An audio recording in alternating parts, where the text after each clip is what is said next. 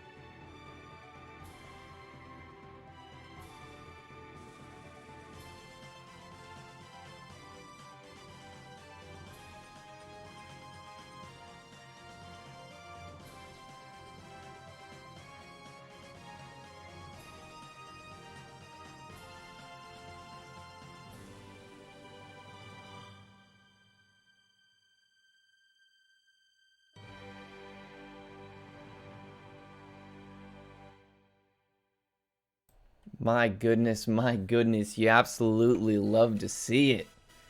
You love to see it. Woo-wee! Trust me, if that is not indicative of what we plan to see moving forward. So this is Beyond the Beyond. I will just, I'm going to go ahead and get started because there's lots of stuff in the beginning. And, we can talk about the game all we want at that point. So I'm going to name myself question mark because it's all in Japanese, as you can see. We'll get into why later. But I need it to be a question mark for menuing's sake. Not that it really matters, but this is also through the OSSC at 5x. So if you think, wow, this game looks really good, it doesn't. It's a lie. Okay, so I'm going to count you down here. Okay. Go ahead and give me a countdown. I'm going to start in 5, 4, 3, 2, 1. Ladies and gentlemen, we are going beyond the beyond. We're doing it together. We're all here experiencing this together, and that's what matters. So yeah, this is Beyond the Beyond. This game was created by Camelot, who you might be familiar with of the of Shining Force, Golden Sun, stuff like that. Incredible game. Just really, it is truly its own masterpiece. Might even be, might even be the best game they've ever made. I don't know. You can be the judge of that by the time we get through the end of this. Now, I will say we do have some donation incentives that have not yet been met, and that is Rescue Taunt. Taunt is an optional character. We have a good deal of time where you can kind of get those donations in and get that all dealt with. Totally cool. But we, unfortunately, we want to get that met. We want to get that met. Taunt is usually not picked up in the speedrun, unfortunately. And, that is the unfortunate situation of going fast. But this is an opportunity for you guys to see Taunt in the run. So, I'm looking forward to that. Get those donations in. It's going to be dope. Trust me. Now, to give you a little bit of backstory about the game, it is made by Camelot. As you can see, it's got a very Shining Force-esque look to it. You'll notice that the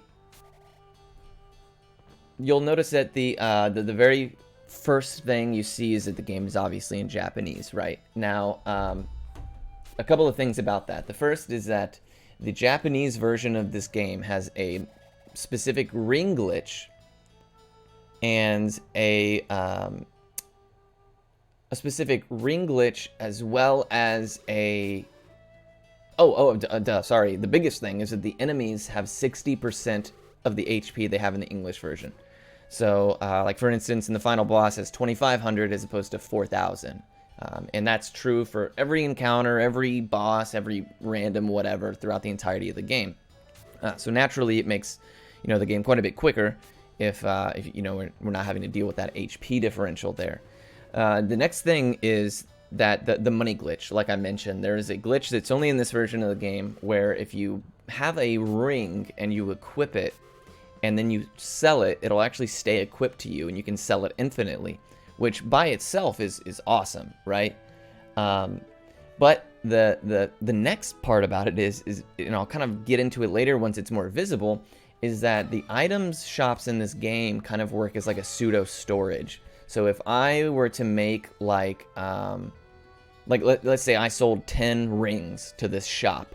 Well, that shop and any other shop that I go to with, there's some caveats, but ultimately any other shop I go to is going to have those rings in the shop available for me to purchase back in the same amount that I sold. So you're going to see in the game, we're going to have items that we don't want to carry on us that we're going to sell to people with the intention of like, okay, later on, I know that I'm going to go to a merchant and I'm going to need those and I can just buy them then because I have unlimited, money basically. So it's a really, really interesting function that kind of plays into the game twice. So yeah, that's really sick. Right here, we're doing the classic fast turns, fast text speed rather. It is really, really interesting, some of the dynamics in this game. This game has gone crazy, right? And I will attribute, I hope that the two people listening in the Japanese, or maybe even in this stream, in the Japanese restream, which check it out, Japanese restream and the German restream, both. If you hit ! Restreams with an S in chat, you'll see those. But there's one true God of Beyond the Beyond, the King, the Master, the monster himself. He is Beyond. Like when you think about what is it, it's him. And his name is Togatun. Absolute G. He's the man. Basically, when I first routed this game a long time ago, I was the first one to ever do it. I ran. It was dreadful. It was awful. And it's still awful, but it's like better, right? And a Togatun, my first run, the only run I did with my route was about 10 hours. Well, over the course of, the next year or so, a Togatun got the run down to almost sub 5 hours, and eventually sub 5, which is where we're at now. He came up with skips, glitches.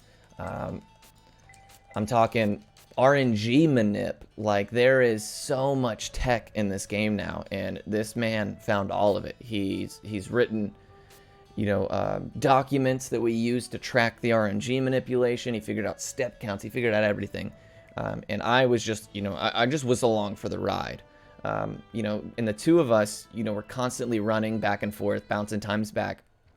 And coming up with new stuff. I mean, he was coming up with new stuff, and I was emulating for the most part. But another person who was very, very pivotal, I believe his Twitch name is Phantom Devil, and he reverse engineered the game. I don't know if that was per a Togatoon's request or what have you, but it was through that we actually found out, how to do the RNG manip as well as the hidden combat function. So anybody in chat that's played this game before, let me know if you remember the kind of goofy combat system that you felt like there was something to it and you just couldn't quite put your finger on it. Because there is. In this game, there is an absolutely hidden combat system, and they don't tell you about it. It's not in the guidebook. It's not in any of that stuff. But there is one. And if you look at game FAQs and all of these other websites, they're going to tell you, they're going to tell you, do this or do that, or, if you hit this button at a certain time. And it turns out that the way you do it is very specific. So, I'm going to give a brief explanation. I hope Togatoon's not watching, because he'll be like, dude, this, you clown, that's wrong. But just a brief kind of simple explanation is you need to be mashing a face button. So that would be, square, triangle, circle, or X at about 7 inputs a second. I do square, sometimes triangle, just depends. And at the same time, you need to mash a direction at about half that. I usually do about 3 or 4 inputs a second. And the direction on the D-pad would be right, left, or up. Now, right is going to give us double attack criticals. Right is going to give us super crits, which is a very unique animation, different from a regular crit. Left will give us super double attacks, which is a really neat blue animation. I'll try to do it in this next fight to show you. And then the up button is for when you're defending. So I will be mashing those buttons in that rhythm every single time a character takes a turn. That's that's how it works. Anytime you hear that cha-ching noise, is when you know that some kind of APS, the hidden combat system, has taken place. Let's see if I can get the blue one. Nah, bummer. That cha-ching is how you know that, the hidden oh, there it is! That's the super double attack right there. You'll only ever see that if you're doing your APS perfectly. Now, even if you do APS perfectly, and this is the kicker, even if you do the APS perfectly, it will only have a maximum of a 50% chance to activate. So you could have been doing it right all this time, and just because it doesn't activate, even if you do it perfectly, you might not know. You might not know that you're doing it right. You might assume, like, oh, no, I didn't get it, so maybe that's wrong, right? Which just adds to how convoluted this game has become. There's another super double attack. Generally, I like to do super crits. They do more damage overall. They're better than super double attacks. So I will pretty much only be doing the right direction. However, I like to do the blue attack because it's neat and I wanted to show it off. So the next thing you'll know about this game, or that you need to know rather, is, oh, and I didn't even open up live splits, is, this is going to be super bizarre, is that the encounter rate.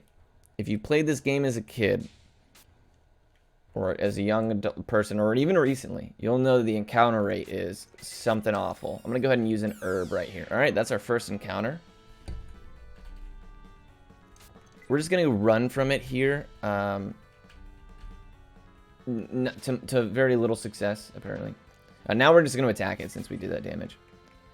Usually we count our encounters, so I'm going to trust you guys to count them for me. Somebody keep a tab. I don't have my thing up.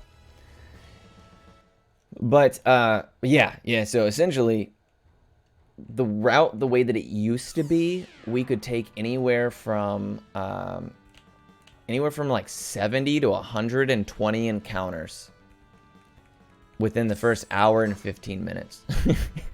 Now with the route, the way that it is, you know, in its current state, it's on average closer to like between 40 to 60 in the first hour and 15 minutes. So, which is a significant improvement, obviously. This is not going well.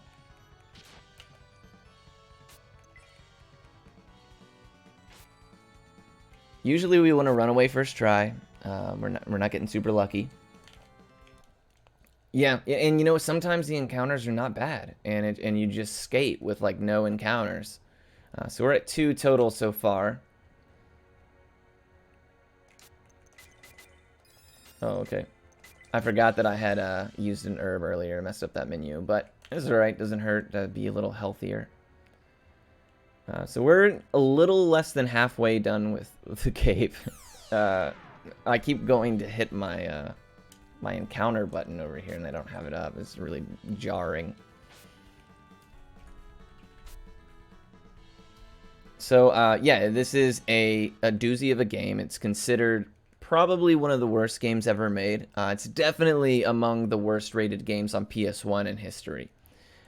It's up there, like it's in the conversation of Quest 64s and stuff like that, where it's almost a meme.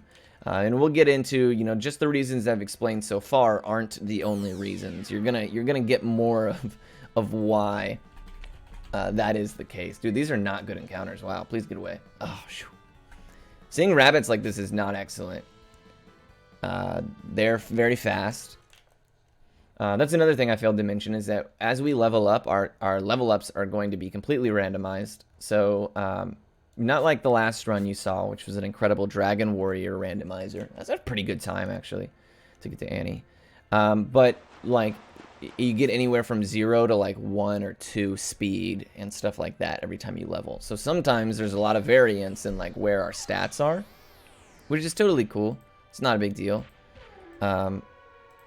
It doesn't usually rear its ugly head too often, but there are instances where I really need Finn or somebody like that to be a certain speed, because, you know, it factors into turn order and things like that. Oh yeah, you're absolutely allowed to love this game. It's a you know, of the games I speedrun, this is one of the most addictive, just because it is so hard. Like, this game will teach you patience because it's just so brutal. You'll see as we get deeper into the run, you know, and random encounters can just AoE death and kill you and stuff. It's good fun. I actually, in this setting, in this marathon setting, I hope that it goes terribly, because I'm like super excited to see just how janky we can make this. Just to give you an example, my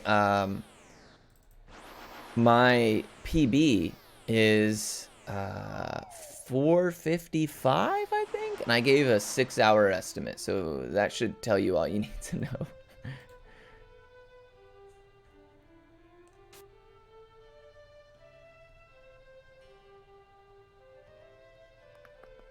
Sorry, I'm looking up. I'm trying to open up my splits here. Hopefully I can find that and count my encounters, because I really do like counting my encounters. It's a good time.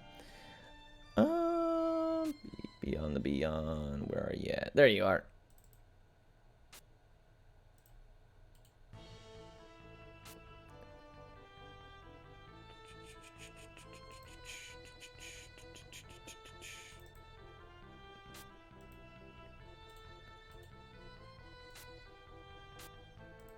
Alright, sorry about that. Yeah, I'm just opening my encounter tracker over here. It's going to drive me crazy. So this character here, her name is Annie, and she is the GOAT. She is actually one of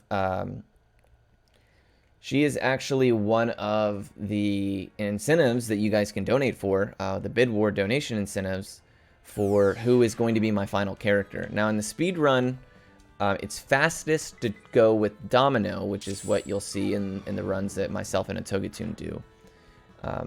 But, you know, we can make it with Annie, and the old, slower, safer route was done with Laurel.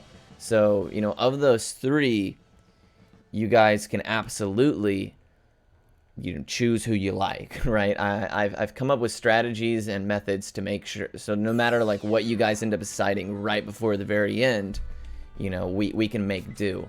I've put in a good deal of work to make sure that I don't flounder it.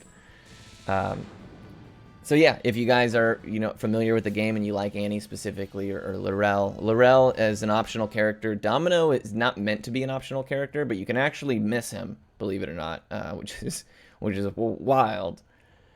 But yeah, we're chugging along here. We've got Annie, so to kind of catch you up on the story so far. Sorry, I'm a little scatterbrained as I'm trying to get my layout set up here, but the story so far is that Finn, as you saw in the very opening scene, our dad challenged us. Our dad, one of the greatest soldiers in the kingdom, challenges us to a sword training battle, and he obviously beats us, naturally. And when he does, he injures us, so he takes us back to his old pal's house, and that's Annie's family. So Annie's family, what they do is they say, yeah, you know what, we'll pretty much take care of him, and they basically raise you as your dad goes to do sword fighting, knight stuff, I guess. I don't it's a little gray in that respect, but anyway, so Finn is now of age and he's ready to leave, and he wants to follow in his father's footsteps, and he wants to go to the nearest kingdom so that he can oh, what the heck? Oh, I see what happened. He wants to go to the nearest kingdom to be a knight, following his father's footsteps. Well, Annie says, yo, I want to come with you. And Annie's parents, being that it is whatever medieval age this is, not super progressive. And they're like, no, listen, you can't do that. This is he's like a young man, right? And Annie throws a fit, and she's like, forget it. I'm gonna run into this cave over by where we live. It's just like this treacherous cave that everybody who lives here just ignores, right? So Finn, we go into the cave with our pet dragon, Steiner, which, you can see him kind of flying, very lunar-esque. So we go into the cave, we chase after Annie, she continues to run away, and, we chase her. Now, at one point, the cave forks, and to the right, you saw me go and pick up, like, water, and then to the left was, like, this tentacle monster, right? So the fact that there's not a sign designating, like, to the right is magical water and to the left is, like, imminent death is, kind of is lazy planning on, in terms of, like, this village that's probably responsible for it. So anyways, we go, Annie gets, grabbed by the tentacle monster. She gets brought under the lava stuff, and he throws her back out. Well, we give her the magic water that we had already obtained, and it cures her. Well, you'll see right here that not only did it cure her, but it gave her magical powers, right? So, seeing this, your first reaction is like, everybody in the village go bathe in that stuff, right? That's what I'm doing. I'm like, that gave you magical powers, dude? Catch you later. But no, everybody in this town is like, that's cool, but we got like this whole farming thing we do, and we're all right with that. So we appreciate you letting us know. We're just gonna continue to do this little villager bit that we do here, which is beyond me. No pun intended. So yeah, naturally not super impressed with how they've handled themselves here, but it is what it is. So just to kind of reiterate, we have donation incentives for this game. I have a hidden incentive that is a very personal, very secret incentive, and if you guys want it, we have to meet the taunt one first. So if you are going to donate and you would like to donate to a good cause for a bad game, to see Taunt, who is a very interesting character that we would otherwise not see, get those donations in. This is actually kind of a long section of dialogue. So TQ, I know that you are here hosting, so I've kind of been long-winded, but if you have anything to plug or need donations to read, feel free to take it away, my friend.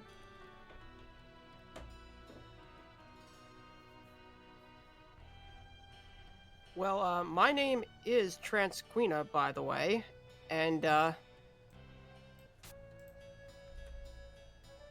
I'm sorry. Anyways, we did get an $85 donation from Phenomenon earlier. Thank you very much. Amazing, yeah. And we also got a $10 donation from Pork Bob that reads, "And this is to go further beyond." Also, wee.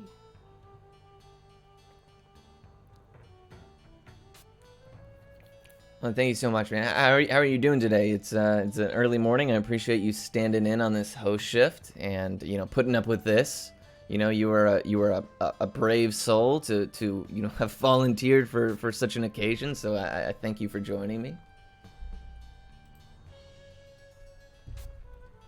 Well, I do like dumpster fires, so if there's something that can keep me up all night, it's Beyond the Beyond. Yeah, you're absolutely right. Dumpster fire is an amazing word, and I hope that I hope that we can just show chat and the stream just with the magic of this game, and why it is definitely next on the list for Camelot to remaster. I'm sure of it.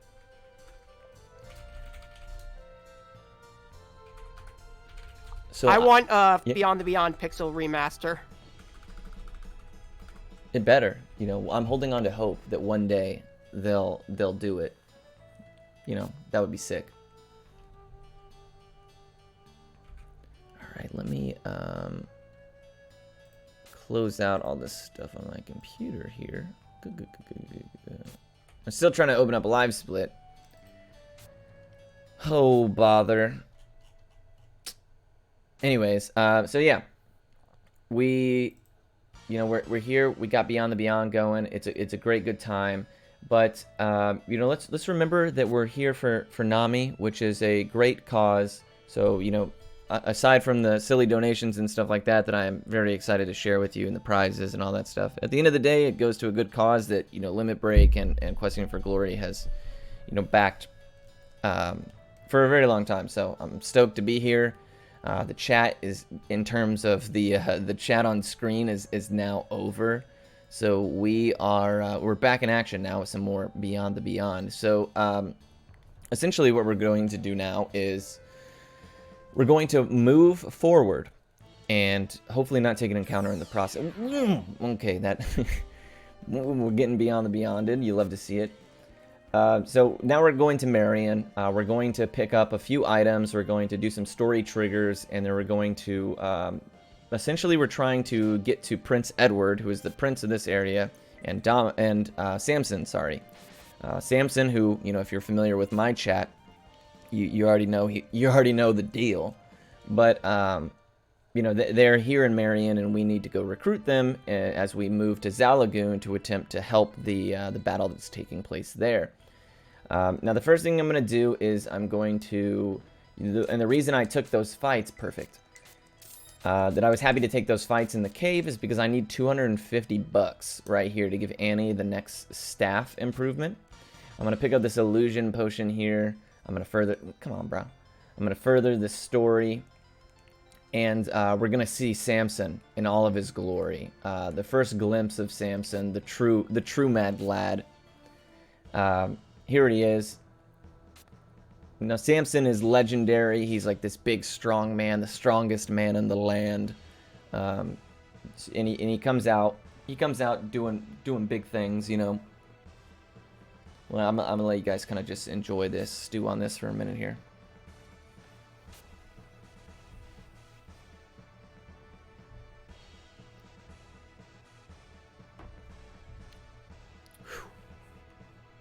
Man, we're so early into this game. I'm so excited, guys. This is the first marathon Beyond the Beyond's ever been in, by the way. Mostly because it is not marathon safe. Like, I have a bunch of backup saves so that we can show off the run. And let's fingers crossed we don't have to use them. But there's like a couple of spots where it's going to get dicey. So yeah, you're all here witnessing it for the first time.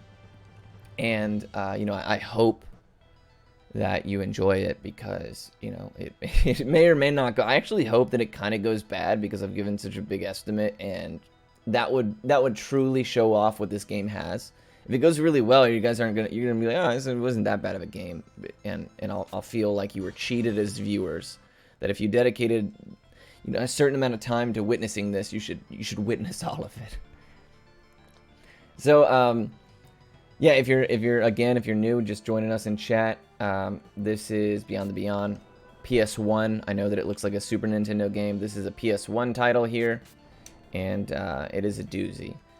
So we are going to pick up the Ring of Defense. Now this is going to be the ring that carries the money through the majority of the run until we get like other rings. But as I mentioned earlier, that the PS1 Japanese version has a specific money glitch that doesn't take place in the English, and it is related to the ring. Oh, that's a really nice crit. That's a really nice fight right there. Ooh, Annie. So anytime that you've seen these counters, these cha-chings, is because my APS is going perfectly and everything is awesome. I was hoping we could get a super crit, but oh, a double attack. All right, that was an amazing fight. That was really as well as it could have gone. This was one of the first RPGs on PS1 I ever bought. See, I think that if I played this game as my first RPG as a kid, I might not have ever played video games again. Like, I don't know. I would have definitely been, you know, on the fence maybe moving forward. So Finn is actually at a really great speed total right now because he outspeeds these bats, which is great because if they critical us, they will put us to sleep. And Annie is going to town, which you love to see. So it's always nice that Finn can go first because with fire magic, he can guarantee to kill one. Oh, man. Dude, the team is out here today, guys. Look at these fights. You love to see it. All right. All right, we'll take it. We take those. So hopefully you get to see a super crit. I'll show you guys, or I'll like make a mention of it as it takes place. But you'll notice because it's a different animation. Now this game did come out before Golden Sun, right? And one of the biggest complaints that people have about this game is not only the random encounter rate, which is bad, but the difficulty of the puzzles and dungeons. And when you combine those two things, I always say that in my chat, that it feels like the guy who made the encounter rate and the guy who made the puzzles like never spoke to one another. Or girl, or, you know, non-binary individual, what have you. But they clearly never communicated with one another, because there's nothing more frustrating than doing like an actual like 200 IQ puzzle that's very difficult and taking 3 encounters every 5 steps, right? And forgetting where you were, getting lost. Aside from that, the game like never tells you where you need to go. It never tells you like, oh hey, you know, there's one part in particular that we'll kind of mention when we get there, that it's very blurry about like what you're supposed to do next. And when every random encounter in the game can kill you, you know, it's quite difficult to, you know, be brave and run around and see stuff and try things out. So it punishes you for having to do the exploration that you're forced to do because the game doesn't help, right? So, you know, naturally just a really great design in that respect. It is a doozy of a game. So here, this is Samson. You obviously saw him kick butt a second ago. And this is Edward, the prince. Now we're going to go into this area right here. I mean, I'm sorry, not Edward. This is Percy, Annie's brother. And remember him, he's important. But we're going to rescue Edward, the prince. And you'll see he's in that jail cell right there, this pretty yellow outfit. But in order to free him, we need to get the key, which is obtained from these guards right here. Now this is basically like a teaser of like, you know, what Samson is capable of. And you're like, wow, this character is so OP. He's going to be so good. And look at this. Monster. He's just out here, bro. And you're like, wow, this character is going to be dope. He's got, look at all that HP. Look at him just countering 27 damage from the back row at that. Like, what a mad lad. Oh, a super crit counter. So that was the super crit right there. It's that bright white animation where your character flies up into the air. So yeah, obviously you can see Samson, monster. He's a monster, right? Well, not for long. So now that we have him join our party, which is very exciting, I'm going to throw this item on Annie because it makes my menuing easy later. And it's like, oh, awesome, right, dude? I'm so stoked. Let's go fight some stuff. We're going to be able to grind with this mega character in our party. That's going to be so sweet. But unfortunately, it doesn't stay sweet. So we free Edward the Prince here, who Samson is basically like his bodyguard, his defense, his protector. And we round the corner and we encounter our first encounter with who is ultimately one of the big bads, one of two. And this is Ramu. And Ramu is the, this wizard, this I don't like the term witch because she's very, like a sorceress. That's a better phrase, sorceress. And as we're attempting to leave, she says, "Hey, stop! You're kind of foiling our plans." And Samson's like, "Oh, juked your magic, juked your magic." Thinking he's mad tough, right? Which is great. And then, he dodges this curse spell. He turns around. He's like, "All right, awesome." But boom, she pulled the loop-de-loop on him, and now he's cursed. And guess what? Cursed is really bad, and it lasts for about half the game. So now we have not only a game with a hidden combat system that the difficulty of the battles are based around, but we literally have a character who's useless. Like, sometimes he doesn't attack, sometimes he hurts himself. He's got like no stats. He's very slow. He is terribly, terribly weak. And the game is balanced, assuming that you still have, 3-4 characters in your party, but one of them doesn't count, right? So now we're in this situation where we are, if you're not doing the hidden combat system, you're already on the back foot. And now you have an extra character who's like legitimately dead weight. And he stays dead weight for a long time, for a really long time, which is one of like the dumbest things I've ever seen in a game I've ever played. We run around with him and we're like, yeah, cool. Edward and Samson are like, hold on, we're going to hang back. You guys go ahead. And we're like, all right, cool. We're going to go to the church up here and kind of clear the path. Good walk so far. No encounters. You'll love to see it. Oh, all right, cool. Whew. But yeah, you would think, right? Oh, just clean Samson's curse, right? Or heal him. There's actually like priests you can go to heal curse. But Samson's curse specifically is actually like, it just doesn't work that way. So one of the most difficult bosses in the entire game is about to take place here. But first, we have to get what is the most broken item in the game. So I'm not 100% sure if this is bugged. I want to say that it's a bug. People say that no, that's how it was meant to work. But I think that like based on the mechanism that you use it, it's not really supposed to work this way. And it's just a glitch or a bug or whatever. But the item I just picked up is the Resist Jewel. And the Resist Jewel halves magic damage done to a specific character. We're going to use it on Finn. But it lasts for forever. You use it in combat, and then it lasts indefinitely. So here is, we'll get more on that later. Here is the first boss of the game. She is a doozy. It is the famous sliding puzzle. Sliding puzzle of doom. So I actually, this is completely randomized every single time up. I have a method of which I do it that should ultimately result in, ooh, I hate this setup. Okay, cool. We should be able to do it like this.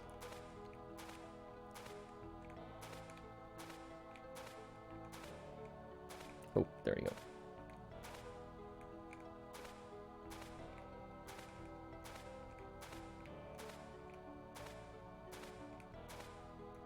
Nice. All right, so that was not a great puzzle, but it wasn't terrible.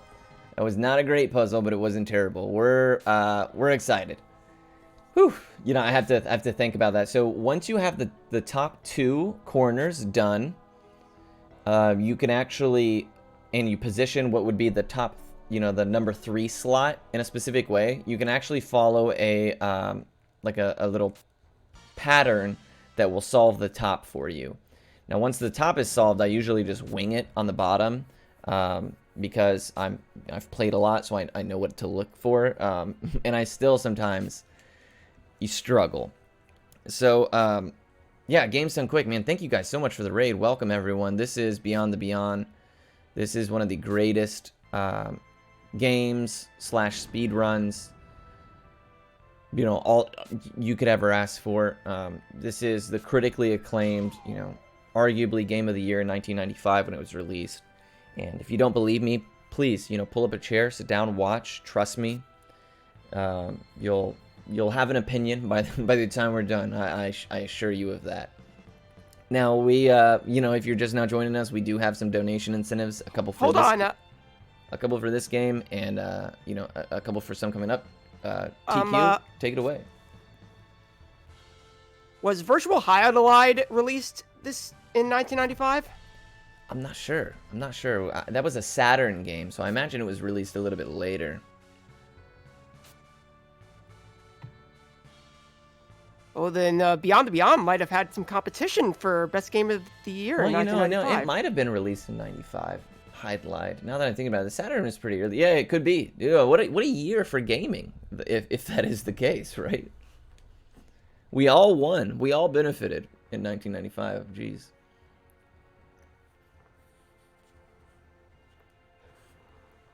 All right, well, we do have a few donations, both of which went to the Rescue Taunt incentive. One was a $25 donation from Nightflyer, and the other was a $50 donation from My Hero Zero, which reads, "We got to rescue Taunt."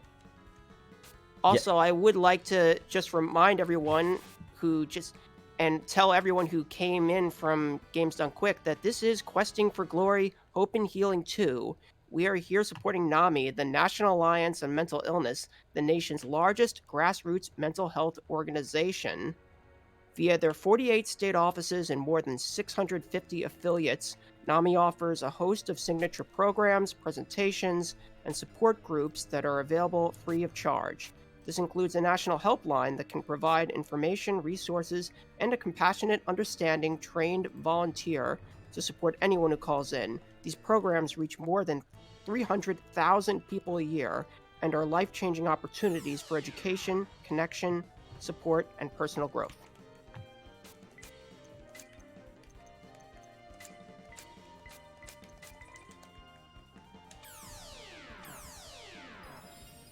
All right, so right here you're seeing this. This fight is not an amazing one to take, but I want to do it before I forget. We need to use the resist jewel, and we have done so. So the item I just used on Finn will have magic damage, not just in that fight, which is how it's supposed to work, but permanently. So for the rest of the game, Finn will take half as much magic damage, and that is a mechanism that we will abuse later in the game to basically be able to beat the game. Otherwise, we would be in rough shape. So this is the tree. It is a puzzle, just like, you know, most things in this game are, and man, it is a mess of a maze. You gotta like push these little balls to fill these holes so that you can traverse the paths, and if you don't know where you're going, it can be quite a mess. Is that a glitch? You know, I believe so. It's supposed to be, you know, there's a lot of people say that it's not a glitch, that maybe they intended for it to work like that with how present magic damage is in the game, but every other item that works the exact same way, it only lasts for that round of combat, and the items that are permanent you can use outside of combat because they're stats and stuff like that. So I really think it was not intentional, but it is greatly appreciated because without the resist jewel and ultimately the resist orb that we get much later, this would be a very difficult, very difficult game to speedrun. It would be more difficult than it already currently is. So if I accidentally input one extra input, we will be in a tough spot. Oh, there you go. Just like that. So I was just giving you guys an explanation. See, so when that happens, you actually have to reset the floor, right?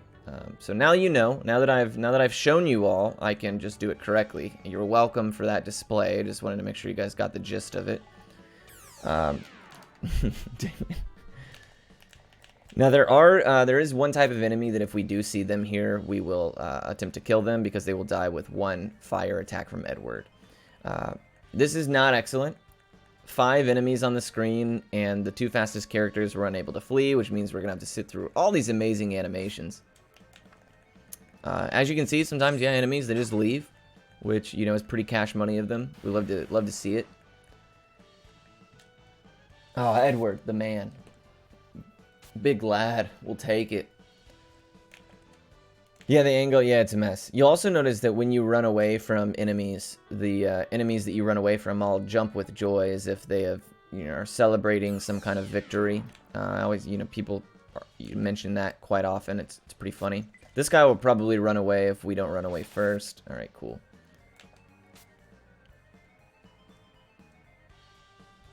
When they do remaster this game. Sorry, I couldn't read that. I couldn't read that and keep it together. That would be something, huh? That would be something. Okay, so this is the enemy I was talking about, but because there's 2, it's actually not really worth our time. If it was just 1, Edward could instantly kill it with 1 fire spell, but he's kind of limited on his MP pool, and it would take 2 turns to kill them for only 12 EXP. Whereas, you know, if it's quick and it's easy and it's just 1, cool, we'll take it. Otherwise, we're just going to pass. Our EXP does come into be a significant factor once we do the Walk of Death, which is coming up in a little bit, and it's probably the most dangerous part of this entire run, which is where I'm most worried. So we'll see how the Walk of Death goes, but we need to be at a certain about level 4 with Samson and Edward, because that'll mean that they, depending on HP rolls on level ups, will have 14 HP. And that will have us survive the AoE magic that the big ogres cast inside the Mist Valley. But, you know, we'll kind of cross that bridge, so to speak, when we get to it. For the time being, you know, we'll take what fights make sense in terms of speed and resource management. And otherwise, we'll wait till we have some better options to get more EXP off of bigger enemies later. Now, the sooner we can get the EXP, the better for our survivability, obviously. But, you know, we got to do what makes the most sense. So we are done with the first half of the tree here. We're going to move to the second half, which is my favorite. It's these holes. You just gotta fall in the... Oh, man, please get us away. We're going to have to sit through so many animations. Thank goodness. The last boss, Hoover. No. The last boss is Adidas. Adidas. The final boss of this game is Adidas. That's his name. Not really. It's something like that, though. Oh, an LP, a 4. We got a 4 off of the Source of Life. So anytime that we use one of those items, whether it be for strength or MP or intelligence or EXP or what have you, agility, there's going to be that item can randomly give you 2, 3, 4, or 5. And 2, 3, 4, or 5 is a big discrepancy, especially in terms of speed and stuff like that.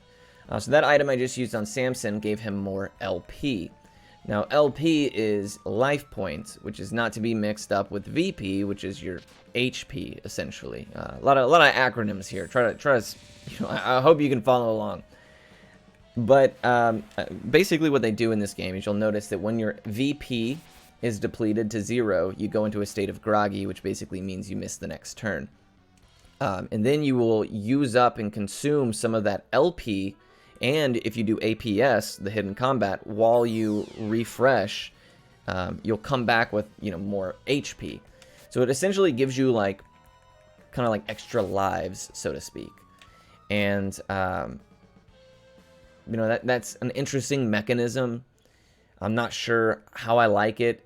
It's definitely the only game I've ever seen that works that way. So that is a you know, cool thing they were trying, I guess. But it does allow us to do some pretty sweet strategies throughout the end game, because we can kind of abuse that groggy state and stuff like that. This is a good fight to take here. This is actually worth a good deal of EXP. So I just need Finn to do more than 1 damage. And then I need Edward to do even a minimum roll of 13 would kill here. So these guys have exactly 14 HP. and they're worth, like, I want to say 24 EXP, something like that. 20, so, sorry. As you can see, Samson and Edward were still level 1, so that is a nice fight. We take those. And man, this is, I don't want to jinx it, but this is actually going quite well. I mean, this is not a bad time to be hitting Zalagoon. That means we're almost ready for the Walk of Death. Oh, and no encounters. Alright, we're definitely going to die. We're definitely going to die. This is going too well so far. We're cooked, man. We're definitely cooked. Anyways, kind of back to the explanation of LP. The item that I used on Samson gave him 4 more LP, which is that secondary life points, the bottom value, so to speak. So here I'm going to save, and the reason that we save is because there is a really cool death warp that we're going to do. We're going to do the Walk of Death, which, you know, I have time to kind of explain as I do it. And so I'll kind of get there as we head towards Ophera and stuff. First, we're just going to kind of progress with some story triggers here in this town we're supposed to be in. And then we're going to go way out of our way to do something first before we return here and finish this area. So while this is kind of all taking place and we're dealing with some of the story trigger stuff, Queena, if you have anything that you don't want to add or donations or anything like that, absolutely a good time, my friend. Feel free to take it away.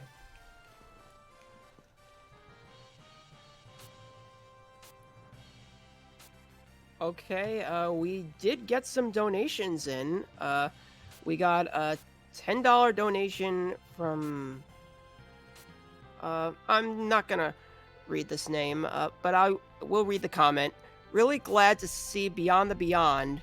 It was one of my very first RPGs. I love this game. It's awful. And we got an anonymous $25 donation that went towards rescuing Tot, I think. Taunt? Yep. What's his name? Taunt, yep.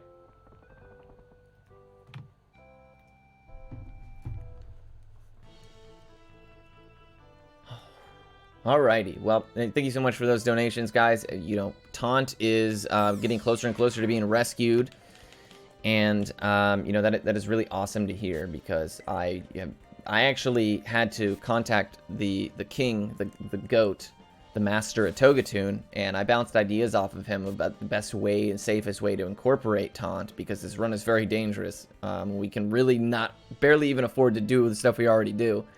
And he actually came up with a pretty cool way to get him that will lose us some time, but ultimately not be dangerous, which is, whew, very nice. So Togatun does it again. He is the mad lad. He is the genius of Beyond the Beyond.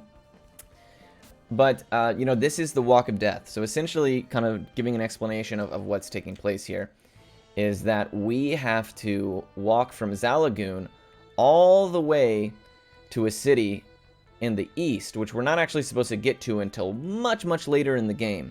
But the reason we're doing that is because there is an item at the shop there that lets us skip encounters. So we're going what is like significantly out of our way with the intention of getting this encounter item so that we can die, warp back here, finish what we were doing, and then make it back to Jonawen eventually after doing stuff, but having skipped encounters in the process. And like, it sounds like, you know, that's crazy, that's so much extra stuff, but it ultimately saves time because of how many encounters and stuff like that you're skipping. Now this has been another really great walk here. We're going to show off now as we get into Ophera, which is this town. We're going to buy some gear, and we're going to do some shopping. And you're going to get to see the money glitch in all of its glory. It's a really, really, really cool... It's a really, really cool money glitch that is operated based on the ring that I mentioned earlier. So Annie has it equipped. You're going to see me sell... fumbled the menu here. You're going to see me sell all of Annie's items because she needs inventory space for Mage's Potions. And then we're going to sell this ring. And as you can see, the ring stays equipped, sells for 7,500, and my money goes up. So we can just do this indefinitely. Now, while we're doing this, it's actually creating copies of this defense ring for us to be able to purchase back, because remember I mentioned that buyback mechanic in the earlier part of the game. Now remember right here, the money maxes out at 99,999. That's not important now, but it will be later, as I, explain to you a very funny occurrence that takes place in this game. that we can all laugh at and feel bad about when we get to that point. But just remember, that's where money maxes out. So we buy the best in slot of everything, of course, because we're rich and we can. We buy all the best gear we got. Edward gets good gear, Annie gets good gear, Samson gets good gear, all that stuff. Now, we don't need weapons for the mages because they won't be using them. But now I can actually buy the copied rings that we created and give everybody just a little boost to their defense, which is going to be necessary for the long, very treacherous walk through a much higher level place than we should be in. And I'm going to give Finn just some herbs, I guess. He needs to actually have a couple inventory spots open.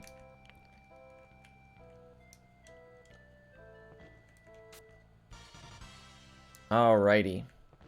So we're picking up these two items here. One is a damage item, one is a smoke bomb that lets us escape from fights. We're going to put Finn in the back row, Annie, Samson in the front row, Edward in the back row with Finn. And we're going to do that because people in the back row take less damage from attacks, and we need to just have one person survive this entire walk of death. So we're going to do everything we can to just make it to where one guy makes it to the very end. Now we're going to have to heal quite often with Annie, who is going to be our hard carry. Now if Annie at any point goes down during this, we are in some heat. Okay, this would be a good, if we don't run away here, this would be a good flame card. Dang, I'm a little disappointed. But that's a lot of EXP right there that we could instantly kill. But it's alright, we'll have opportunities to use it later.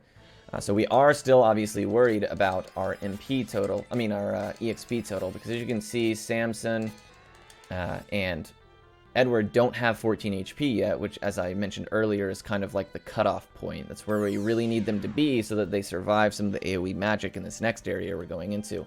Oh no! Alright, guys. Alright, I'm glad we're seeing them now.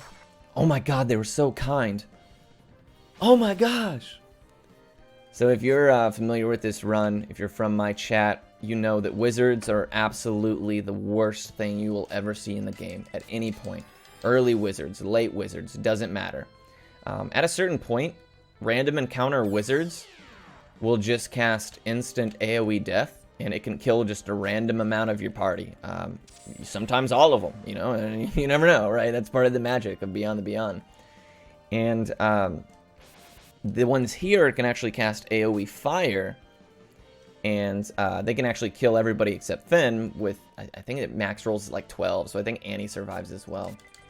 So we're going to go out of our way. No, that's fine. We're going to go out of our way to be extra cautious. I'm actually going to go pop into Luna here and heal just because it is a marathon and I'd rather be on the safe side. Gandalf cosplayers.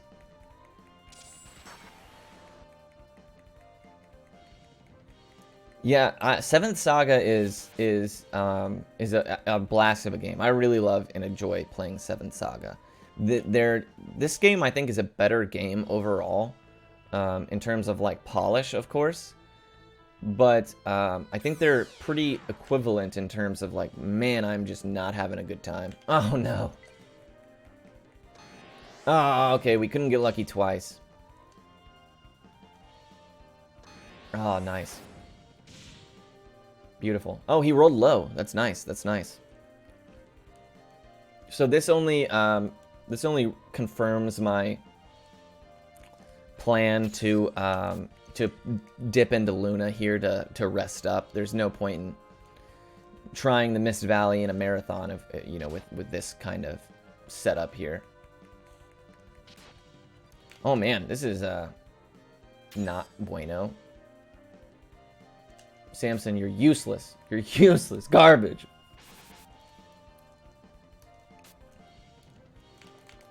Yeah, so groggy is, as you can see there, it basically means you skip your turn, which is inconvenient when you're trying to flee. One weird thing about flee is that you'll notice that, like, sometimes when I first start an encounter, that the enemies go before me, and then after I flee, the next turn, I go before them with a couple characters.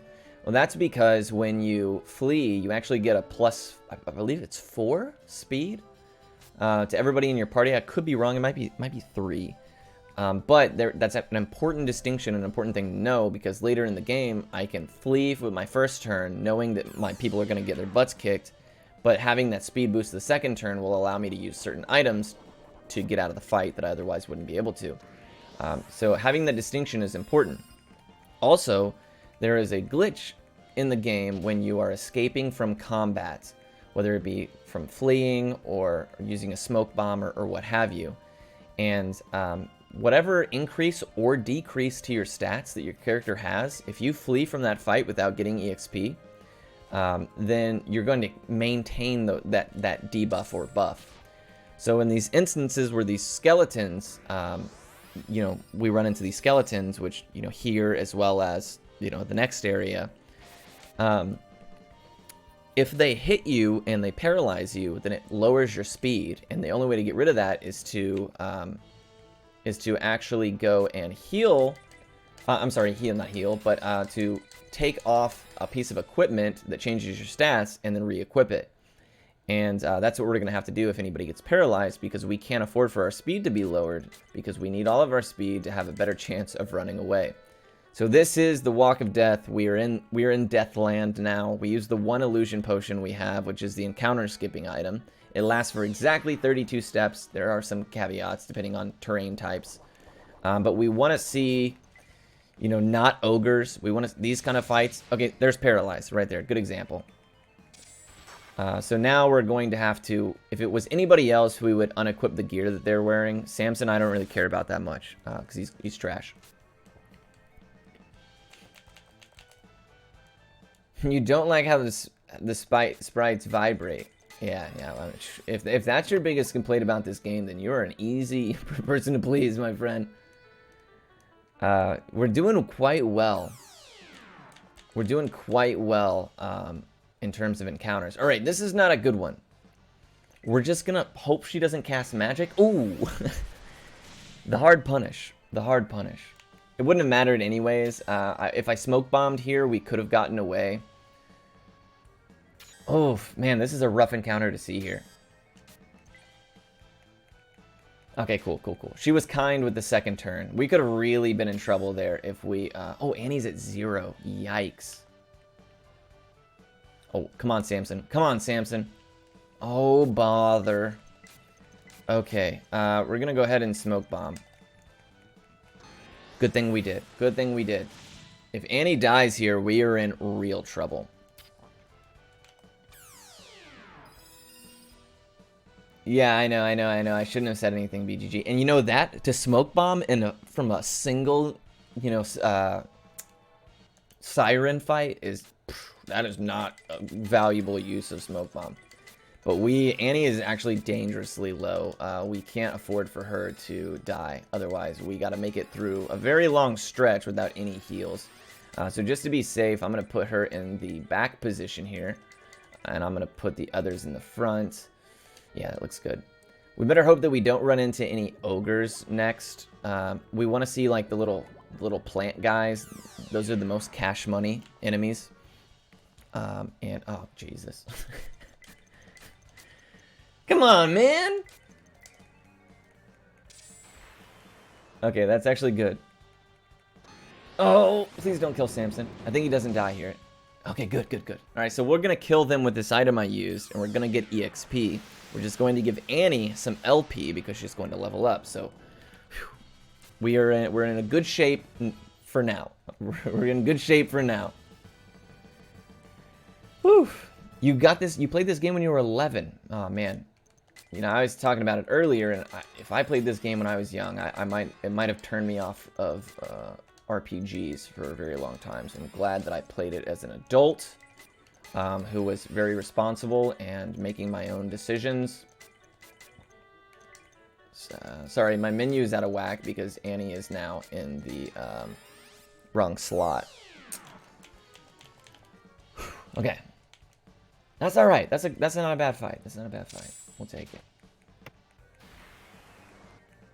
All right.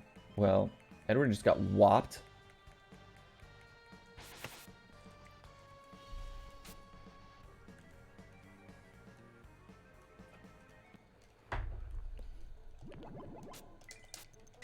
You know, I did hear this rumor that Beyond the Beyond was the reason you bought so many turbo controllers.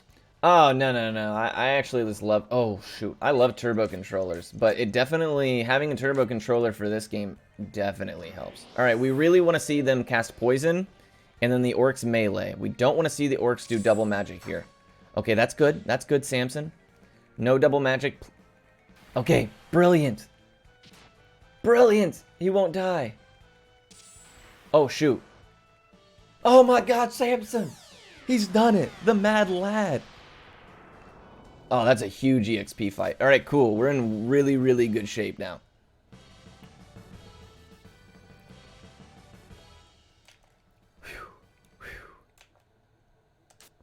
Yeah, so, you know, as I mentioned earlier, the game has the hidden combat mechanism. And if you're doing the hidden combat system in this game without turbo, it is very, very rough on your hands. You know, I'm, not here to open up a turbo debate or anything like that, but, in this game, it is something that our community has embraced, and I'm very happy about. Why is this run on Japanese? Oh, this is a good question. So for anybody who's not here, or who's new to the run or what have you, the Japanese version of the game has the specific money glitch that you saw, and the English version of the game also has more HP on every enemy and boss in the game. So it makes it much more difficult for, both of those two reasons.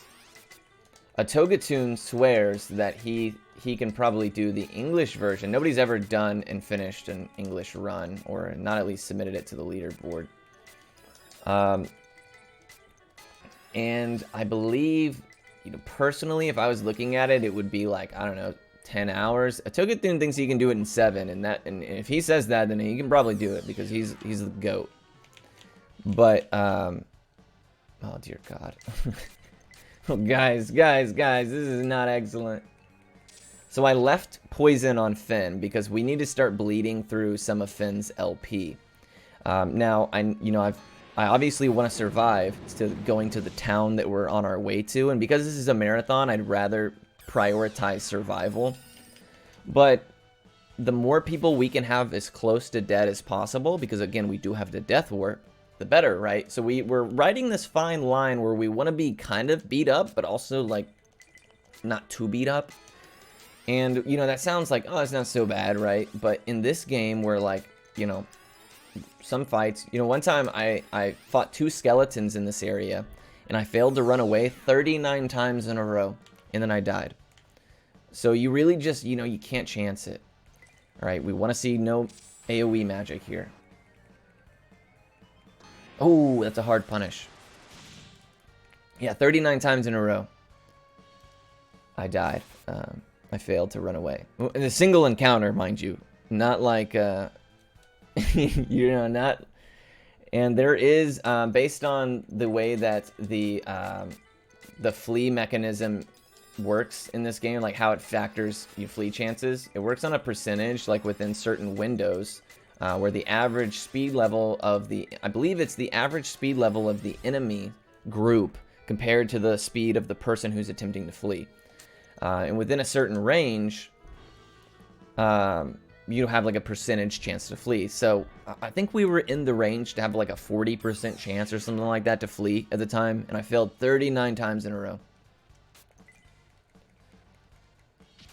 Oh, I have it highlighted too. It is about 5 minutes of just bewilderment. So we are in the second half of the walk of death here, and we're getting closer to our end goal destination, which is dope. But we are out of damage items, and we are out of smoke bombs. So, we just have to hope that we can kind of rough it the rest of the way. I'm not going to heal Edward. Oh, my goodness. What happened after the 39th attempt? Oh, I died. The game was over. I died at that point. They killed me.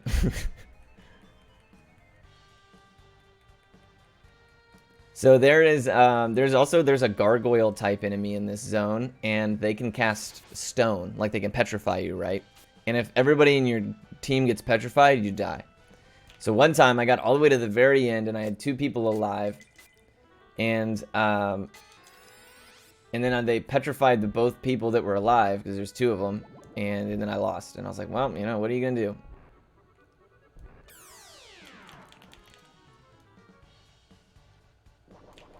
Oh, speak of the devil and he shall appear.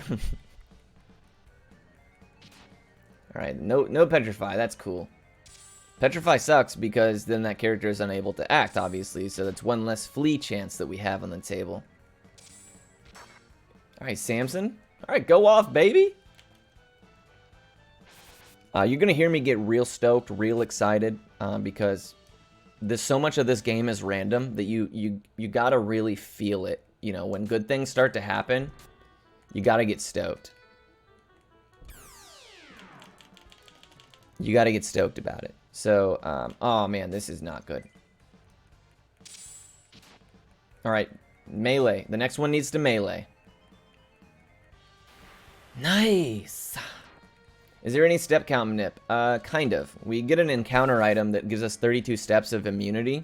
And that's actually why we're going to this town doing this walk of death here. And once we get to that destination, we will be... I'll be less talkative during, you know, general movement sequences because I'll have to be counting to myself. 32 every time I use one. And that pretty much becomes the backbone of the run. We made it! What a walk! We did it, guys! We did it! We did it! I'm so stoked! I can't believe we made it! That's so crazy! For anybody who's, you know, not aware, like, I usually do 4 or 5 runs before we make a walk of death that gets us out. Oh man, I'm jazzed. World record? No, definitely not. We're not ahead of my PB, unfortunately, but we didn't die, which is dope. Now we need all the inventory space we can muster.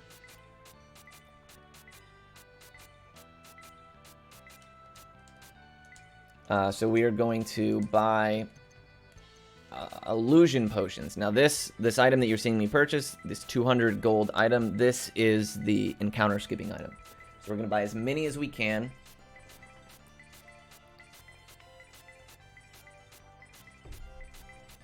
And then we're going to go outside and we're going to die. It's really that simple. How does the money glitch work? So the money glitch is exclusive to the Japanese game. And when you have a ring equipped, you can sell it while it's still equipped. And I just took a swig of water and coffee. I appreciate the heads up. While it's still equipped, it will not get unequipped, so you'll still have it. So you can just infinitely sell your ring. It's very, very cool. Alright, so we have all of the items. Now we just need to die, which is the easy part. And it's the big reason I left Finn poisoned. Because now as we roam about, we're doing damage to Finn, which will hopefully bleed his... Oh, nice! His very large HP total. Oh, everybody's being so cool right now, man. It's pretty cool of you guys.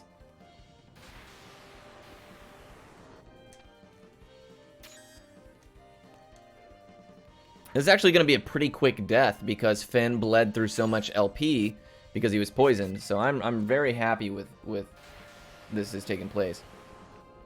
Oh, nope. Sorry, my skunk is being rambunctious. If you guys, you know, are not aware or you haven't, you know, checked the incentives, we do have an incentive to get the optional character Taunt. So definitely, you know, try to get that met. It'll be sick. Trust me. You guys will love it. You know, I am about to do some general walking and reviving. So, Queena, if you have any, you know, prizes, donations, anything like that you want to plug, my friend, this would be a great opportunity for you to do so. So feel free to take it away.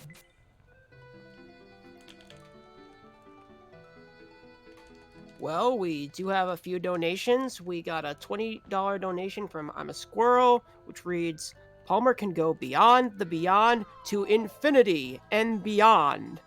And we got a $10 donation from Flesh Mayhem, which reads, Beyond the Beyond World Record Run Hype? Also, as Palmer was alluding to, we do have prizes that you can become eligible for if you donate. If you donate $5 or a minimum of $5, you become eligible for a physical copy of Sonic Generations for PlayStation 3, which was donated by yours truly. If you go on my Twitter at twitter.com/transquina, I actually have a photo of the game. We also got a if you donate a minimum of $10, you become eligible for a Tales of Arise Standard Edition digital code, which was generously donated by Heroic Spirit Gamer. Check them out at Heroic Spirit GMR on Twitter.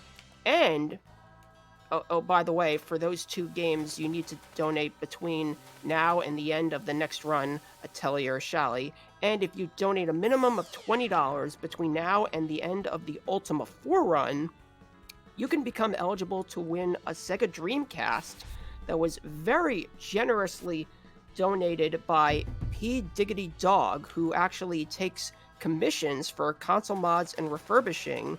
So please check them out at pdiggity or twitter.com/pdiggitydog or facebook.com/pdiggitydog. So if you want to become eligible for those prizes, keep getting those donations in. Yeah, thank you so much. I appreciate all the generosity everybody's shown thus far. It's been incredible. Oh no, what have I done? Atogatune's probably laughing if he's watching right now. Oh, it's okay. It's okay. It's just slows us.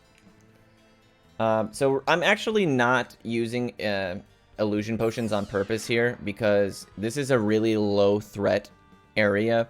As you can see, we got pretty decently leveled off of that way high level area we had no business being in, which is making this a much faster, easier place to get through.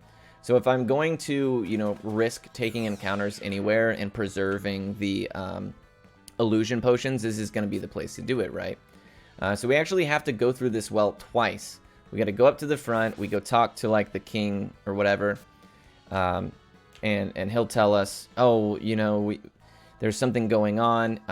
My advisor says that, we can't let you in, and there's something afoot. And then we have to go back out and go to the front and address the issue head on, where you will see a scene take place, and some more silliness becomes afoot, some more treachery, if you will, and then after that we come back through the well the exact same way you're seeing me go here, and we will attempt to get what we need from the king and the all that good stuff, and before we continue on. So yeah, it's just a rinse and repeat process. Now generally we would do this without illusion potions, but now we do it with them, which is preferable.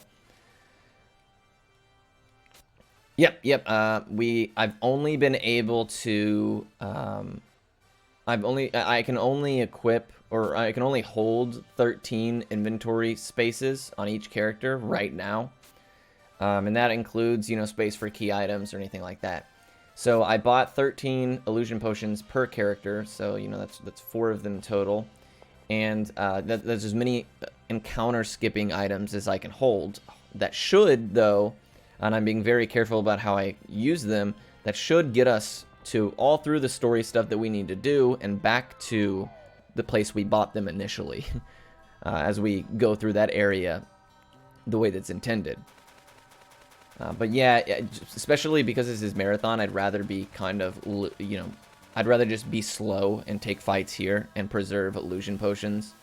If it was a PB, it would be a little different. You'd have to be really, really particular about nailing every 32 steps to make sure you get all the value out of your, 42 illusion potions or something like that.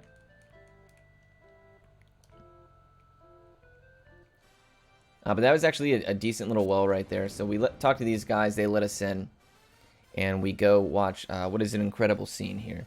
So just to kind of give you the synopsis of what's happening, is this is the king and the queen and of a different town of Zalagoon, whereas Edward is the prince of Marion, right? And Samson, they're from Marion, the neighboring kingdom. And they come over requesting aid, and the Zalagoon royalties is they have this advisor, the guy with like the purple hat, as you can see on the left here, and he is, you know, he says, well, you know, we can't be too sure, they could be imposters using magic to hide their true form, yada yada yada. He says, so, you know, prove that you're really who you say you are. And he's like, all right, how do you want me to do that? And he's like, Samson, you're the strongest man in the land, go pick up that giant stone pillar. And if you can pick that up, then we'll know it's obviously you, because, like, who else could do that? But, as you remember, Samson is cursed. So his strength is weaker than usual. So ultimately, he will be unable to lift up the pillar, which will give the, you know, advisor here the opportunity to say, aha! He's a phony. Samson is cursed. We ran into who is one of the two big bads early in the game, and she cursed Samson. Literally right as we got Samson, he became immediately useless, which is hilarious. As you can see, he was useful in terms of like being a meat shield as we made it through those areas that we just traversed. But oh yeah, you're totally right. You're totally right. Yeah, I can't gauge like who has been here and who's just joining, so I apologize. But yeah, the game tells you about 1,000 times.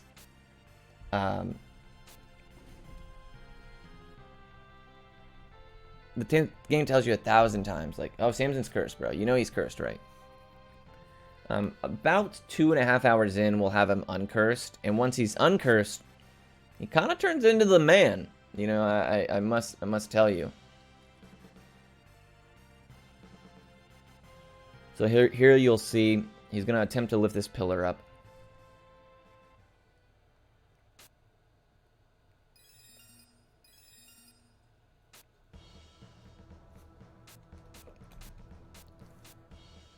And he only lifts it up slightly. And they're like, oh, no, I mean, come on, dude. Anybody can lift that pillar halfway up. Like, come on, right? Like, give me a break. They're like, no, it's obviously not Samson. The Samson I know would be able to lift that up. Any mere mortal could lift that up halfway. Preposterous. And the king is like, sorry. We cannot aid you. And the sneaky advisor here, you know, leaves us some reason to be suspicious.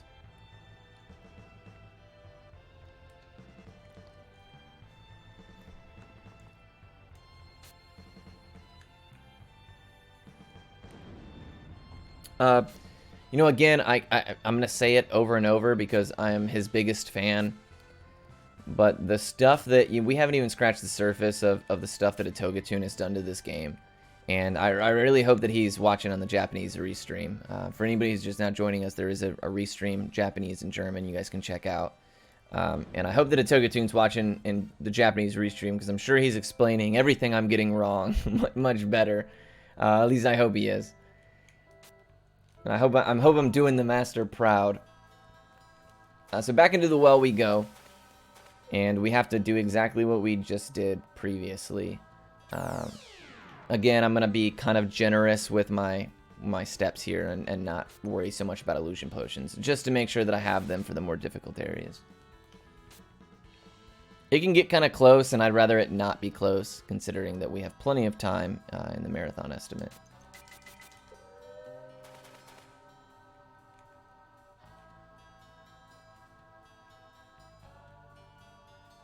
But yeah, Atogatoon has done some crazy stuff. There's glitches and warps and skips and stuff we'll see as we kind of get into the meat of the game, about, you know, halfway or so in, that are just otherworldly. And, you know, if it were just myself, routing this game like I did once upon a time, then, you know, I would. This game would not look how it looks now. So he is the true king of Beyond the Beyond. One time I beat him. I got the world record for the first time ever. A non-Japanese runner had the world record. I beat him, right? Tell me why this dude, less than 16 hours later, he beat me. This is the best 16 hours of my life. He's that good.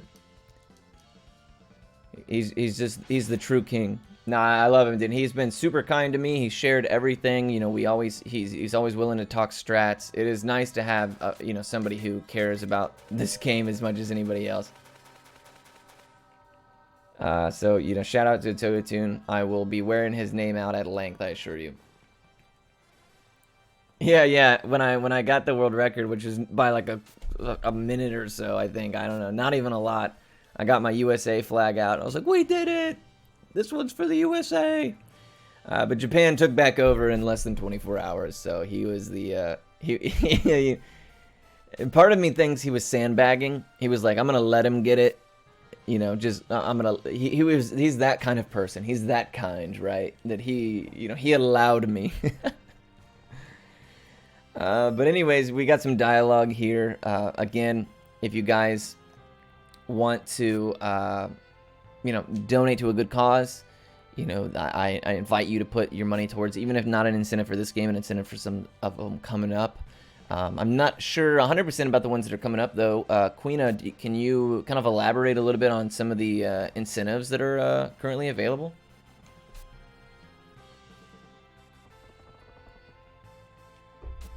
Sure. Well, obviously we have the rescue taunt incentive for this game, which is currently sitting at $230. We need $350 to meet that. And we also have a bid war to select the final party member of the run. Currently in the lead is Domino with $20, but just behind Domino is Annie with $15. And there is also a third choice, Laurel, which currently doesn't have any money, but this is a long run, so anything can happen. There is also a bid war for the next run, Atelier Shally, to select the voiceover language. Currently, Japanese is leading at $50, while English is at $10.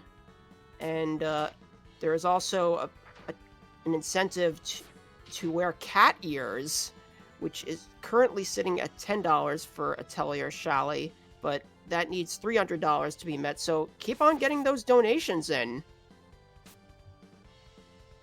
Yeah, thank you so much. You know, again, goes to a great cause, a cause that is near and dear to my heart and a lot of others. So, you know, I'm happy to be here representing, showing off what is, you know, obviously one of the greatest games ever made. And, you know, you know, a lot of the runs coming up and a lot of the runs we've already seen have been incredible, with incredible runners. So, you know, if you can, you know, make the runs more interesting by way of incentives, then, you know, I definitely invite you to. Or, you know, alternatively, you know, just donating your time, being here, watching, I really appreciate it. If you, you know, wouldn't mind sharing on social media or what have you, you know, getting the word out there, that's, you know, definitely a big help. You know, we'd greatly appreciate it. It's an awesome event, and you know, I'm happy to be a part of it so far. So now we're on the world map, and I'm actually having to count my steps. I haven't been counting my steps, so I'm gonna wait till I take an encounter. No, I'm not.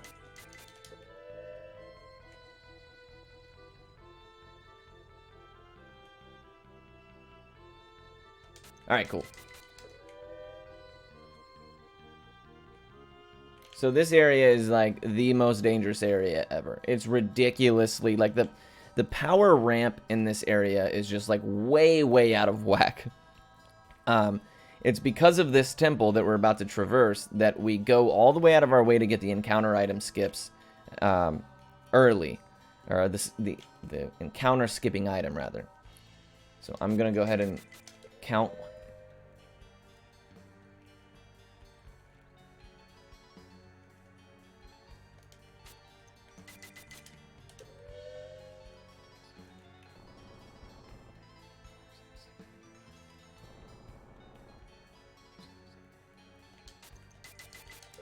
I don't know if this was actually mentioned earlier, but we have met the donation incentive to watch the opening cutscene for Beyond the Beyond. Yeah, we did watch that, but you know, we'll watch it again at the end if all the other incentives are met. It's that good.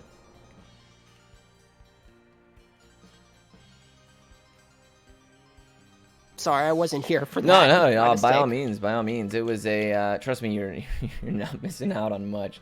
So I miscounted my steps there, and we're gonna get hard punished for it. It's okay to take one encounter. I mean, it's obviously slow, but we really can't afford to take a second. Otherwise, we're going to start dipping into LP, which we ideally would like to hold on to. I do have a smoke bomb. I'm gonna try not to use it. All right, cool. We have one smoke bomb, and I'd rather not use it here. Worst case scenario, if we take an encounter in the Tower of Iran, which is a maze that's coming up a little later, I would rather use it there.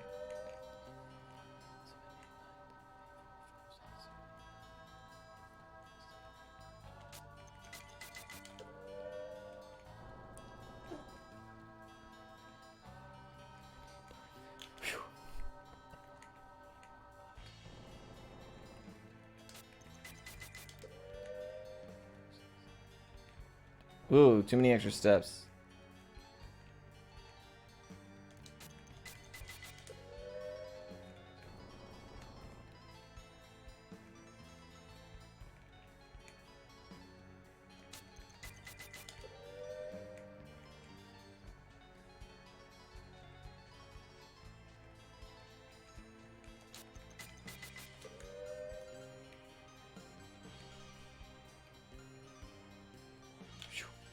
Nice.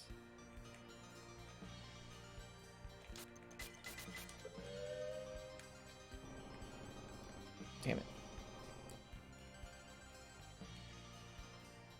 Alrighty, cool. So yeah, this area is obviously pretty difficult to traverse. Counting 32 steps is not easy because the movement is kind of janky, but I usually base it off of Steiner. As you can see, his little animation is a bit more clunky looking. It's a bit more square, and I use that as a good indicator.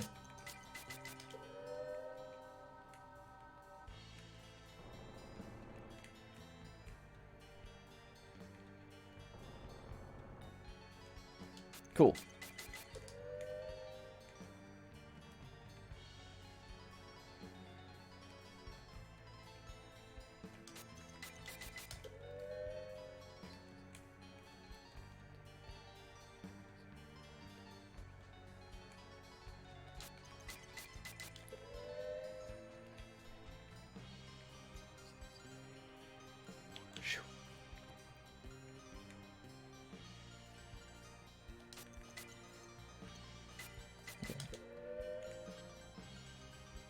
Oh no, I made a huge mistake. I knew I was forgetting something.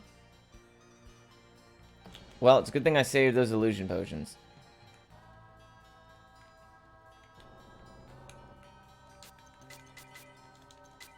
Because we're gonna need them. Oh no.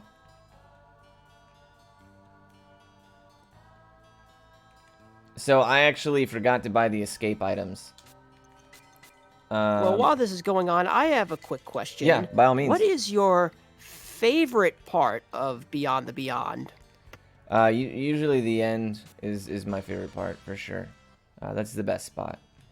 I might actually die here. I think it might be faster. But yeah, there are some. It has some good qualities, kind of. Like there are some good elements to the game. I like to think. One of them is the. I'm thinking. You know, I like that the party system, the way that it's developed, is kind of neat. Like everybody has some pretty individual spells. Taunt and Edward are pretty cool. The damage items that exist in the game are pretty neat as well. So it has, you know, it adds some flexibility in terms of combat and things like that, which is always fun. One of the, you know, depending on how you feel about the active combat system, you know, that is a very fun thing to figure out, you know, and it's fun to kind of see the variance in especially like the final boss fight, where you're like, come on, and it's not a difficult fight, and the only difference between like fast and slow is how often you can, you know, get like big crits to come out. Oh shoot. I actually don't know how to do this area. Oh. Wait a second. Think.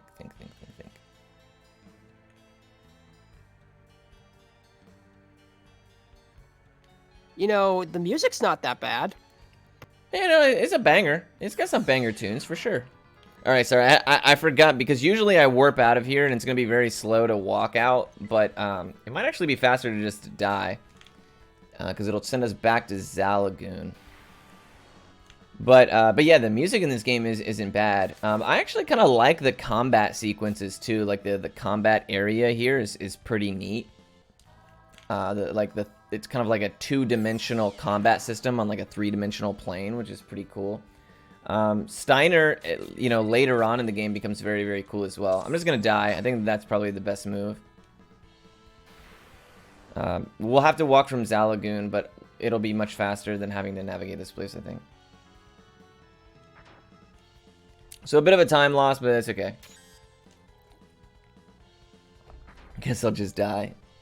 Yeah, so anyways, one interesting thing about the story so far is that we are, you know, we're working towards, we picked up this key item here. And this key item is used to turn it from day to night. And which is pretty neat mechanism, right, of course. But you don't really know that you need that item in question until you know, it's almost too late. Like, you go to this next town and you just kind of talk to people and they like allude to it, and you know, but the game never explicitly is like, yeah, go to this temple and you're gonna find it there. It's very convoluted in that respect, which is why I find that a lot of people really suffer you know, when they get to this specific spot. Now, I was supposed to buy a one guiding branch rather, and I forgot. And I literally talked to myself. I was like, dude, don't I buy one here? And I was like, no, it's not till later. And I was, you know, I was right. That's a silly mistake on my part, but it's not the end of the world. We'll lose probably, you know, 7 or 8 minutes, but it's okay. It's a marathon after all. So we're just gonna walk from Zalagoon. We have the key item now, which is like the big element. Then everybody will die, and we'll just death warp just like we did earlier.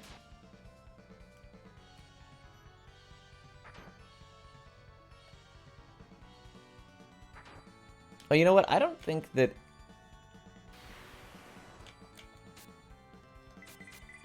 I'm not sure that because we...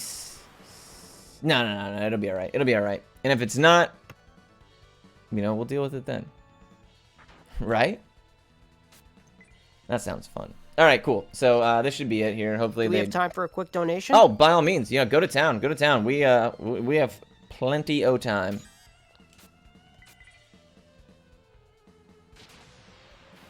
We got a $120 donation from Rudman says, hey, congrats from the future on getting world record taunt percent.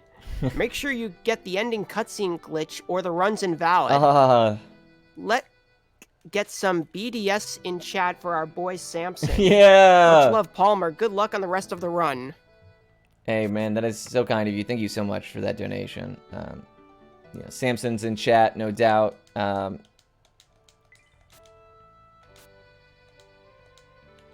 Alright, cool. So, a bit of a detour. This is not traditionally what we should be doing here, but I made an oopsie, and now we're going to recover.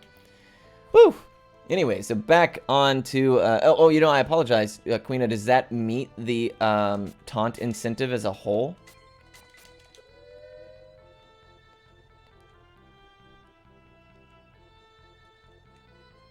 Yes, we have met the Rescue Taunt incentive. Thank you all for your donations. Awesome, awesome, awesome. Yeah, that will be interesting because I've actually never gotten taunt in a speedrun. Even like the old route. So he's going to be an extra inventory, which is nice, I guess. That we don't usually have that early, so... Cool, cool. You know, I have a Togatoon came up with like a clever way... to go and fetch him that I'll be happy to try.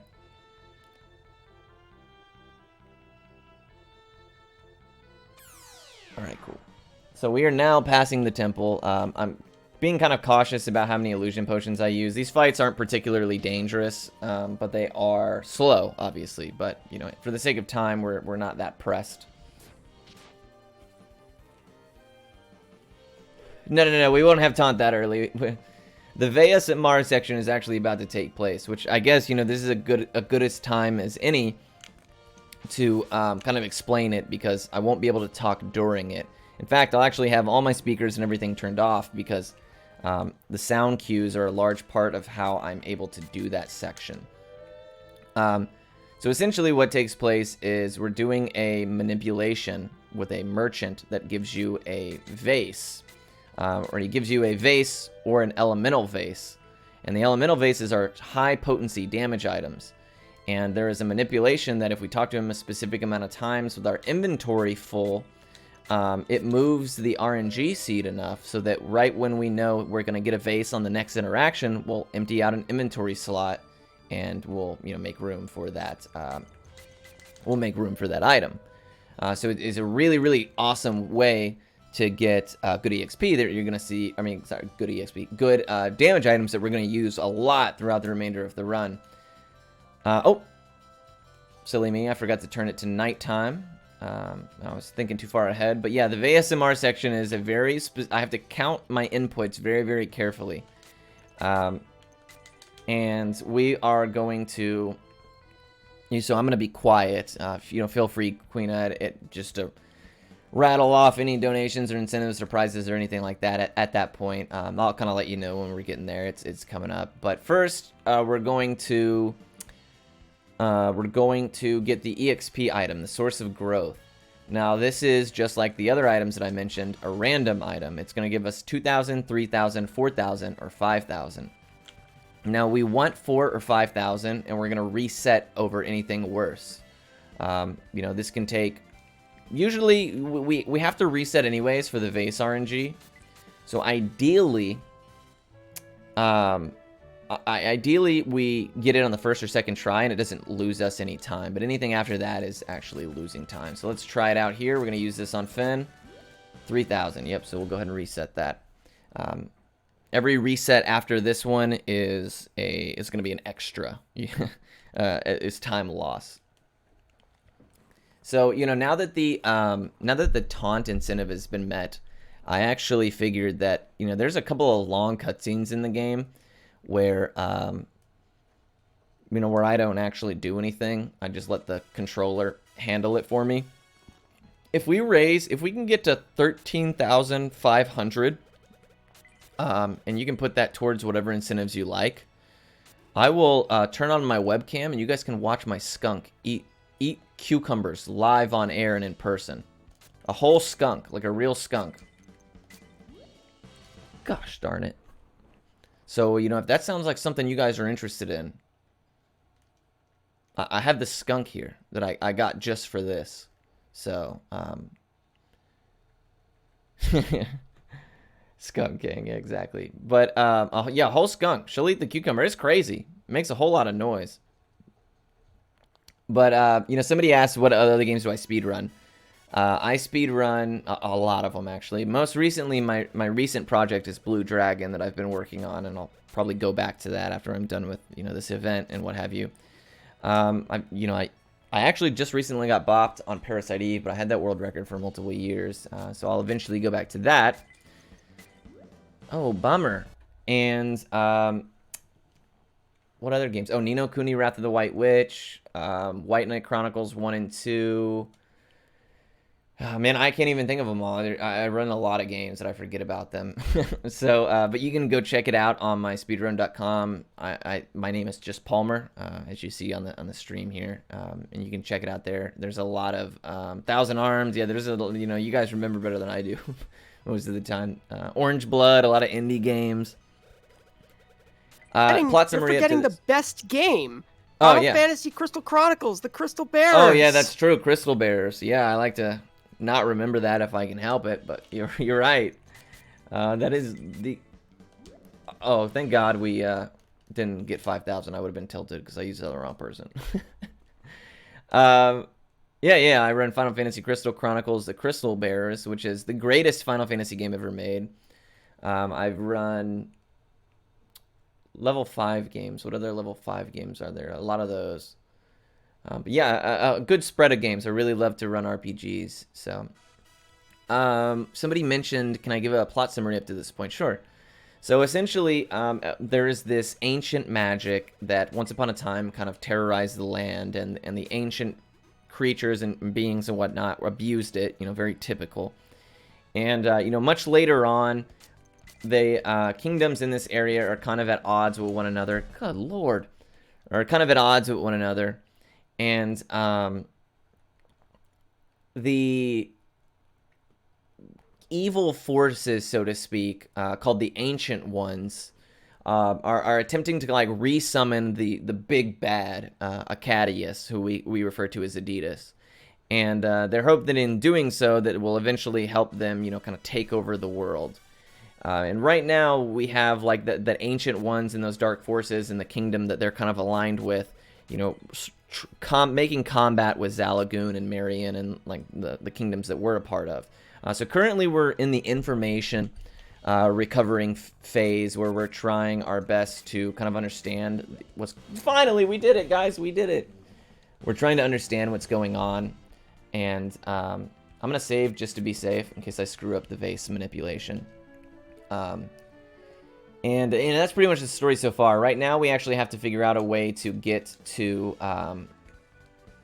we have to find a way to get to the east.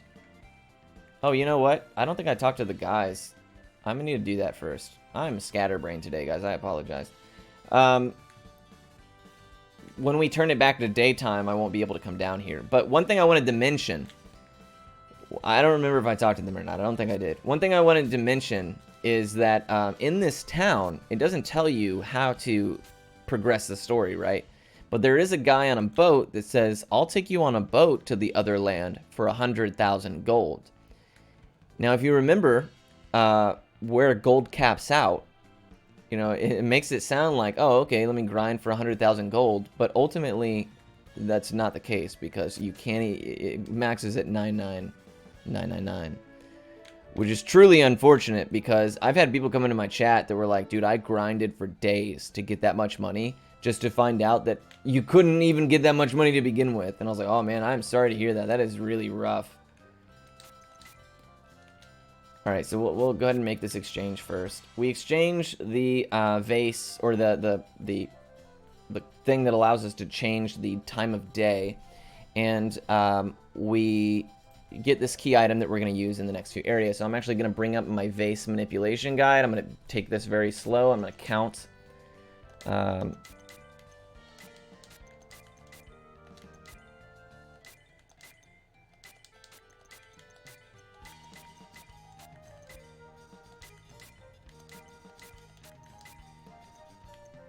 12, 24, 35. 35.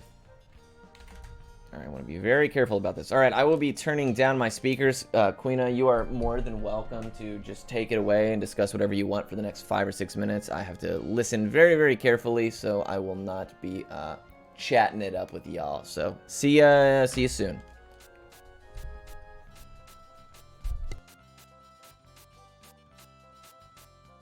Alright, I would like to take this opportunity to remind everyone that this is Questing for Glory Hope and Healing 2.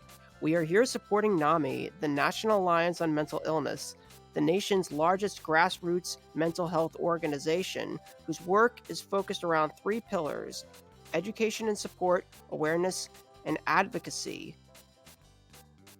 NAMI participates in nationwide awareness opportunities like Mental Health Month, Suicide Prevention Month, and Mental Illness Awareness Week. NAMI has partnerships with a wide range of companies and organizations, for example, Fox Sports and Google, that NAMI uses to get their name and mission in front of new audiences. And NAMI engages in federal advocacy and supports NAMI state organizations in their state-level advocacy efforts.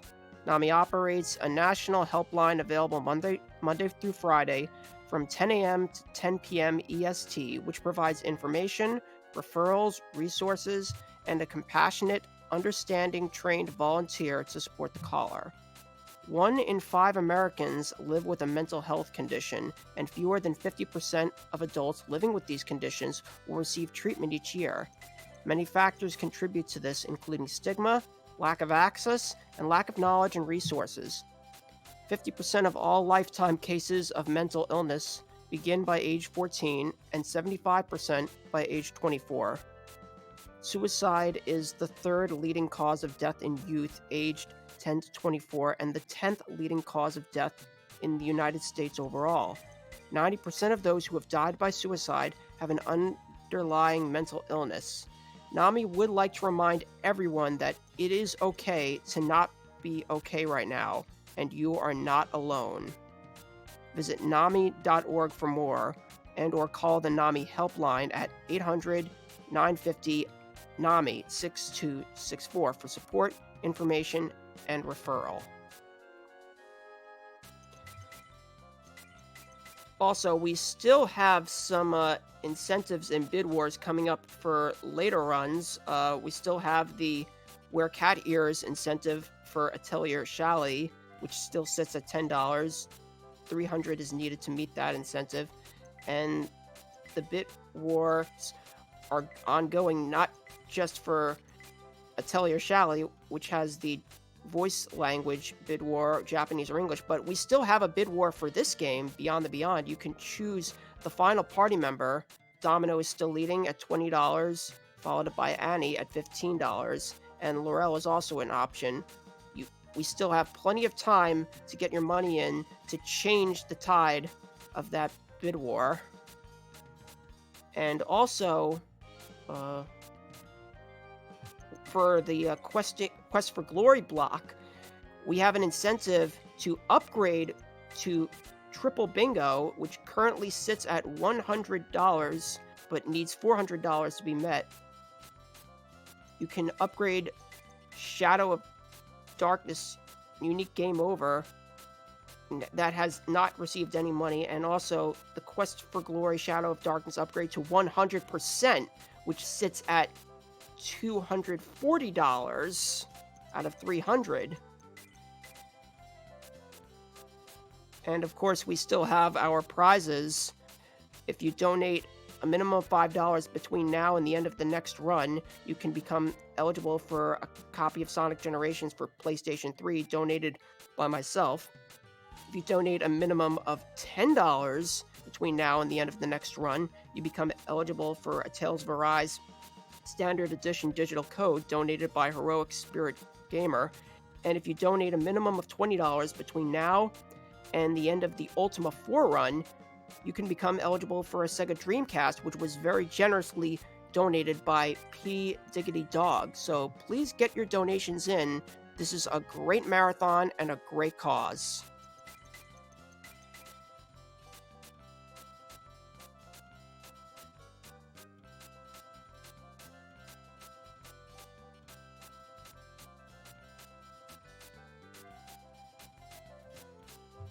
All right, we just received a few donations. We got a $50 donation from Marshmallow Mancer, which reads Skunk Percent. And we got a $20 donation from Squall with no comment. Thank you both for your support.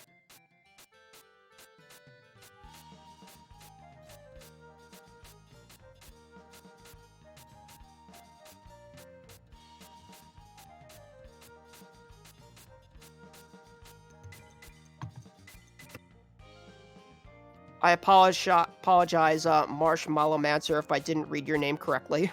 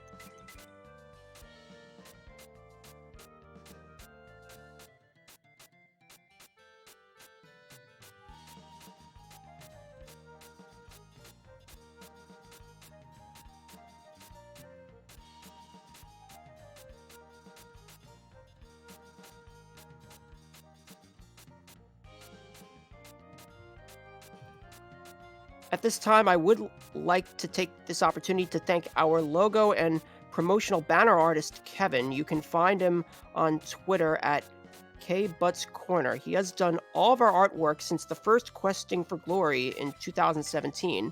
We would also like to thank the people involved in our foreign language restreams, our German restream at twitch.tv, GermanCH, and our Japanese restream at twitch.tv, Japanese_restream. If those restreams can help you enjoy the marathon, go check them out and send them some love.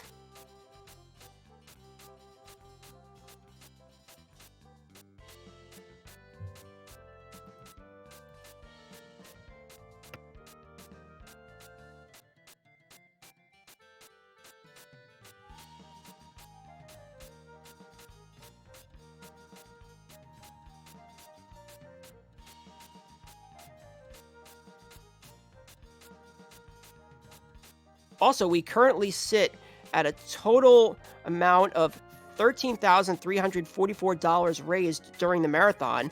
So if we can get past that $13,500 mark, you can see Palmer's skunk live on camera.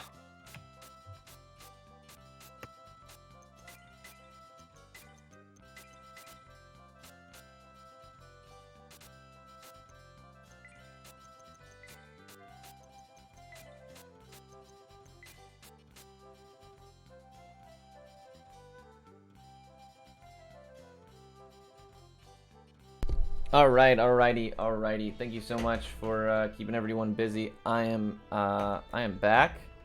Oop. Let me make sure that I use an illusion potion.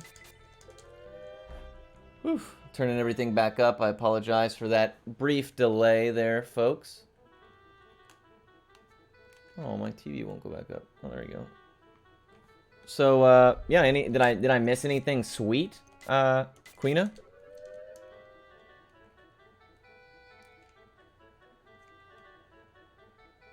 Not necessarily, except we are currently sitting at $13,344 total raised during the marathon, so we might be seeing a skunk tonight. Hey, yeah, I am stoked about. Trust me, you guys, skunks they're cool. Yeah, that was a really good VSMR section. I must say, I am happy. It's super nerve-wracking. If I had the spreadsheet up for you guys to see, you would be able to tell that like there's zero room for error. You have to count every single input correctly. Bummer. And it is not easy. It's not easy. It gives me a lot of grief quite often. I actually don't know who has the screw it. We'll just try to run. I don't know who has the smoke bomb anymore. Ah, that would have been sweet. We're going to heal at the end anyways because I want to make sure that I save there. There's a very small chance that we get smacked by the water demon, which we're, coming up to face here shortly. And just in case, I'd like to heal there.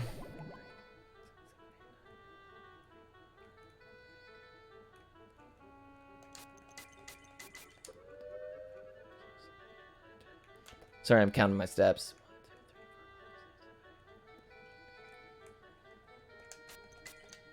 Ooh.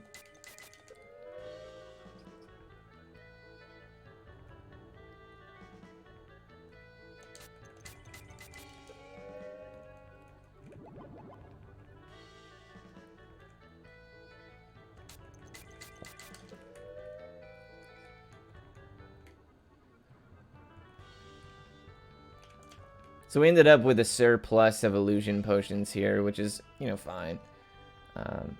We know that we had at least one extra because we didn't buy guiding branch. But we've steered clear of all disasters and everything is right with the world. I need to make sure that I repurchase a ring here. But yeah, we've done well. We've made it back to Jonawin. You guys might remember this place was the place we came to earlier. Who has the face? He does. So here is the key item that we obtained from that sailor, and this is necessary to create this land bridge here. So now we're gonna go save, then we're gonna go shop, and now we have all these elemental vases. And as I mentioned earlier, when you sell something to a shop, they hold on to it for you, like up to a certain max total. Like there are small details about it, but that's generally the idea. So we're going to sell all of our vases we just got, and we're going to give them to this guy. And then when we need them later, we're just going to buy them back because we have unlimited money, essentially. Which is cool. Which is very nice. I should have probably saved after because, well, it wouldn't matter. It wouldn't matter. So first we're going to sell, all this stuff. We want to make sure that he has one fire vase on him.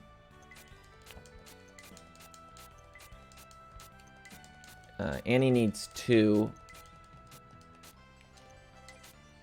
Edward needs 1, so we'll keep that one on him. These are all the elemental vases. As you can see, they sell for a poop load, just a lot of money. We'll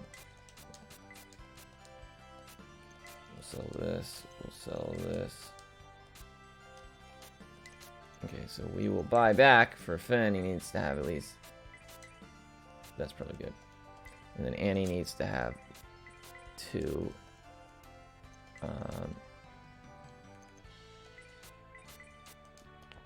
And we'll do these. Yes, 99999 is the max gold. 999,999. So you actually can't reach the 100k limit. So I need to make sure that I purchase 2 guiding branches here before we fill up all of our inventory space. And I need to purchase 1 ring. We'll put it on Annie for now. She has... Okay. Cool. So they're both on Annie. We'll go ahead and head to the water demon. So the water demon temple is, of course, another giant puzzle that eventually leads to a boss fight. And the boss is actually quite easy because we have these really, really busted damage items that we're going to use. We just have to hope that Samson actually takes his turn, because he is cursed. Oftentimes he will just say, nah, I don't feel like doing anything, and he just won't take his turn, which is just really annoying. As you can see, it's got like this Dragon Quest kind of vibe to it, where you can't actually like see where you're going and stuff. Or Dragon Warrior, rather. Anytime that those statues are following you, you actually are not contributing to your step count total. Which is nice. There's another area that has a similar functionality, the big tree that we go to, where when you have this water in your hands, you can't take encounters. So it's nice because we can basically make it through this area with very few illusion potions. Not that it really matters, because we go right back to Jonowin and load up on whatever, we're lacking, but in terms of menuing and ease, this is actually a pretty easy dungeon. Now this screen right here is a little bit of a pain.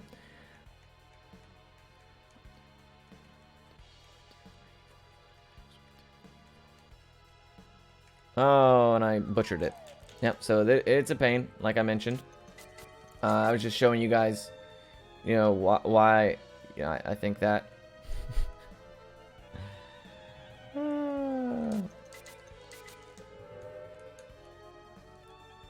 Let's try this again.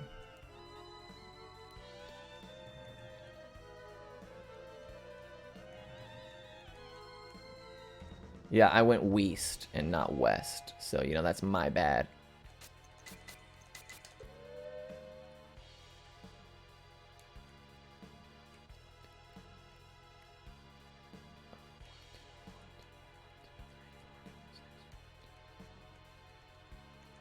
Cool.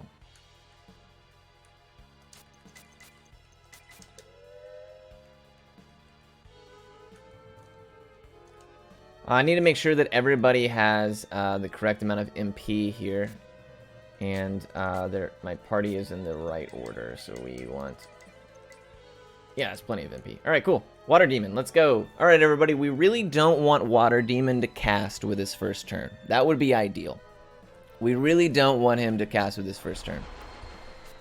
If he doesn't, that would be just pretty cool of him. Let's just leave it at that, right? So I'm not displaying the greatest run so far, but we're making it, and that's all that matters here. So let's hope that we have a good run on, or a good fight here on our hands. We really want Samson to take his turn. That would be. Did I not buy any? Oh, okay. That would be really cool. All right, and we got a melee with turn 1. Sick. You love to see it. You love to see it.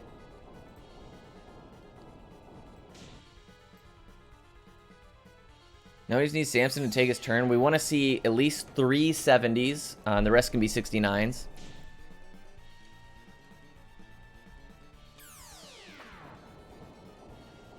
Samson took his turn. Let's go. Let's go. And he did a good damage roll. So another reason that we take all the EXP in the Mist Valley is that we're actually healthier for this fight. So he's actually going to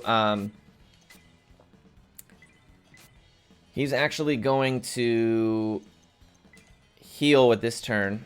Now we want Samson to attack, because if he does, we should be able to kill him like pretty close to perfect health. Yo, what's going on, Kios? My man Ben, thank you so much for the raid, dude. Hopefully everybody who is just joining us, or if you've been with us, is having a good time tonight. We have a lot of fun, beyond the beyond ahead of us. Oh, Samson. That's not cool, bruh. Alright. So we were just barely under on damage. We're just gonna YOLO. That is not excellent. Okay, now we gotta hope that we don't kill him. You gotta be kidding me, bro. Oh, wow, that is unfortunate. Okay, so now everybody in the party doesn't get EXP. Just Finn, which is the most important person. But, oh boy, that's a little bittersweet. That's a little bittersweet. That's a beyond the beyond right there. It is what it is. It's okay. It's not the end of the world. Just means that it's a slight inconvenience. Slight inconvenience. I should have known that that was a potential, and I should have known that he was within 3 HP to death. And I should have defended with everybody that wasn't Finn. So that was kind of my own fault. That could have been avoided, in hindsight. Yeah, no doubt, no doubt. I'm manifesting it. You're exactly right. But it's okay. We press on. We press on. It's beyond the beyond. We can correct this, and we can still be good to go. So we're gonna be totally fine. So we'll come up here. We'll grab the illusion potions we're missing. We're actually going. Come on, bro. I'm actually going to use one so that we can get basically a freebie. Did Bowie make it or not? Bowie will possibly be here a little bit later, so we'll see.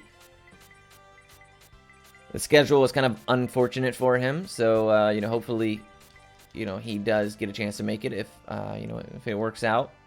But of course, it is a weird time slot for for people. So I appreciate everybody who's here all together. Now we do have to do some backtracking, some walking. So if there are any new donations or any incentives or prizes you want to pitch right now, Queena, this would be a great time for you to do so. Feel free to take the reins, my friend.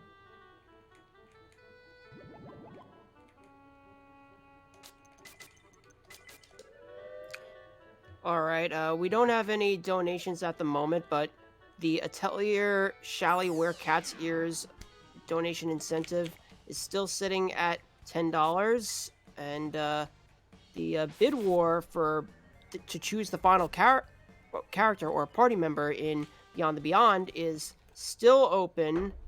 You can choose between Domino, who stands at $20, Annie, who stands at $15, and Laurel, who stands at $0. And there is also a bid war to decide the voice language for Atelier Shally.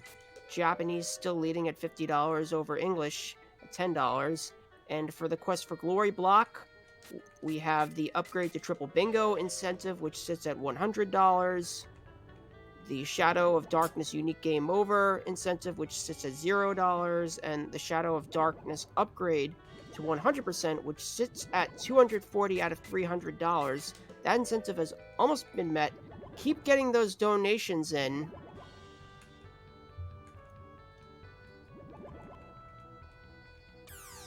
I totally forgot that we especially in term. Oh man, this is not good.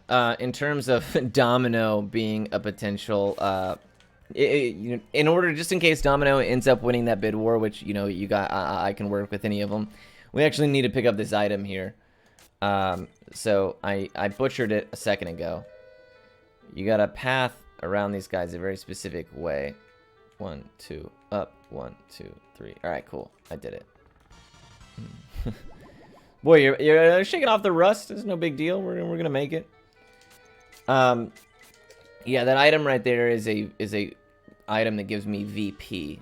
And Domino has a bad habit of coming in just under the VP total we need to have him at. So we get that item to give him anywhere from 2 to 5 VP after we do our grind section, which comes up, obviously a little bit later in the run. So just in case Domino is that decision, we will grab that just to be safe. It doesn't hurt to have anyways. Annie and Laurel could always benefit if those two win as well. Just to kind of give a little bit more information on, that incentive as a whole. I'm going to go here and heal just for lulz. Just to give a little bit more backstory on that incentive as a whole. Annie is the character we have now. She's a lot of people's favorite because she scales really, really hard, and she's your day one character. Everybody loves her. And Laurel is actually an optional character who is quite strong. She's the safest and probably the easiest. Annie is probably the one you're least likely to see in any other run. And Domino is the riskiest, but is the one we do in the current world record route.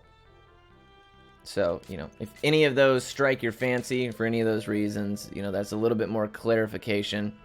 Again, at 13,500, we will watch a skunk eat a cucumber instead of one of these awful Beyond the Beyond cutscenes. So, if you want to save yourself some more Beyond the Beyond torment, or perhaps you just want to see a skunk eat some food, it's pretty cool.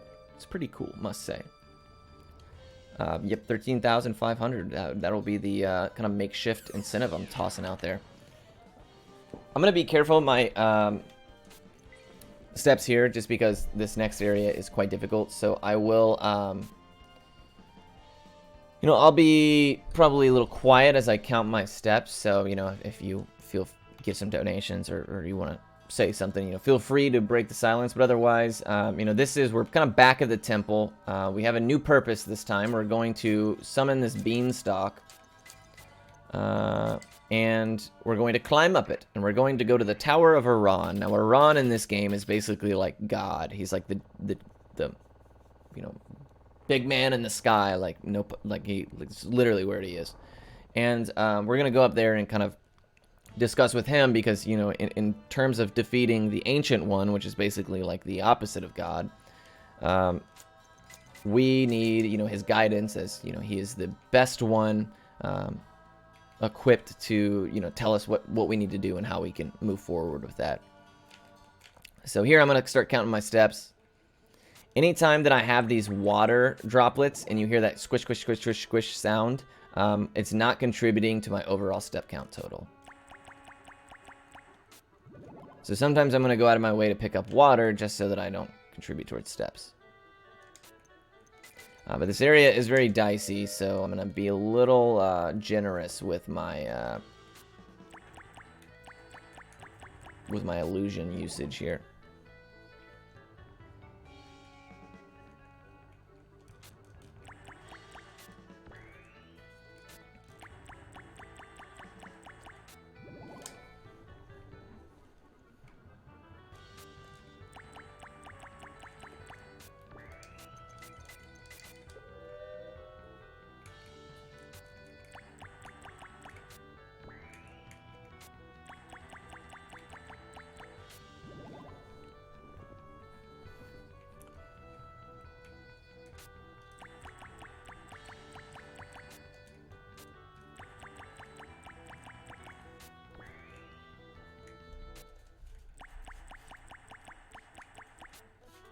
All right, I would just like to once again remind everyone that this is Questing for Glory, Hope, and Healing 2. We are supporting NAMI, the National Alliance on Mental Illness, the nation's largest grassroots mental health organization, whose work is focused around education and support, awareness, and advocacy. Via their 48 state offices and more than 650 affiliates, NAMI offers a host of signature programs, presentations, and support groups that are available free of charge. This includes a national helpline that can provide information, resources, and a compassionate, understanding, trained volunteer to support anyone who calls in. These programs reach more than 300,000 people a year and are life-changing opportunities for education, connection, support, and personal growth.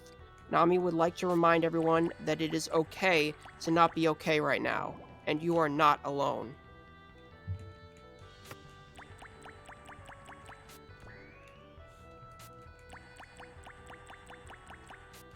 All right, now we're into the Tower of Haran. We're in the God's Temple, so to speak. Ooh, that is not a good place to take a fight. All right, this is a pretty kind encounter, so that's nice. I gotta be really careful about my steps here. I'll lose runs here easily, especially if we get the Lamia style enemy to appear. They do some nasty AoE magic. But as soon as we finish this section, oh, Edward the man! As soon as we finish this section, Samson will be uncursed, and we will be free of the shackles that bind us in terms of Samson, which is nice.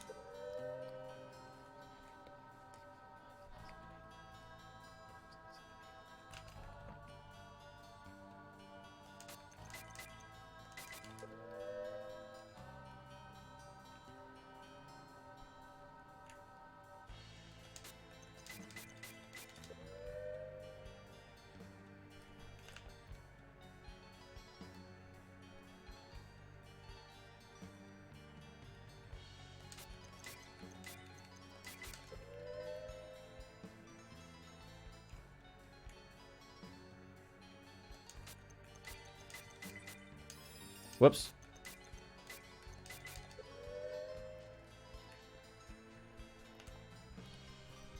Out here, we don't count towards our steps either. Oops, wrong way. So I have 20 steps left to go, or 21 rather, before my illusion is gone.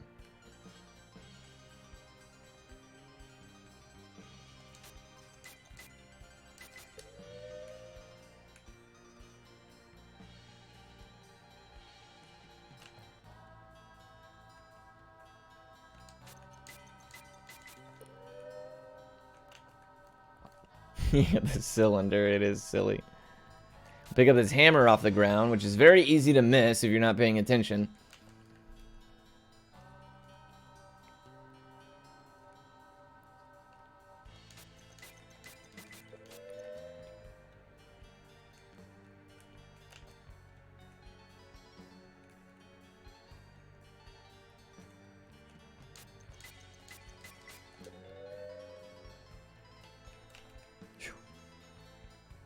You hate the tower too.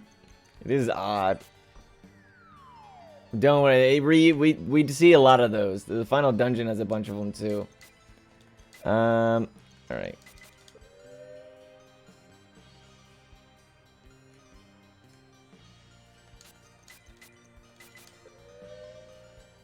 I might have used way too many illusion potions, but it is what it is. We're just trying to get to the next section.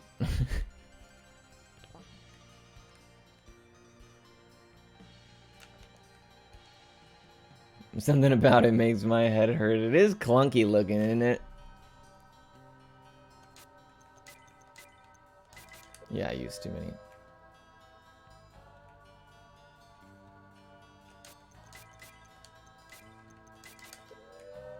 Whoops. Well, we'll just have to take quite a few encounters on the way to Zalagoon, but that's alright. 214 to hit Tower of Haran. That's not bad. That's not bad for a marathon, especially with all the mistakes that I've made up to this point. So I am happy to see that.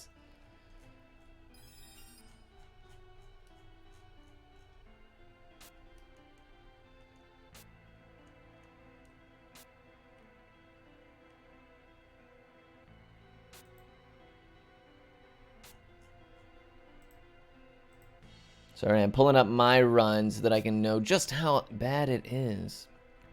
So yeah, thank you guys so much for being here, all the donations. We have some great incentives, some great prizes. Again, if we get the 13,500, you know, I'll show you guys a real life pet skunk, craziest thing you ever seen. Otherwise, we have some really, really great things to donate towards, other than the fact that they are, you know, I'm about 15 minutes. That's cool. Other than the fact that they are, you know, a great cause in and of itself. So kind of explaining some of the story so far and up to this point, we're meeting with Iran, who is essentially the god or the deity of this realm. And he will give us the opportunity and teach us how to uncurse Samson through one of his, you know, soldiers on the ground, if you will. And, you know, he gives us these things called light orbs.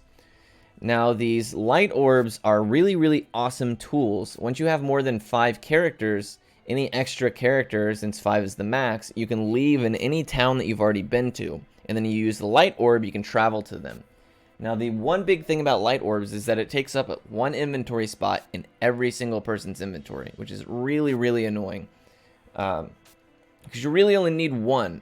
One on the person you're traveling to, and then one that you're using, right? But of course, there's no way around that. So everybody has a permanent inventory spot now filled with this light orb. It's a really awesome tool, but realistically shaves like, you know, 5 inventory slots, which, you know, matters a lot, especially if you're doing some of the riskier strats in the end game where you really got to be careful with your illusion potions. Now we're going to be doing some of the safer strats because it is a marathon, especially depending on who the final character is, for the, you know, the final stretch. And so it'll vary a little bit there. We're also going to set up a few different glitches, the smoke bomb glitch, or the escape glitch, whatever you want to call it, that I kind of referred to a little earlier. We'll see that. But yeah, this is generally the taken off point. Now we're going to get to some decent instances of combat. Of course, we're going to have to travel the overworld between the kingdoms that we visit here. But Samson, he automatically gets leveled to level 15. So the game assumes that your characters or your average party level will be around 15 at this point. We're significantly under that. Samson ends up being really ahead. And as a result, he ends up being, you know, quite a strong boy. And he does mad work. Samson is awesome from this point forward. He is still, you know, he suffers from like really low base LP and not amazing VP, but he ends up getting outpaced by our other frontline damage dealers. Like they get promoted and he doesn't, and he's like 4 or 5 levels behind, and he can still keep up in terms of damage because Samson is just that raw of a character. He's really good. So you essentially just drag his lifeless dead body halfway through the game. You get him uncursed here, and you're like, dope. Everything is right with the world. Hooray! So you know, that's cool. We're happy about that. We have to go now to, you know, once we got this all taken care of, we go to Zalagoon, back to Zalagoon to, you know, now that we know Glade, who is in cahoots. Glade being the advisor to the king of Zalagoon that was like, oh, they might be imposters. Now that we know he's in cahoots with the Ancient Ones, and he was aware that Samson was cursed by Ramu, which is why he gave him that challenge, knowing he wouldn't complete it, we're going to go back there to address that issue. We're going to go back to Zalagoon, being that it is nearby, and we're going to say, yo, what's up with this? We do have to fight 2 soldiers who are really strong for no reason on the way. But outside of that, we're going to go to the next boss fight after them. So once we do that section is when we will go and fetch Taunt for a quick detour as well to meet that incentive. So that's really, really interesting. Samson looks like Fist of the North Star here. Yeah, I can see that actually. So right here he's now uncursed. He's just laying on the ground. Now in the English version, some of the items are a little bit different. There's a speed ring and things like that I think are pretty valuable. especially because there's an English-specific ring glitch, not to be confused with the ring glitch we have in this one that we use for money. Excuse me. But there's a different one that kind of lets you move stats in the English variant.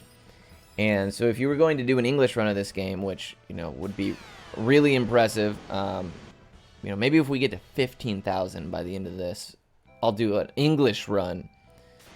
That would be crazy. That would actually be really difficult. But there are a lot of things that we skip in the Japanese version that we don't need for, you know, because we don't need them to sell them for money, or we don't really need the stats and things like that, because we can just buy best in slot gear everywhere we go. And then I feel like we'd incorporate a lot of those pickups. Now right here is one that we just ignore, which is actually a pretty good cape for Edward. But we can't be bothered because we got unlimited funds, so it just doesn't really make sense.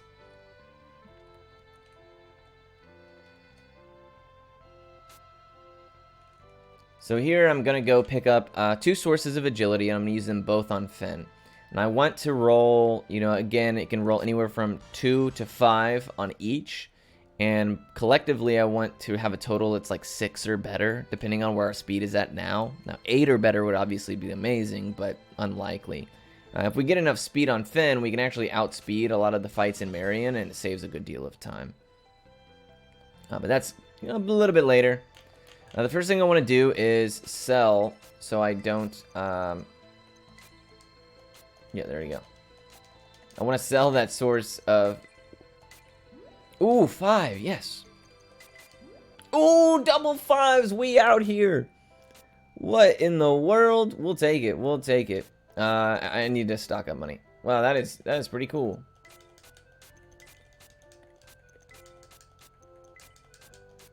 So Finn is definitely going to be fast enough now. And then I'll go pick up the extra source of agility in the cave later on. But we need to start buying some crazy... 1, 2, 3, 4, 5.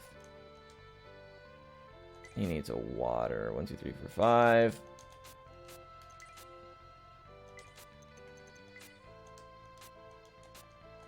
Okay. And then we'll give... Oof. We don't have that many fires anymore. That's okay. We'll just give them...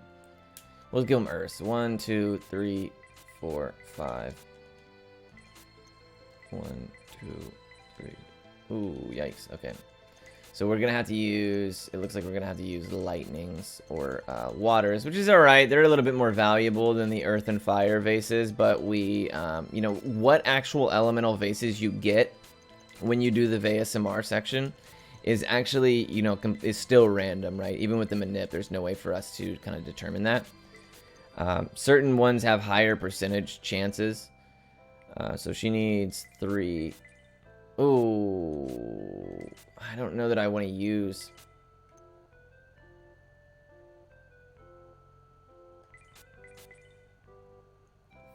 Five, 1, 3. Oh, wow. Okay.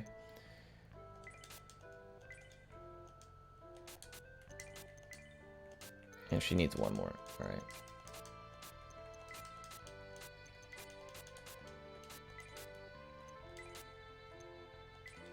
That's just gonna have to work. It's just gonna have to work.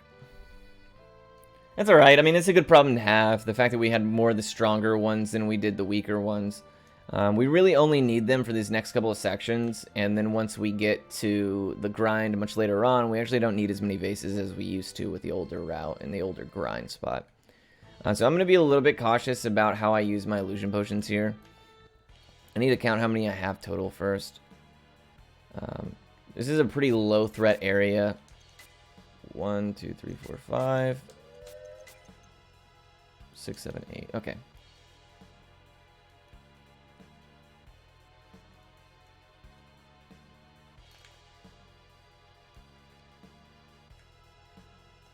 We need to have at least 4 for the...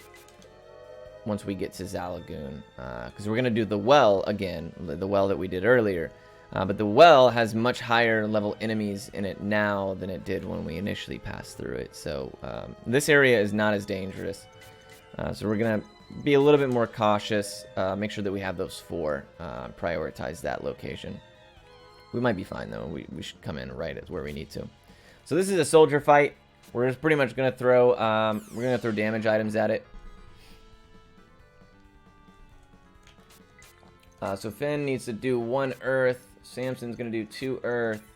Edward is going to do whatever he's got. And she's going to do whatever she's got, which is lightning.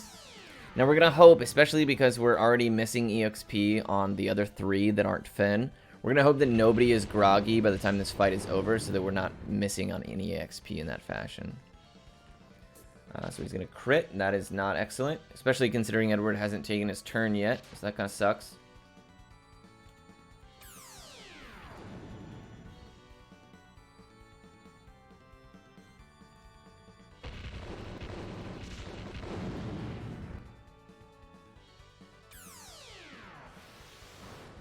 Lightning will do more damage than all the others on these enemies. It's the strongest element. Strongest elemental vase, rather.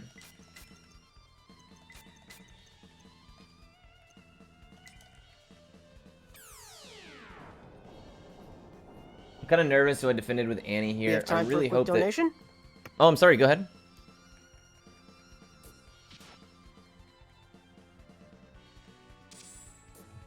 We got an anonymous $20 donation that went towards picking Domino as the final party member. Thank you for your support. Domino, huh? Interesting. Alright, so now we're actually kind of nervous. Edward is really low, so I'm going to just do another one of these. And we'll... Yeesh. Yeah, hopefully this actually just kills. And I'm hoping the lightning damage did the extra discrepancy. Alright, cool. Alright, perfect. We are going to have to rest when we get to Zalagoon, but it's not that big a deal. We were in real trouble if Edward didn't get EXP there. And he was almost dead, which meant that he definitely wasn't going to get an EXP.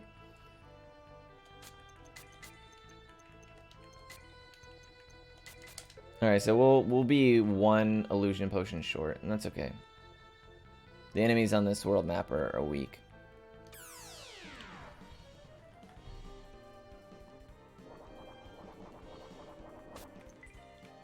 This is still the same enemies we were fighting earlier. Or the same, you know, level of enemies when we first traversed this area many moons ago. So now we're back at Zalagoon. We have to go to confront the king, but of course, as you remember, we are unable to just walk through the front gates. So we have to do the sneaky path of going through the sewers.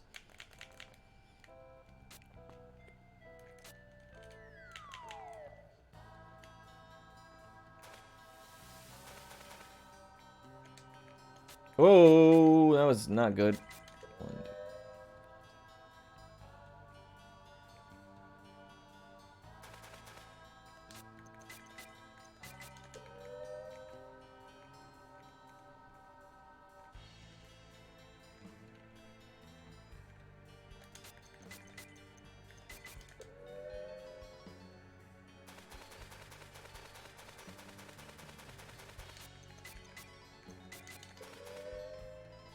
Cool. Alright, so we made it through the dangerous part. I'm glad that we kept the illusions that we did. Hey, RP! What's going on?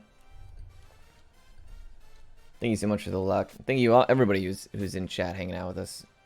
There is a really small chance that we get like a little visual glitch right here. You know, I'm just gonna hope that it happens because that's... I don't really... There's not really a way to make it happen. Here we go. Oh, bummer. Sometimes, like, if you're holding up when you go into that scene, Finn will stand inside of that guard in front of you. It's pretty funny. So, yeah, Finn is super fast now with double 5s. That's pretty wild. But now we have Glade here in front of us. And as we confront Glade with this new information, and we tell the king, yo, listen, this dude's actually, like, not a cool guy. Glade pretty much, you know, turns on everybody, and he goes hard, and he And he eats, or he does something that turns him into, I'm pretty sure he drinks like this vial that Ramu and Shutat gave him.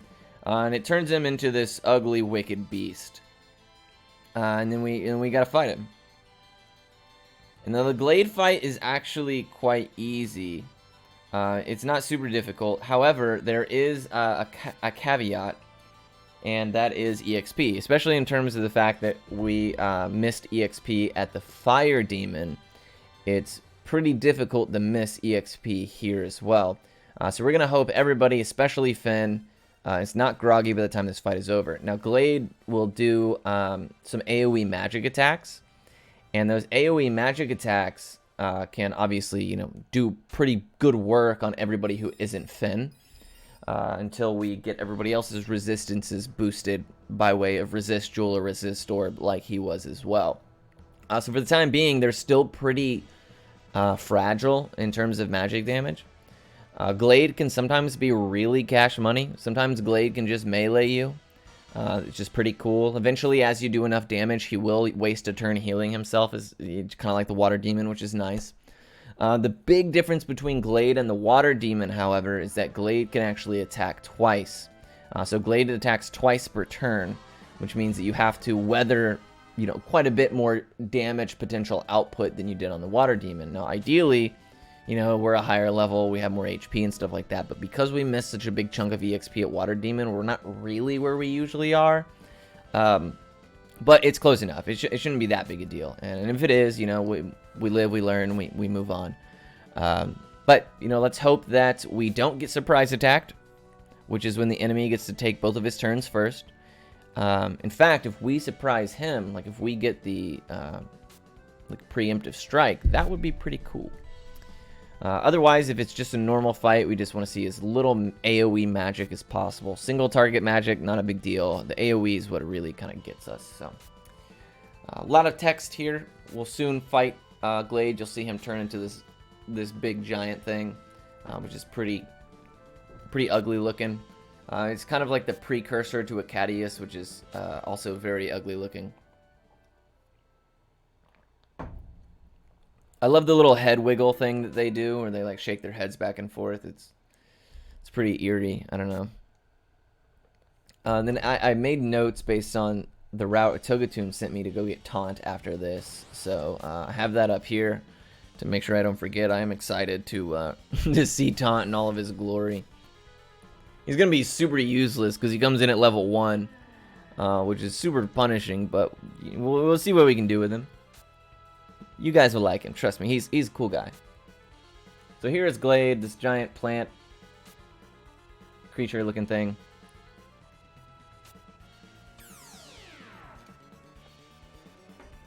Water vases really tear this guy up. Oh, wow. Papa bless. We, yeah, wow. So we got the surprise attack on him, which is very good. Let's do some math here. I got my calculator out. 66.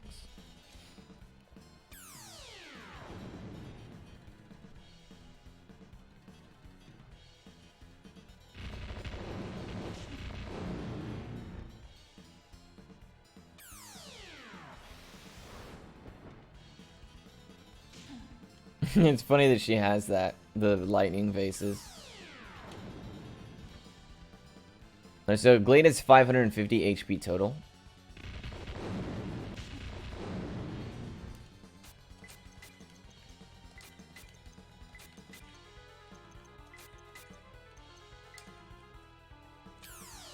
Finn is so fast he outspeeds Glade. Yeah, that's actually insane.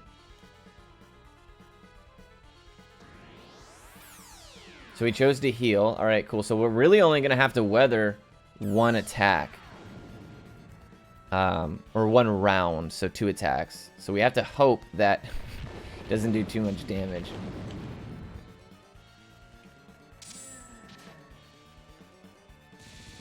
Alright, Samson, mix it up, baby.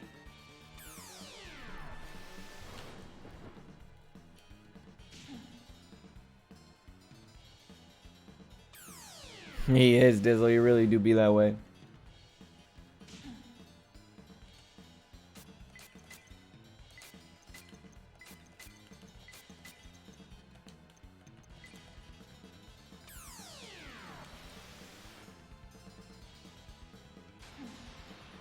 Wow.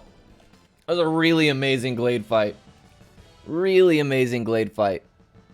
He only did 1 hit of damage. And Samson countered it for... That's crazy. That is a really good fight. We take those. We take those indeed, my friends.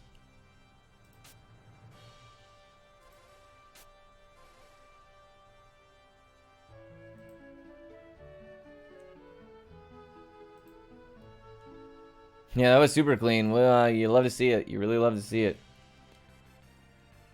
So now we have to get what is one of the best items in the game. It is a it is the Ring of Strength or Attack or whatever it's called. I'm not really sure. I can't actually read Japanese, just in case anybody was curious. I have no idea what any of this says.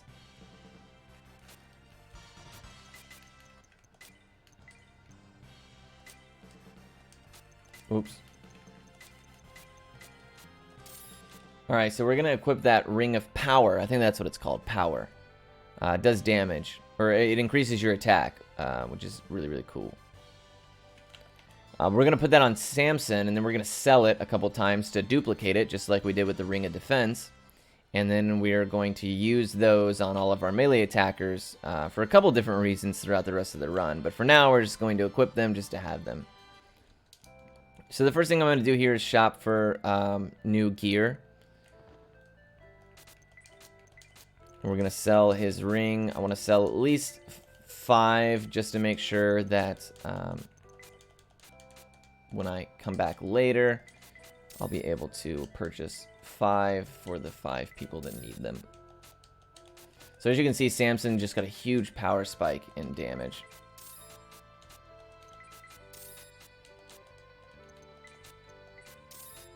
His axe is now doing 90, so whenever we get super crits with Samson now, he hits like an absolute freight train.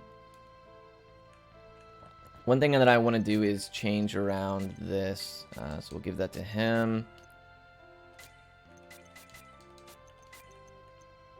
Okay, so he has 1, 2, 3, 4, 5 aces, perfect amount. Okay, we will buy 1, 2 smoke bombs, load up on illusion potions. Oh, you know what I want to do is buy a guiding branch for someone. Okay, cool. So we're actually going to go out of our way now to go pick up Taunt because you guys did meet the donation incentive. So again, thank you so much for doing that. This is actually going to be the first time I've ever gotten Taunt in a run.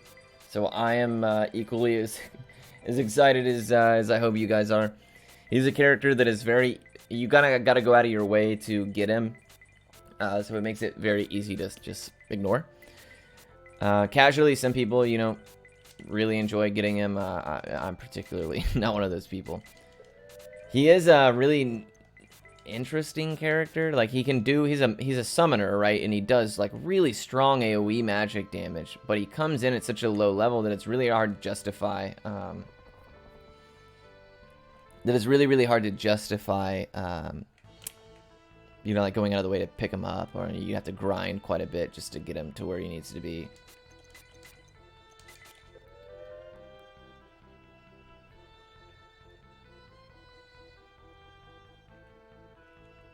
Took a few free steps there, but pretty much traversing this cave we were just in.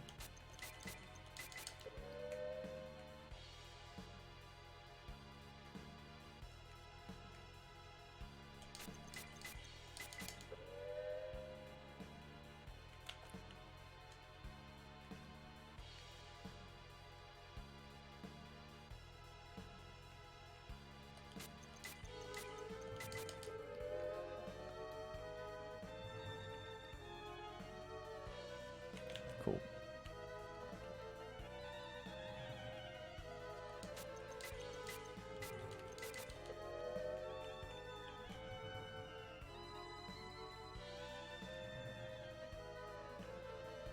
Woo! So now we go back to Simone, which is actually where we'll get Taunt from. And then we need to exit Simone to the front, which will put us near this cave. Now we need to go inside that cave and climb some vines and do some pathing, and that will lead us to this gym, so to speak, that we'll pick up. And once we bring that back to town, we watch a cutscene, a really silly set of scenes, and then we obtain taunt. So let's go, let's go experience this together.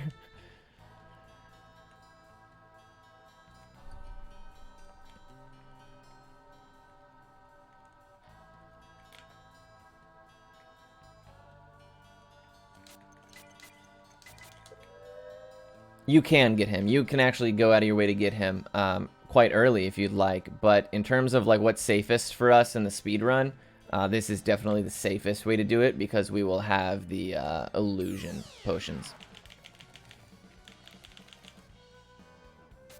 I'm not super worried about the encounters here. They're pretty weak. We just, it's obviously slow. And what's going on, Rudd? Yeah, hopefully Taunt is everything we dreamt he would be. I've actually, it's going to mean that we have a 5th character earlier than usual, which is pretty interesting. It's not something I've dealt with before.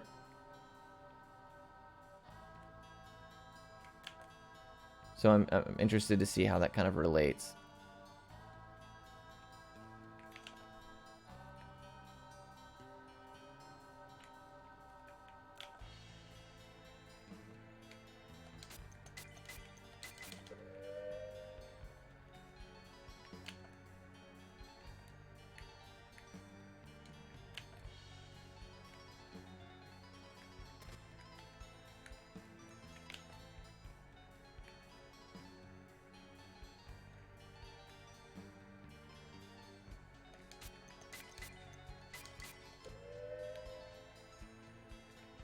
Oh, whoops.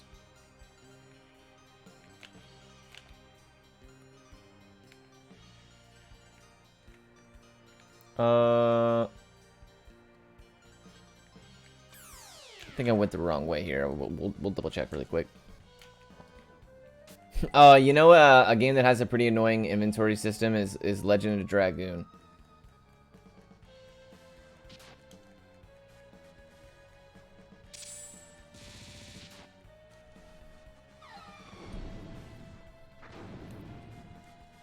Legend of Dragoon is a really annoying inventory system as well. But yeah, I agree. I hate the limited inventory systems.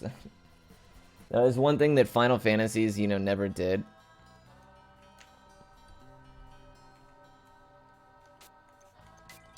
Is have such a limited inventory space. Okay, cool. Alright, so I corrected it. We went the right way after all.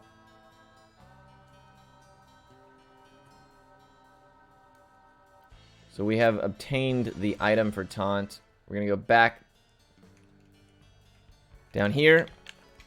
Oh, it has an amazing menu theme. Totally does.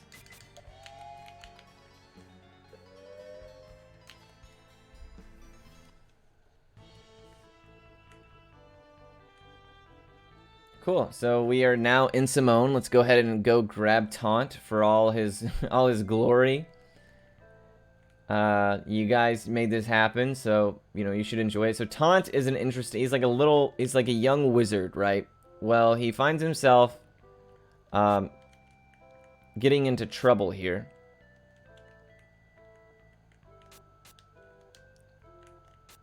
I can't remember how to do it.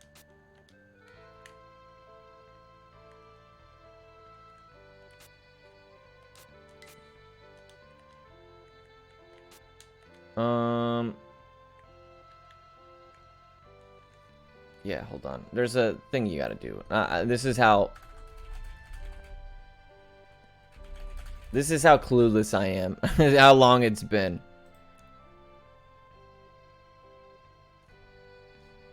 I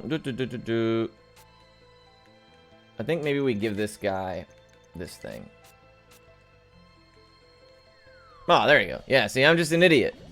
It's literally been that long. I think I haven't gotten Taunt in my party in, what, 2 years? Maybe more. Apologies, guys. I swear I'm better at this game than it seems.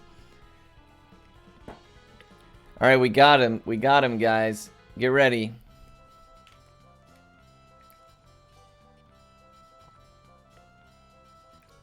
Oh, no. This gelatinous blob.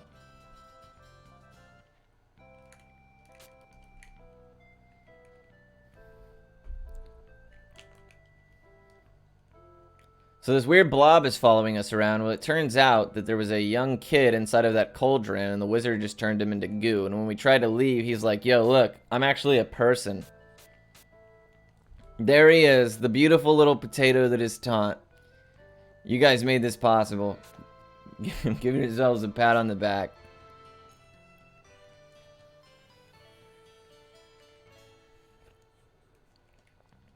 Now Taunt is a magic. He's a mage. He does. I would die for him. He does great magic damage.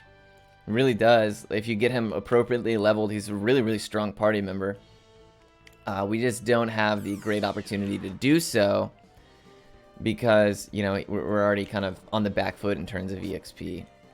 There he is. Look how weak he is, bro.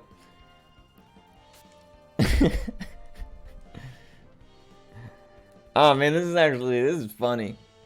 This is cracking me up. 6 hours and no food, no toilet. You know, I have an opportunity to go to the bathroom if I need to. I just haven't needed to yet. I've run a lot of games that are, you know, similar or longer length that have certain circumstances as well. I'm gonna be super generous with my illusions just because we're gonna go restock in Zalagoon anyways.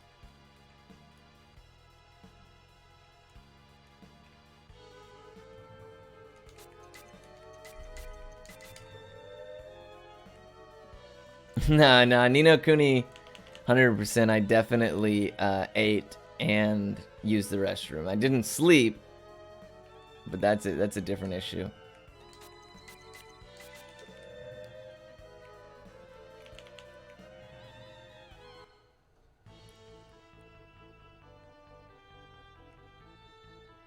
Yeah, the Kiwami makes it. So in this game, actually, if you just hold in a shoulder button or a face button, the game mashes for you.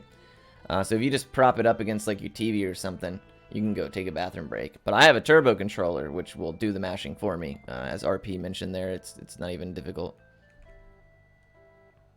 You actually finished it, not naming any names. Dang, this feels bad.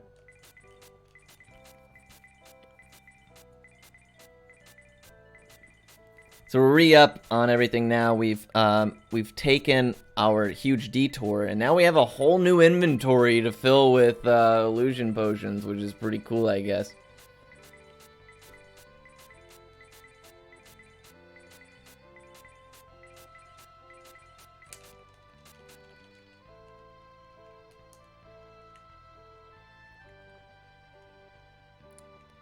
Alrighty, so now we go to what is one of my favorite sections of the game, the Marion section. We're gonna go do some fights. The first is actually a soldier fight we have to do with this bridge, and this one soldier has like a freakish amount of HP. He's like way overpowered for some reason. That guy always gives me the business. Now the encounter rate is just as bad in the Japanese version, but the Japanese version, the illusion potions work, whereas in the English version they're like not so, they're kind of dicey. The big difference in English is obviously the enemy HP as well as the ring glitch, the money ring glitch, which is really nice.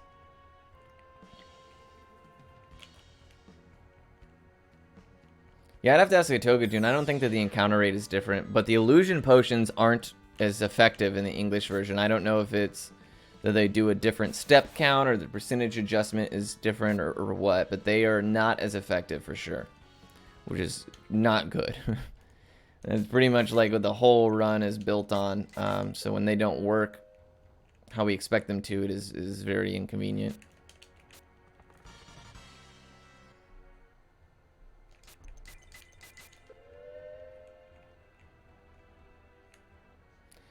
Oh yeah, this game was definitely made harder in the US. Another game I speedrun, Thousand Arms, is the same situation. It was also made more difficult in the US.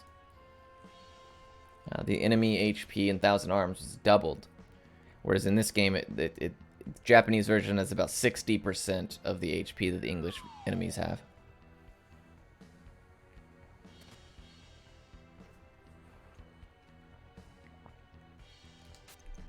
Which is pretty rare. especially anything that doesn't have working designs on it.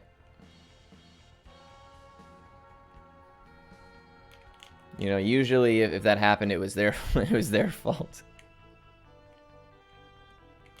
Why? I'm not sure. I'm not sure. Yeah, you know, the rental market is something people talked about. That could be why. I'm not 100% sure, but you know, maybe.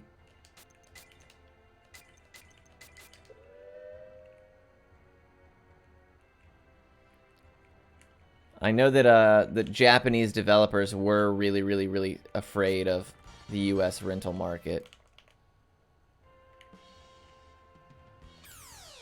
Darn it.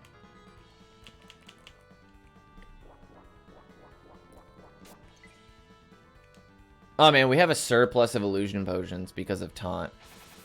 We have a whole extra inventory of illusion potions. That's hilarious. Yeah, that's awesome. Might as well use them. Yeah, memory card save storage, but in terms of like how fast you were able to beat the game, they wanted people to have to buy the game. You know what I mean? So I can kind of see that argument, but yeah, I still think it's a weird scenario, all the same.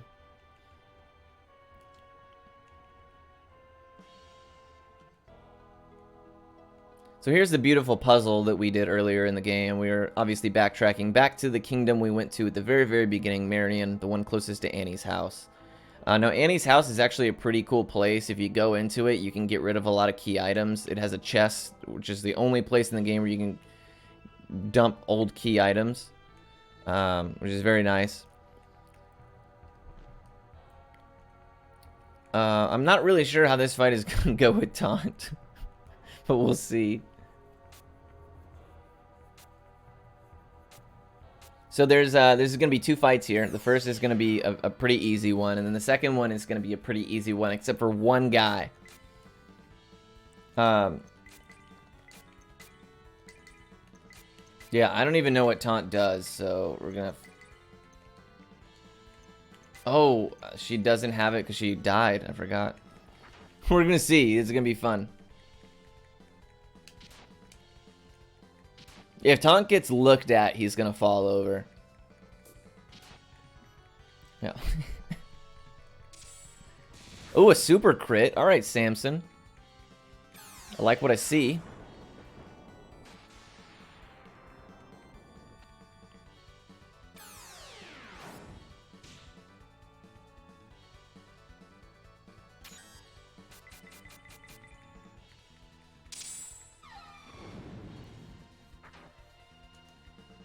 Give me that sweet double attack. Nice. Alright, so this next fight, there's going to be 4 enemies. The one in the back right is like really strong. Oh, look at Taunt just leveled up 5 levels. Good for him.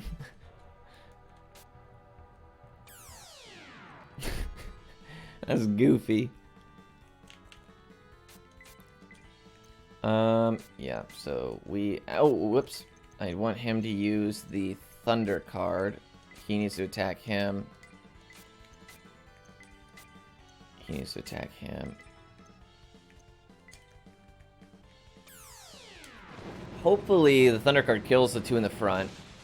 Oh, 1 damage short, but it's okay. Annie will kill that guy.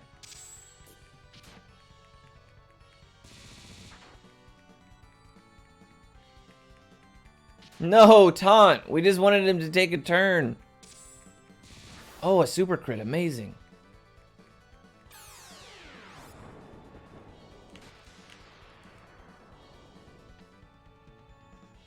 Rip Taunt, dude. Rip Taunt. I should have probably put him in the back, but I don't want to put the others in the front.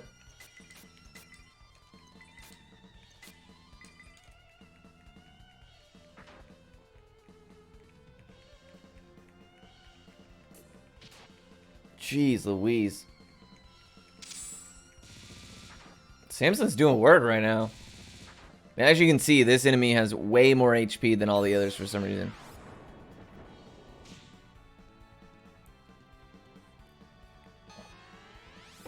Alright, big Taunt. Okay. That's not bad. It's not terrible. I mean, I don't know that the animation is worth the time investment, but, you know, that's cool looking. Don't kill Taunt. Nice. No! Now Edward won't get EXP.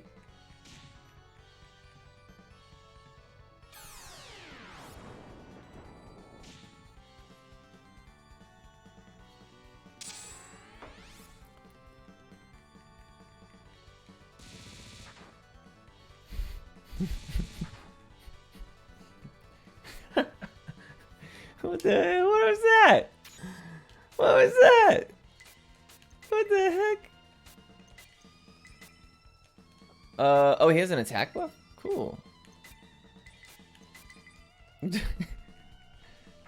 Taunt, you're killing me, buddy.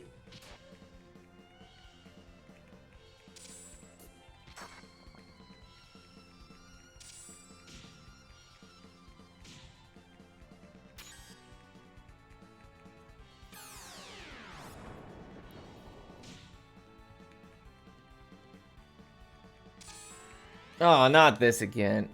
What? Oh, what? This is the weirdest thing, dude. It's just like a lottery.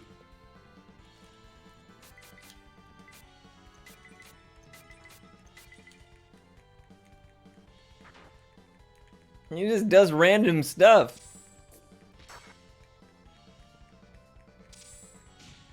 Please kill this guy. Thank you. He's got way too much health. Ton of EXP. Taunt might level up a bunch. Taunt leveled up to 8. So we went from 1 to 8 in 2 fights. Yeah, that archer right there, he has just so much health for like no reason. But fortunately, Finn is really fast, which is awesome because when we go to Marion, we're actually going to outspeed every fight. Yeah, he is. That's weird. You know, I literally, I know that Taunt gets like some pretty decent summons, like Fire Drake and stuff like that. Or and at level 15, he gets like a pretty good one. But I didn't know that his first one was basically just random crap. Oh man, at first I was like, oh, it's skeleton? That's not bad. But then it just got progressively weirder.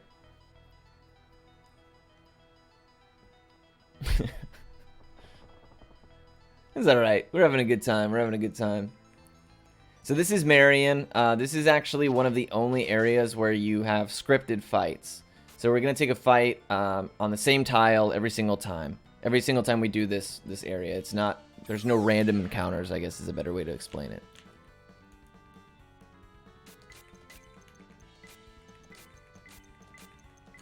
So Finn, because he's so fast, he will go first. We're for sure going to kill everybody.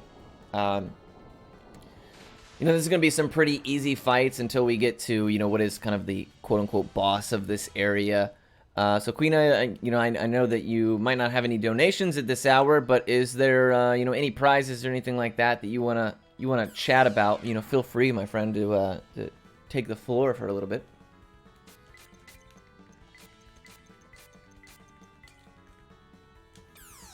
All right. Well, we do have 3 prizes that you can become eligible for if you donate during this run. If you donate between now and the end of the next run, Atelier Chalet, you become eligible for a physical copy of Sonic Generations for PlayStation 3, donated by myself.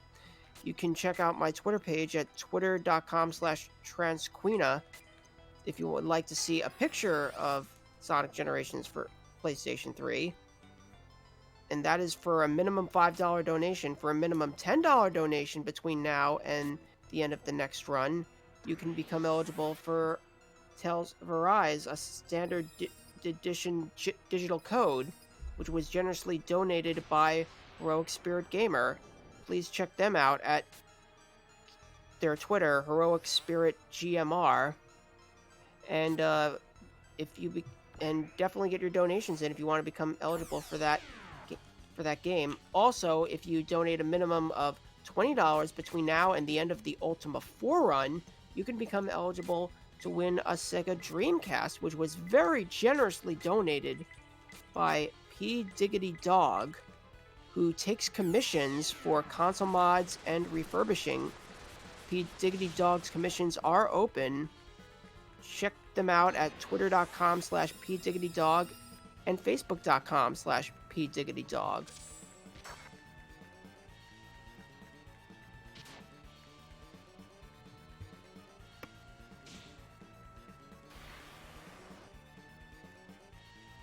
Alrighty. Yeah, thank you so much for that. I appreciate that. And everybody who's, contributed prizes and stuff like that to this event, that's really, awesome of you guys. It is very generous, so thank all of you for, being involved with that. This is basically like the quote-unquote boss fight of this space, I guess you could say. Hopefully Finn kills it here. Otherwise, there's a risk that we end up... Okay, nice. Groggy. So here is our first encounter with what is the Black Knight. The Black Knight we see here, and or we saw rather before that fight. And the Black Knight is this mysterious,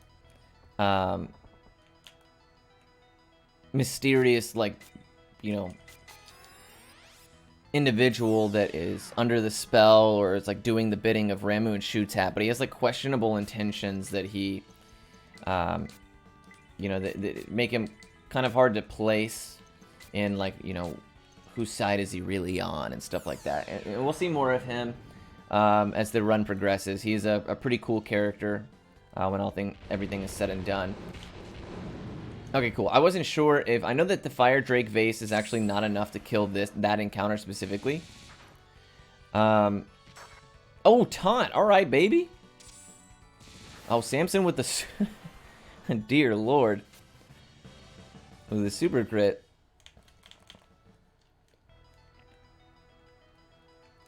So there is actually a little skip, I guess you could say, here that we are going to try to do. It only saves like, 10, 15 seconds or whatever, but it's neat. It's neat. So basically, if you open the menu at the same frame that you step onto a tile, you can actually interact with your menu. So we're going to try to... When we go to step on the tile in front of that gate trigger right there, it should make us watch a scene, but if we open our menu at the correct time, we should be able to interact with that, unlock it, and that saves us having to take some extra steps later, which is cool, I guess. Taunt over here carrying. He's not bad. He's doing all right. Oh, he spoke too soon. Oh, that guy just defended a super crit. That is not excellent.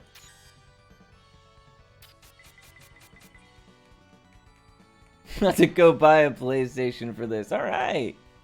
We tricked him. We tricked him, chat. Rip taunt. It was good while it lasted. I should have casted magic. I forgot that this guy hadn't taken any damage yet. Hey, never mind. All planned. All planned. I did the math in my head. I knew that was going to take place. So anyways. Ooh, I got it. I got the skip. So you're not really supposed to open that because you're watching the scene take place on the other side of, you're on the other side of this gate that's supposed to be closed while this escape sequence takes place right here. But in actuality, we're like, the gate is open. We're just mere feet away. But usually what would happen is this scene would end, and you would go to the left over here and interact with the thing, and then open the gate. But it saves us the few steps and menu of, walking over there. Now we can just take a step forward and we're good to go.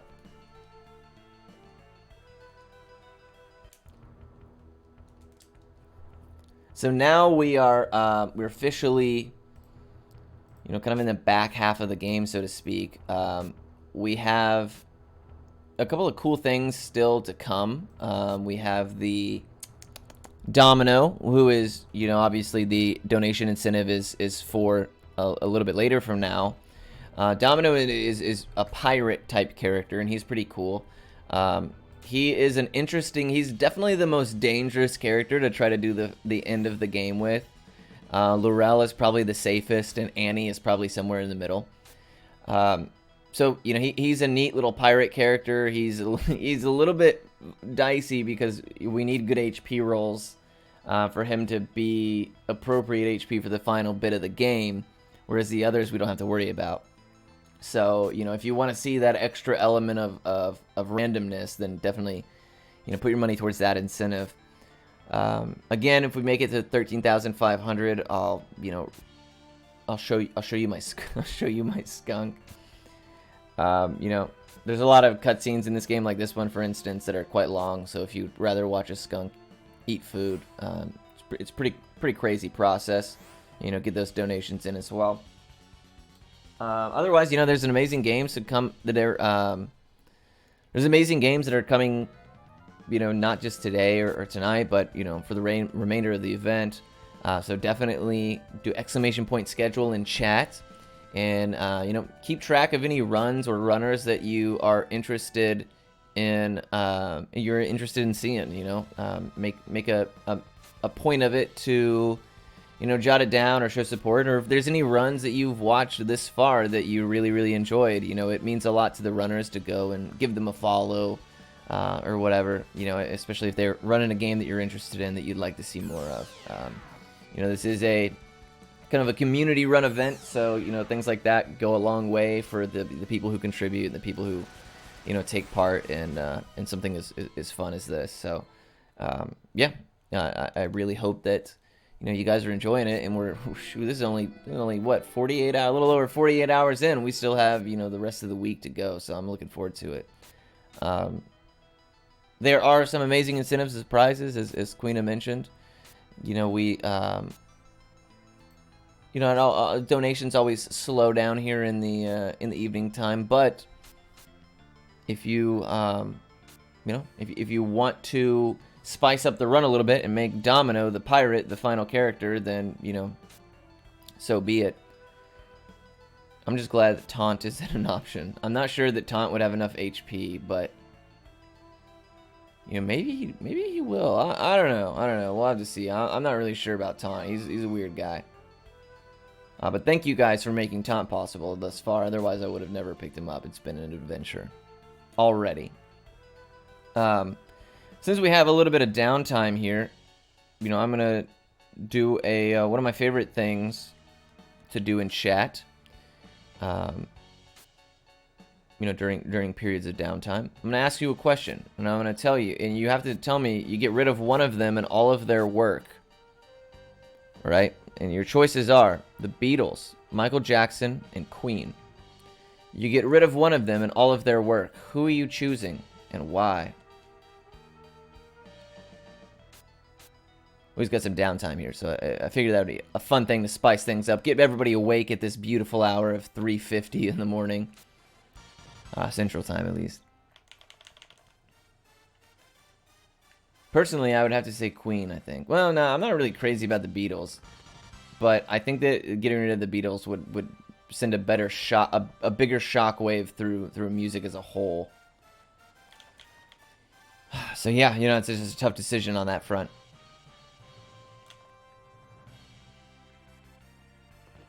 Oh, Beatles. All right, cool. I agree with that.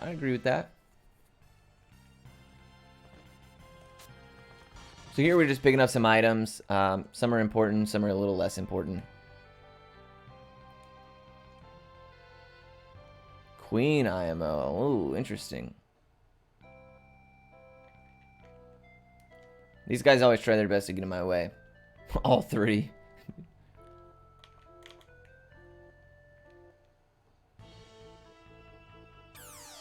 Oh, poop. Oh, I forgot we have Taunt. Usually we just have Annie and Finn for this section. This is so bizarre. Yeah, Michael Jackson was the third one. Was the third option there.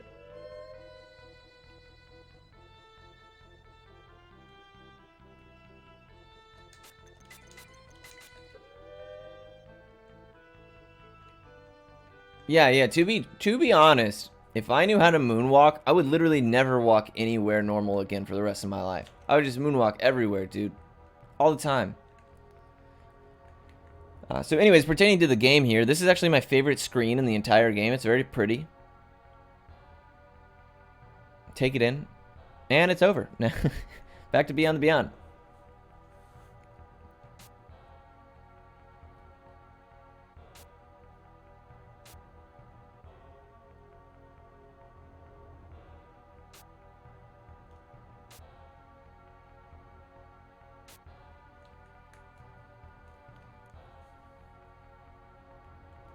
Alright, so right here we absolutely need to make sure that we get the that item that I just picked up. So that is a source of courage, which takes us an entire level up. Whereas the source of growth gives us a random amount of EXP between 2 and 5,000. So we're gonna get two. Oh, bummer. We're gonna get 2 sources of courage. And oh, this is not excellent. We're going to get 2 sources of courage, and we're going to use them to go from level 18 to 19 to 20. And then we're going to use the next source of growth to obviously get as much EXP as we can, and then we'll do a shorter grind section. So you notice that even though I used an illusion potion, I took an encounter right there. That is something that does happen. The way that the illusion potions are coded, and this is the best of my understanding, a Togetun or Phantom Devil might be able to give a better explanation. But as far as I'm aware, the illusion potion doesn't just make it to where you can't take encounters. It just reduces it by like a big percentage, like 99% or something like that, right? Well, certain tiles in the game, like the forest tiles, the brown ones, desert tiles, they have an increased percentage. So on those tiles, you still have like a 5 to 8% chance to take encounters, depending on if you've used an illusion potion, which is a little bit of a bummer. It is inconvenient, but it does happen quite frequently. It's especially painful on the walk to the final dungeon because you have to go through a lot of desert tile, and you've activated a glitch that you hope doesn't get jeopardized by running into random encounters after you've illusion potioned. So here we're going to use the source of growth again and hope that we get either 4 or 5,000 EXP. Oh, rough life. All right, so we reset here.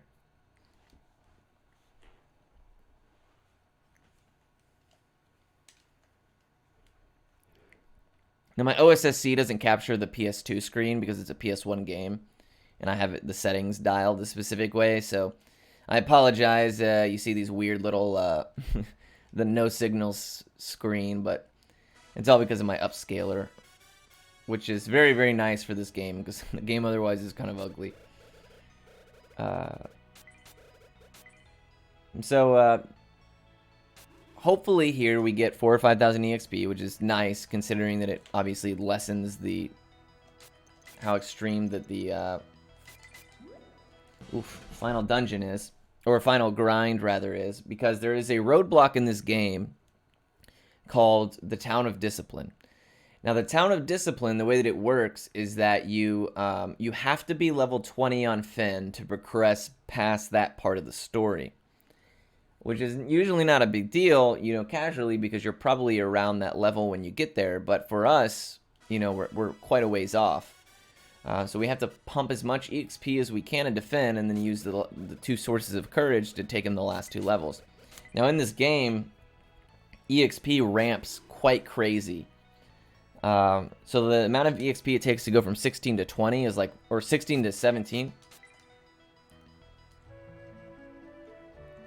is more than it takes to go, I don't know why I saved again.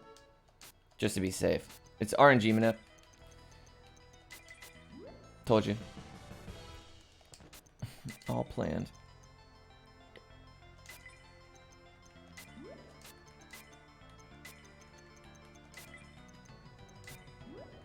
Cool. Yeah, the Town of Discipline is where you get your promotions, which is a neat mechanic that's in this game that's kind of Shining Force-esque.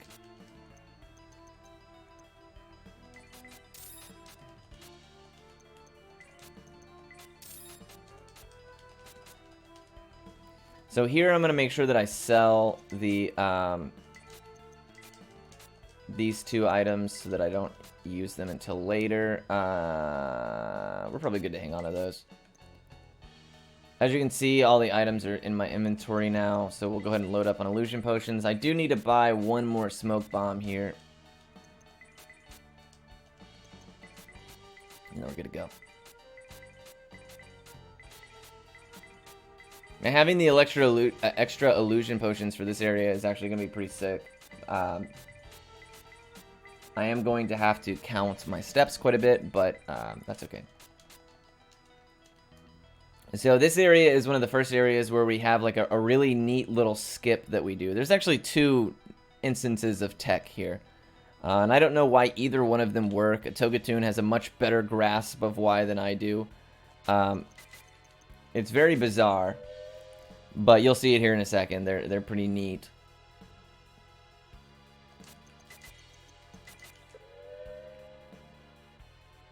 So the first is you're going to see me exit right here, and then I'm going to leave and then come back in.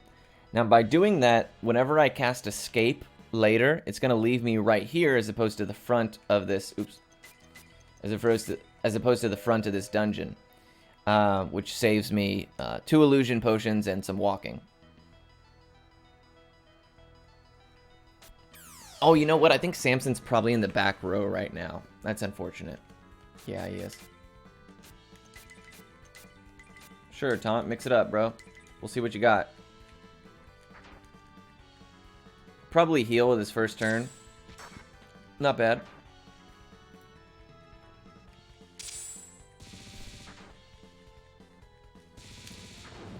Alright, from the back row, nice job. Taunt's catching up. But the amount of EXP, sorry, as I was articulating earlier and I kind of got distracted myself. The amount of EXP it goes to go from like level 1 to 15 is like the same amount it takes to go from like 16 to 17. It's crazy. The EXP ramps up really, really significant. I can't remember if that's exactly where, but it's somewhere around there. I guess we'll keep Taunt up in the front. I don't... Oops. I was totally lost on my steps.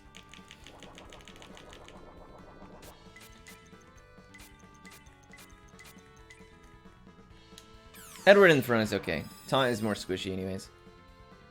And you know what? Taunt probably will have enough HP to do the final boss as well. If we wanted to use him instead, but... I'd have to know way earlier though, because he'd have to be a part of the grind, unfortunately. He earned his spot in the front row.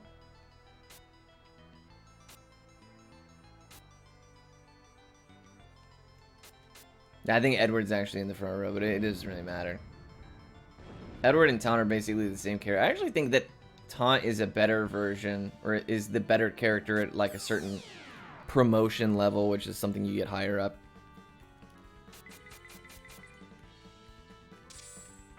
Now, if I do too much damage with Finn here, that guy will use his first turn to heal. Okay, nice. We were within that threshold. And Samson will just dumpster this clown. Oh, we got the sweet attack. We got the style move there. You love to see it.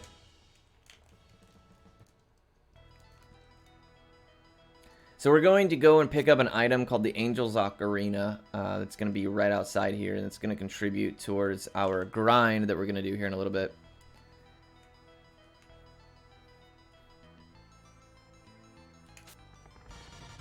So that'll go on Finn, which I need to be mindful of later when we do the grind section. But the Angel's Ocarina is a really interesting item. It is a, you know, like everything else in this game, it is random. But it is an item that, when used, it gives you like a decent heal to everybody in the party. And anytime that you use it, it has a chance of cracking. And then once you use it after it cracks, it breaks permanently. But sometimes the Angel's Ocarinas can be used once before they crack. And sometimes you can use them like 1,000 times before they crack. It's really, really random. There's a lot of variance. For the end of the game, we'll actually buy a ton of Angel's Ocarinas, and that'll be our primary method of healing for the final boss stretch. which is 2 separate fights. And in doing so, you know, sometimes we can make it through both of those with like 4 ocarinas apiece, as opposed to 8. And sometimes we need like every last one of them. It just really depends. Thankfully, the final boss is like not very difficult with the setup that we have. But it's a really strange mechanism. The prisoner is a great. That's actually our father. This is our father here. He's an alright dude. I mean, he pretty much abandoned us as a youth so that he could do soldier stuff. And then we grew up with Annie. Who's Bay, though? Like, let's be completely honest. You know, it's not that bad a situation. But his name is Sir Kevin's, our father. I don't even think he's like our blood father. I think he's like an adoptive father. But I don't know the story well enough to, unfortunately. Bowie will have to come and correct me in all those things, you know, if you catch him later.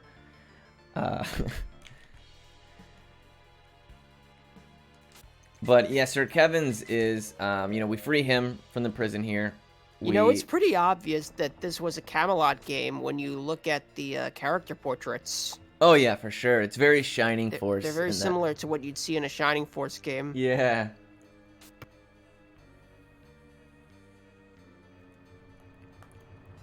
So we have, Samson is the real father figure, no doubt.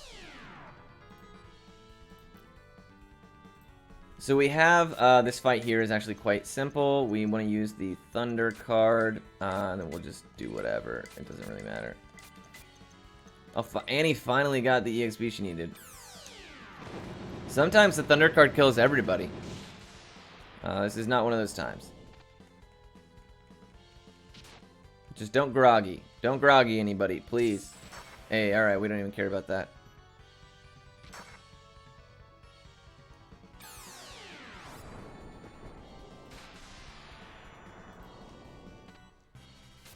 Did this game ever get a Western? Yes, it did. It did. Yeah, this game is released in English. The English variant is just the enemies have a lot more HP, so the speedrun version is much faster in this one. But yeah, it does have a more difficult, but you know, translated version. And you can tell that they learned a lot from this game, because in Camelot, a lot of the complaints that, you know, people had with this game were remedied. Primarily like the being able to take encounters while in a dungeon, they got rid of.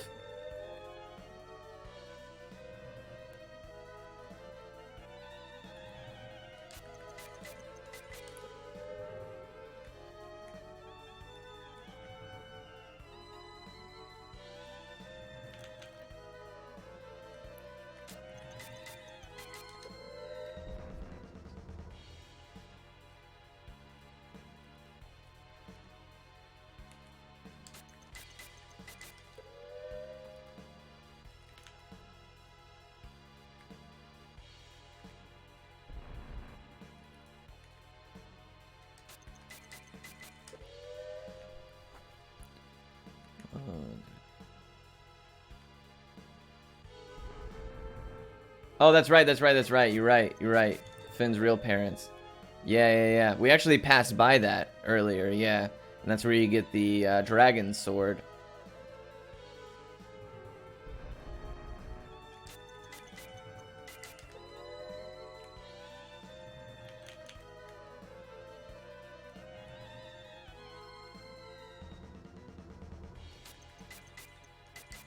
Yeah, this game has a talk and interact button as well. Or like an inspect. It's pretty strange.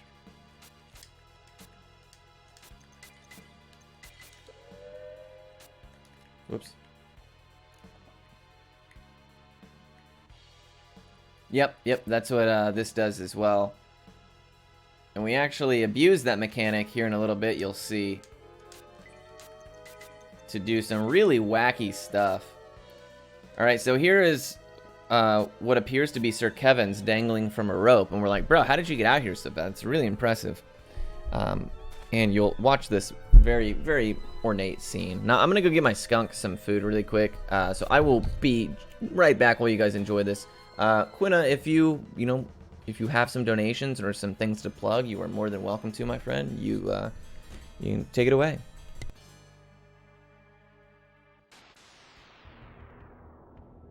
Well, speaking of your skunk, we did get a $25 donation from Plush Mayhem, which reads, "Please, chat, I want to see his skunk." So, we are currently standing at $13,389. If we reach $13,500 before the end of this run, you can see Palmer's skunk on camera. Also, I'll take this opportunity to remind everyone that this is Questing for Glory, Hope and Healing 2. We are supporting NAMI, the National Alliance on Mental Illness, the nation's largest grassroots mental health organization. NAMI participates in nationwide awareness opportunities like Mental Health Month, Suicide Prevention Month, and Mental Illness Awareness Week. NAMI has partnerships with a wide range of companies and organizations, such as Spock Sports and Google, that NAMI uses to get their name and mission in front of new audiences. NAMI engages in federal advocacy and supports NAMI state organizations in their state-level advocacy efforts. NAMI operates a national helpline available Monday through Friday from 10 a.m. to 10 p.m. EST, which provides information, referrals, resources, and a compassionate, understanding, trained volunteer to support the caller.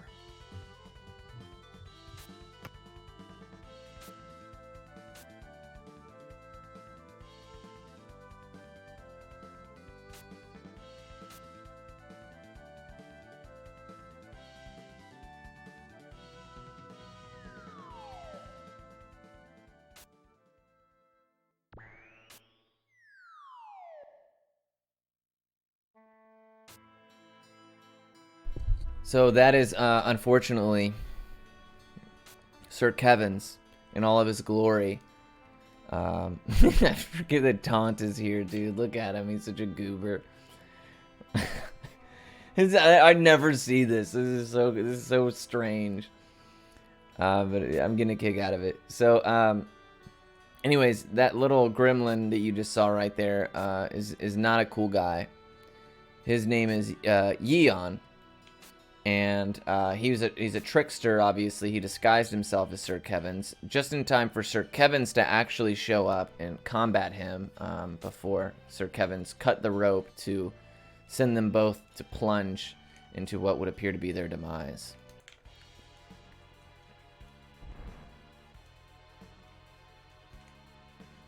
So we get this key. We're going to cast... We're going to cast Escape. Now, remember earlier...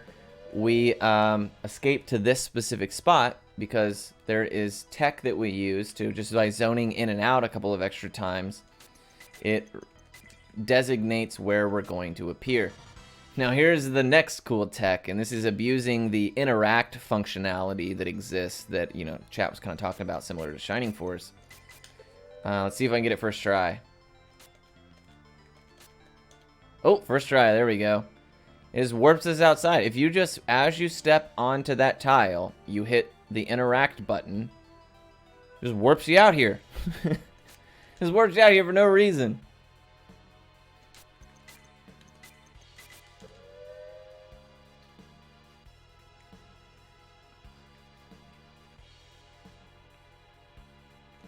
So that is another great find from a Togetune.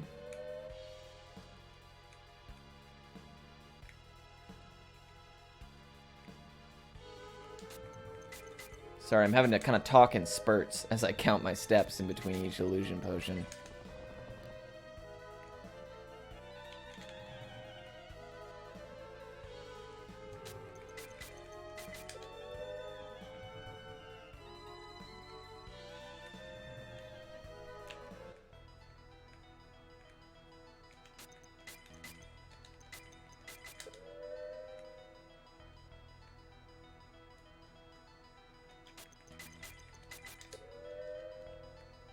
Alrighty, so now we get Domino. Domino is the well, he's usually the 5th character, but in this run he's the 6th. You know, so that's pretty neat.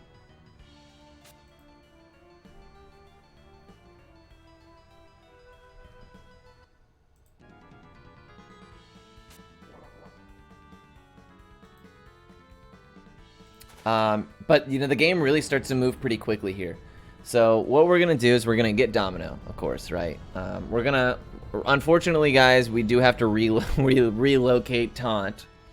So we're going to send Taunt to... I don't know where. I guess, you know, because we haven't been to Leave yet. So I guess we'll send Taunt to Marion, would be the only place he would actually be useful. So we'll send Taunt to Marion, and we'll replace him with Domino here. And then we will go do some stuff way out of order, thanks to a skip that allows us to do some stuff that we should do much later, quite a bit earlier. We're going to actually go, as soon as we get Domino, we're going to go to the town of Leave, and then we're going to go fight the Black Knight. Way earlier than we should. Thanks to a pretty cool skip that you'll see us do. Actually, a couple of times. We do it on the way to Barbados as well. Taunt, you know, is cool. He's a cool guy. No hard feelings, Taunt. I don't really know how you fit in with everything else. Edward is kind of irreplaceable. The front three are irreplaceable, so you know he'd really have to he'd have to be the fifth. And unfortunately, I wasn't aware that Taunt's HP scaled so well. Otherwise, we could have probably made Taunt an incentive to finish the game as well.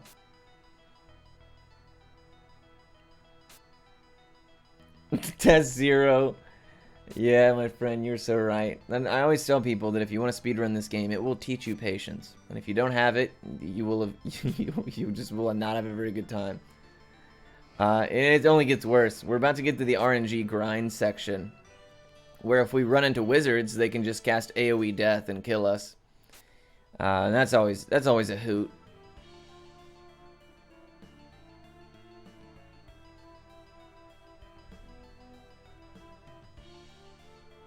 Was that Sephiroth on the ship? Well, I would like to just quickly mention that last $25 donation actually brought Annie up to $40, so we are tied for the bid war to choose the final party member. Annie and Domino are both at $40 apiece, but Laurel could still snipe it because we've got plenty of time left in the run, so get your donations in. Wow.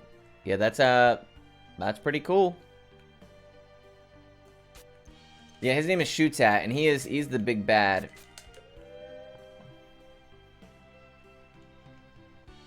Or he's one of the big bads.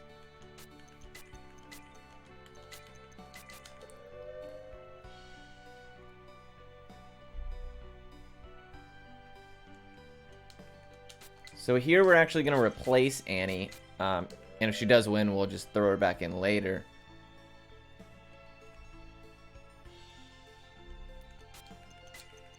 But I'm going to use up all of the illusion potions that she currently has, because we're going to throw a bunch of junk items on her since we plan to get rid of her.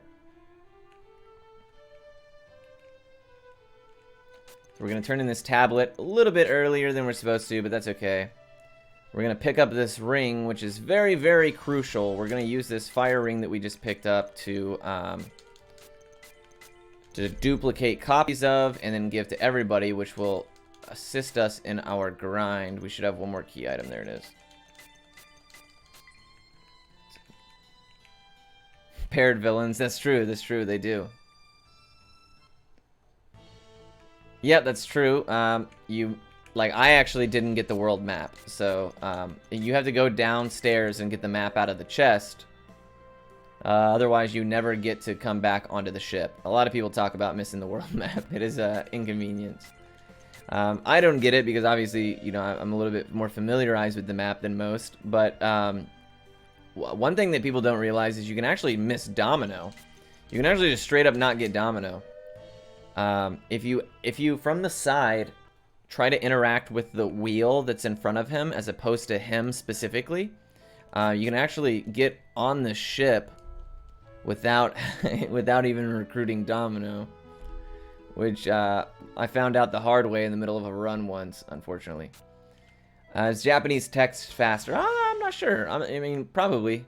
The reason that we run in Japanese is because of a money glitch that exists in this version, as well as the enemies have a little bit less HP than they do in the English variant. No, the English enemies have about 40% more more HP.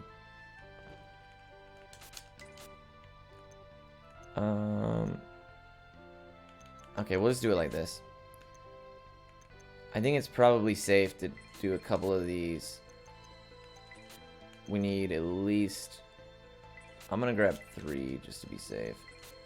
And then we need... put these on Samson.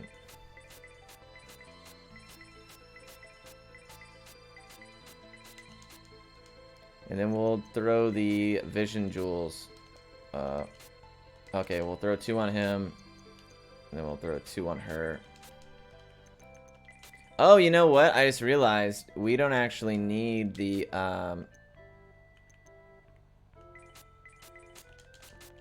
Cool. We actually don't need the guiding branch here because we have an extra... We have an extra party member because we have taunt. Okay, so this is the Vision Jewel warp. It's a pretty neat trick here. Now there is a small chance we can soft lock, but because we have an escape item, it doesn't really matter. Oh, that might be a soft lock. So when we escape from this fight, I need to continue holding left.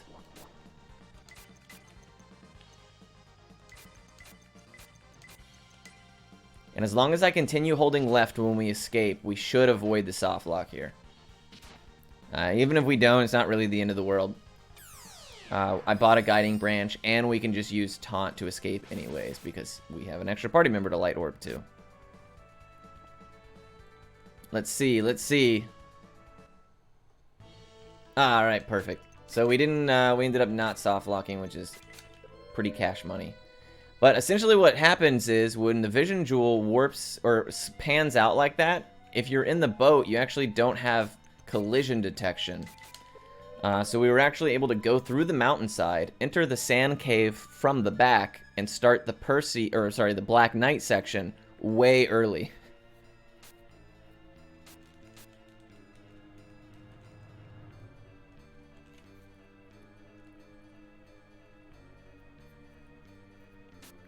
So this is the Black Knight. I think it's 12 turns. We're going to defend for 12 turns, and instead of killing the Black Knight. Now you can do either one, but the Black Knight will actually join us if we decide not to kill him here. So we're gonna just sit here and defend. It's a shame that we actually get a surprise attack off, so this is just a wasted turn. So it's going to be 1.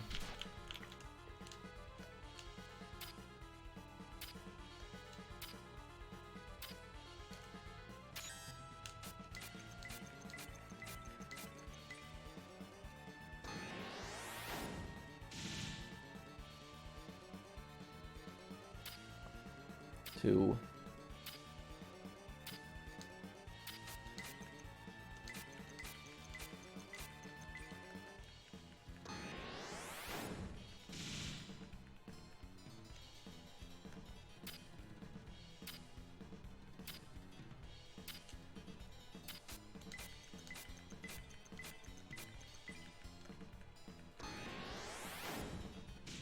Not a very difficult fight, but I do want to make sure that, well, I guess it doesn't really matter if anybody's dead.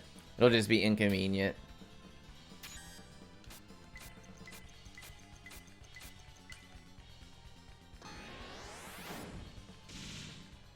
So we need to send Annie to Bandor, or Barbaros. I can't remember, I get them mixed up. I want to say it's Bandor.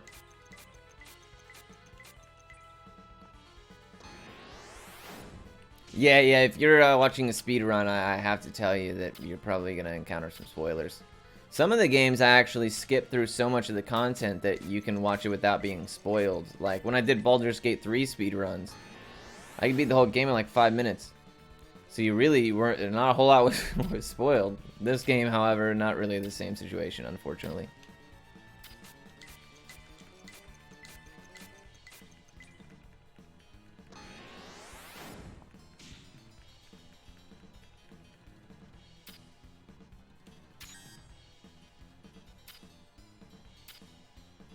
Yeah, so, you know, only recently was the active combat system truly figured out when Phantom Devil and Togatune spent the time to reverse engineer the game. And now that we know how the APS works, and we can do it very, very consistently, it makes, you know, a huge difference in terms of quality of the speedrun in the game. But the game just didn't tell you enough, right? It didn't tell people what the correct way to do things were. It didn't tell people where you needed to go next. It just left too much to be explored. And in a game with an encounter rate as bad as this, it punishes you almost at the same time for doing the exploration.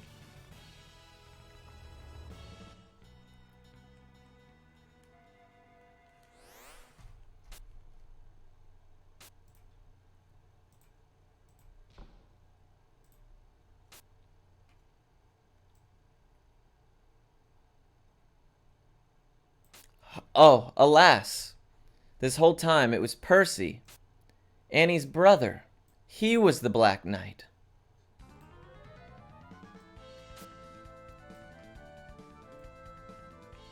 Yeah, the EXP is trash.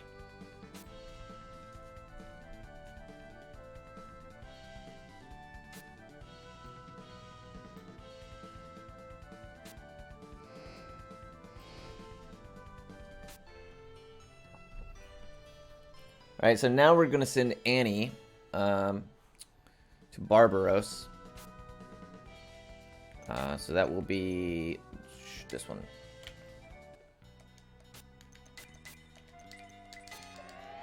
Now we have to go to Quamdar here, which is this. You know what would?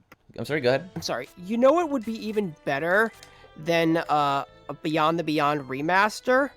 A Beyond the Beyond randomizer. Oh yeah, I don't know about that one, Chief. What would they randomize? That's the big test. That would be pretty sweet though. Oh. Oh, I went to taunt. Duh. I forgot that was a thing. More random encounters. Oh boy. Gee. Gee, doesn't that sound fun?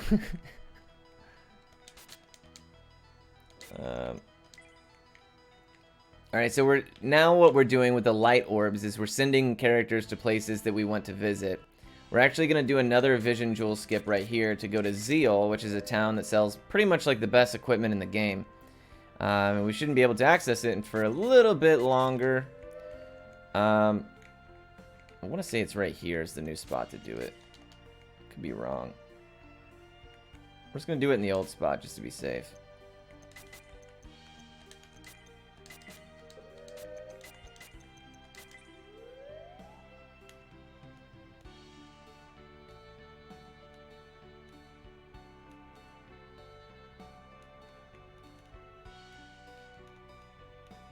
I hate when this happens. It means I held the thing too long.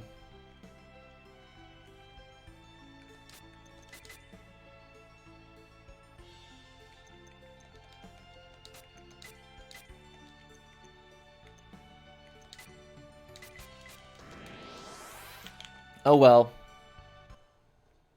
Bum bum bum. That's okay. We're gonna send Taunt now to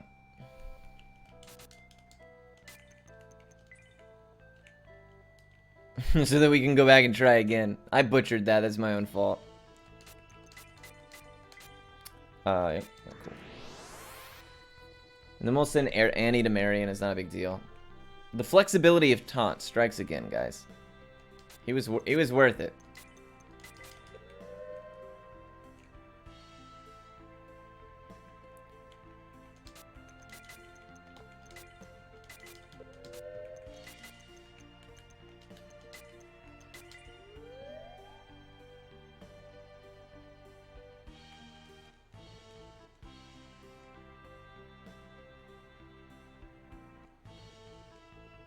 There we go. So if you hold down or whatever direction you're attempting to do the skip with too early, you'll get stuck in that spot that you just saw over there. So that was my own screw up, but that's why I always buy extras of the That's why I always buy extras of the vision jewel so that we can try to skip, because it's not uncommon that I have to do it twice. Okay, we want to check something first. 26, 28. Okay, so the smoke bomb needs to go to Percy.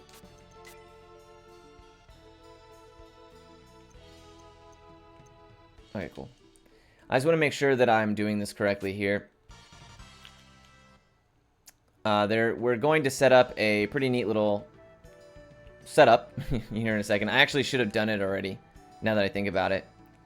But it's okay. We can actually just go right back to taunt and do it again.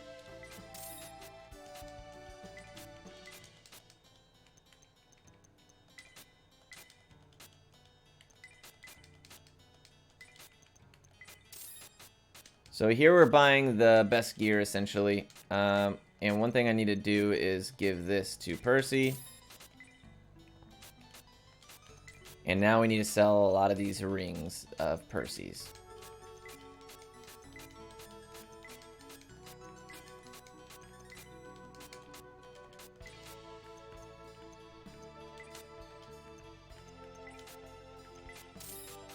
So we're buying pretty much the best gear money can grab us for a good while. Or really until the end of the game, actually. I think this is the last gear we get.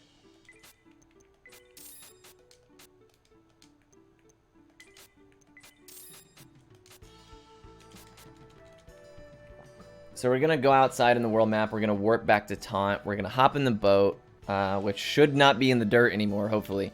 And then we're going to set up the... we're going to set up the resist orb, which is very, very important for this next section that we're about to do. Then we'll go to Annie and Quamdar, and we'll start the EXP grind.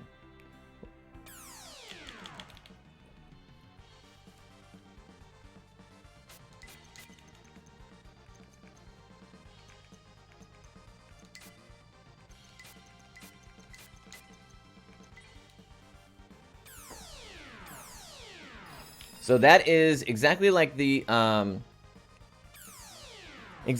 resist jewel that we used on Finn much earlier in the game to permanently have magic damage. Now we have an AoE item, so everybody in this team currently is now permanently halved magic damage. Now I'm gonna have to prepare for the inevitability that somebody else might get switched into the party, but based on that incentive at the very end, I'm gonna buy what I need to in order to give everybody else a little bit of space, so that they also can have that as well. First we need to, let's do it like this. I want to move Percy up here. Yeah, that's fine. We need to sell a lot of this ring because we're about to buy a lot of this ring. So in this EXP grind we're about to do, we're going to hope that we see bats. That's it's going to be a fun little casino event for all of us.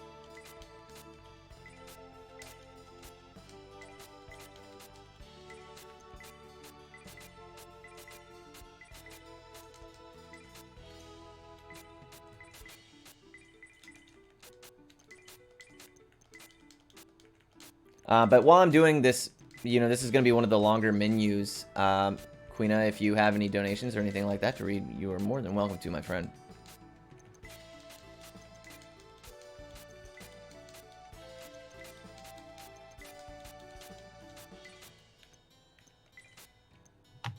Well, we did get a $25 anonymous donation, which reads, "Holiday season is coming and it can be tough for some. Remember, you are loved and there's always someone who cares and will listen." And that $25 donation has put Annie in the lead with $65. However, you can still turn the tide of that bid war before it closes, so get your donations in. Wow, alright, cool.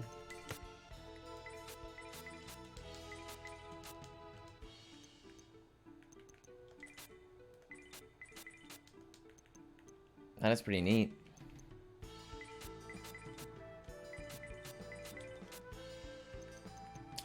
I don't know that I bought enough Hopefully the ocarina comes through for us. Alright, that should be good.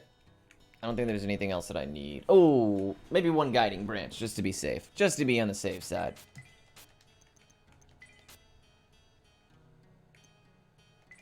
Sure. Alrighty, so now we have to go and do the very, very glorious EXP grind. Realistically, I need to send Annie to Marion first. So this EXP grind, we have to take Finn. Ooh, whoops. There we go. From level 16 to or 14 to 18. He's already close to 15. So we need 3 levels essentially. Now the fastest way to get EXP is for us to go into this area and get bats to spawn. Now when bats spawn, they can summon more bats. And when that happens, we hope to kill them all in a single turn with our fire rings that we just bought a mess load of. Now at the same time, we want to hope that we don't run into a bunch of wizards. Because wizards can cast AoE death and one-shot us, and they can also, you know, just generally aren't as fast.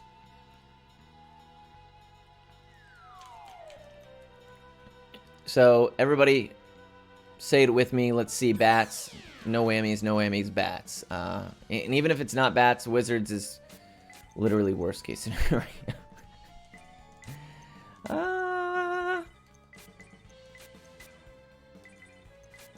Alright, AoE death. Bro, if we get AoE death on the first turn, that would actually be sick. Oh, that would be so crazy.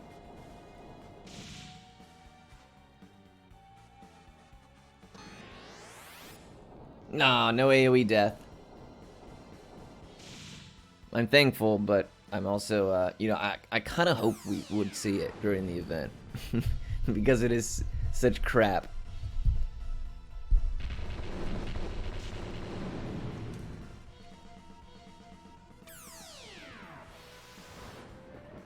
They're not dancing, they're vibing. And they're really not worth but like 450 EXP, which is really not much. Yeah, AoE death is really the true Beyond the Beyond experience, you're right.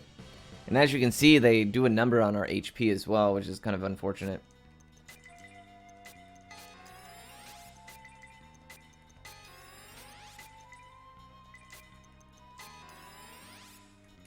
It'll have to work.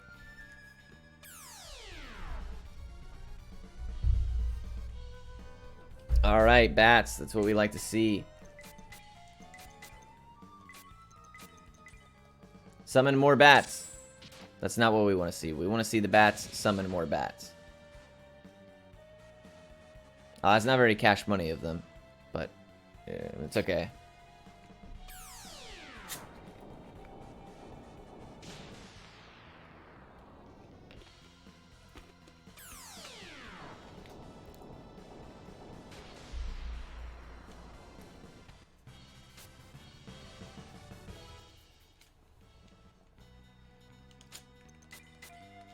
Who has the ocarina? He does. Oh, thank God it didn't break. It would have sucked. We're gonna need that ocarina to kind of pull some weight. Not a big deal.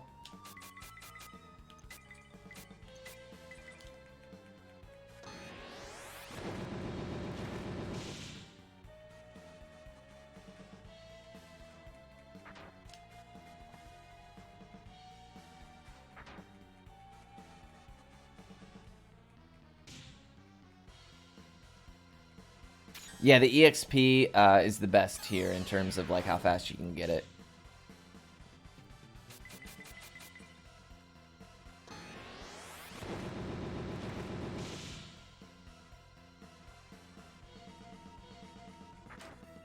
Damn, I'm not getting my super crits. There we go. Bit overkill, but so far these fights have not been ideal. I'm trying to save my big burst items for primarily just wizards.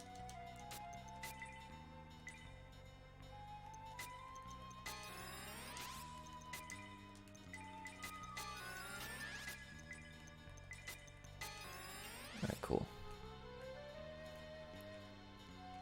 Yeah, yeah, and Golden Sun, a lot of the things that are wrong with this game were not present in Golden Sun, which makes me go, oh, that's cool. Ah, surprise attack. That's unfortunate. So this wizard is actually going to get, what is it, three or four turns before we get to take one? So it's kind of a bummer.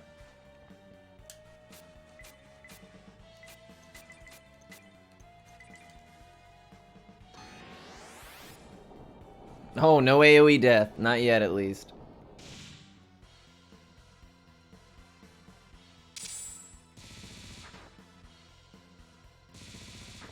So that's unfortunate because now Finn doesn't get EXP, which makes that fight pretty much worthless.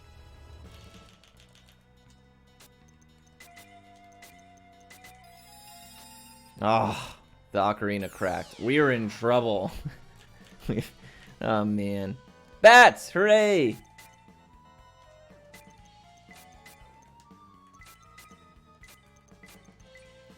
Yay! More bats! That's what we like to see. Oh, heck yeah. Give me all the bats. Oh, boy. Oh, boy.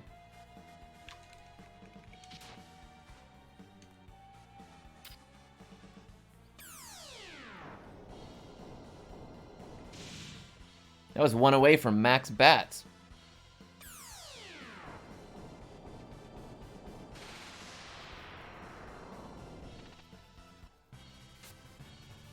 Love to see it.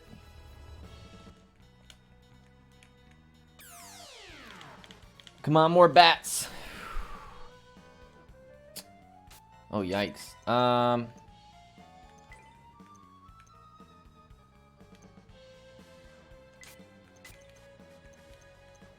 Oh, shoot.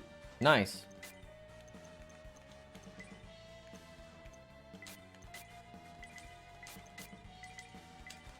Alright, nobody groggy, and we can actually, I think, win this on one turn.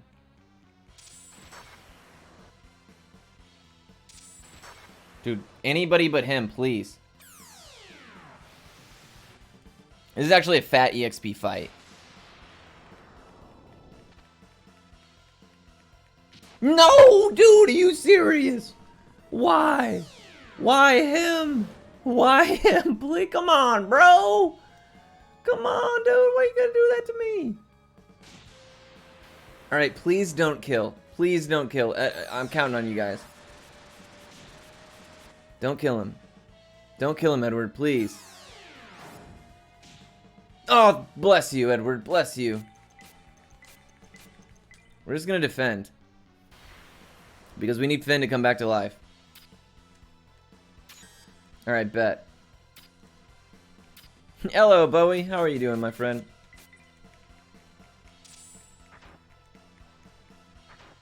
Love to see it.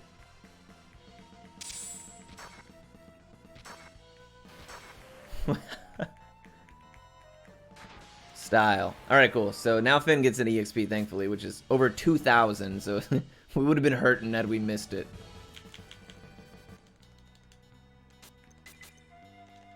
Okay, so he needs about... Needs 2 more levels. Needs about 12,000 EXP total. Oh, yeah! Yeah, buddy. More bats. More bats. Oh, that's all we get. That's all we get is 3. That's alright. That's alright. We'll take 3 bats.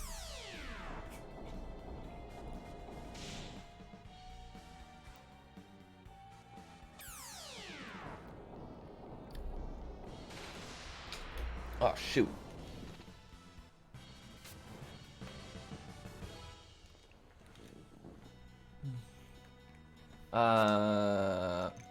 Ooh, plinking. Cool. We need to be mindful of Domino's HP in case he ends up being... Golly! Why, man? What did I do?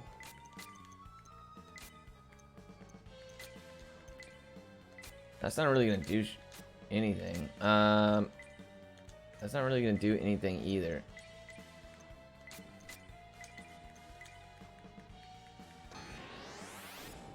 Oh, no AoE death. We escape. We narrowly escape once more.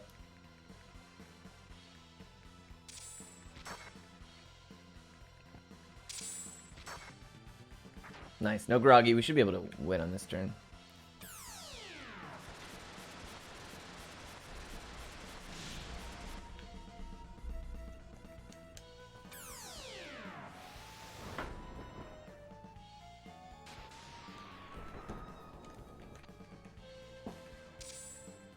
Oh, slamming Sammy with the super crit. All right, boo, I see you, baby.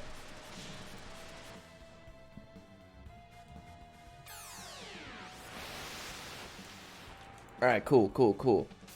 So we'll attack, we'll defend, attack. Do that same business. Yeah, we don't care about that.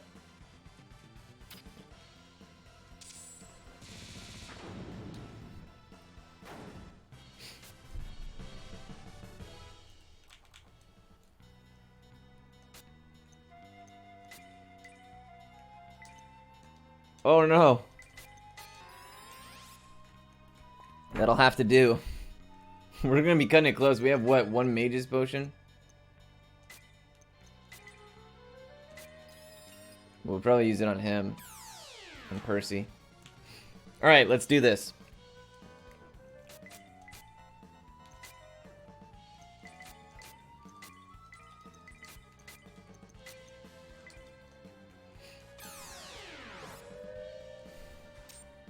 That was an accident. Just kidding. That was totally intended. It wasn't. I don't know why I did that. All right, come on, guys. Mix it up. Mix it up, Samson.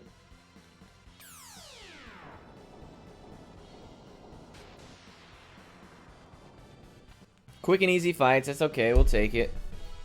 We'll take it. Really would be, you know, pretty cash money if we could see some more bats, though. I'm feeling a little underwhelmed in the bat category.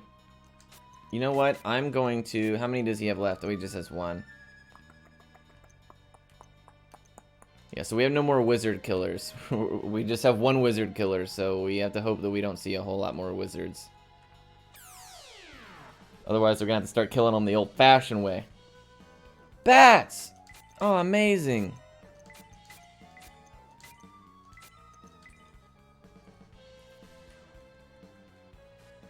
Hooray! All right, we got a full round. Full round of bats. You love to see it. So if you don't kill all 6 of these bats, or if you don't kill some of them before the next turn, like if you just pass a turn, they will actually morph into one mega bat. And that mega bat gives you like nothing for EXP. It's a total ruse. Nice. You'll love to see it, dude. This is the easiest 2000 EXP you're gonna come across right there. That's for sure. All right. Come on, more bats. Oh, oh boy, that is not excellent. All right, do we really want to run the? Yeah, forget it. Let's just YOLO. YOLO's never steered me wrong in the past. Oh, okay. Okay, no AoE death. That's promising. We need Percy to super crit. Oh, I forgot that that's what I did. Yeah, no, that's actually better.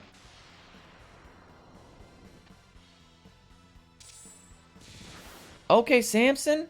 You almost one-shot him. Don't AoE death. Alright, cool, cool, cool. We're good. We escaped it. We escaped it. Awesome. You love to see it.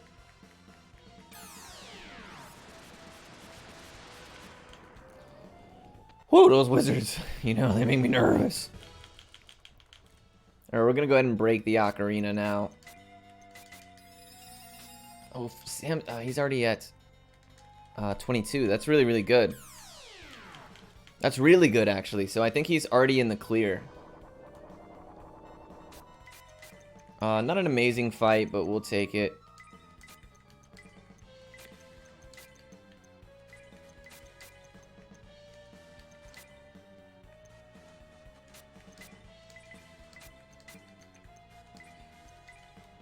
Just in case somebody groggies.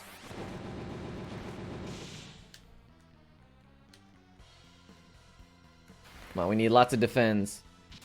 That's... Oh, man, that sucks.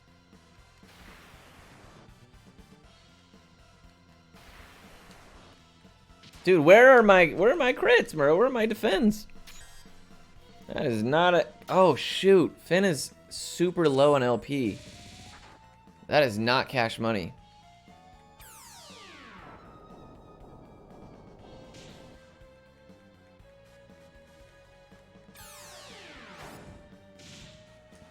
Okay.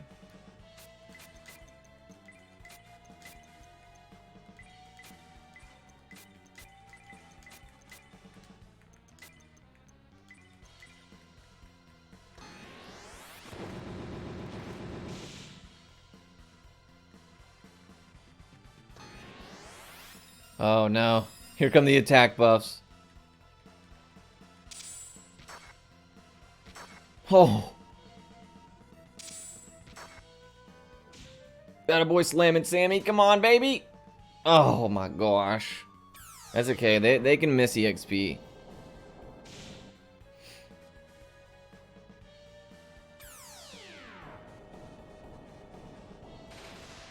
Yeah, I want more bats too, my friend. I want more bats too.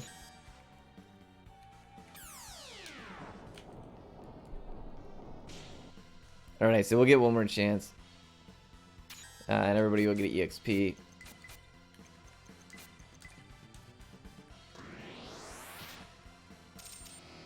No, we don't even care about that. Nice.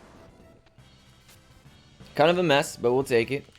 So we need just one more level on Finn.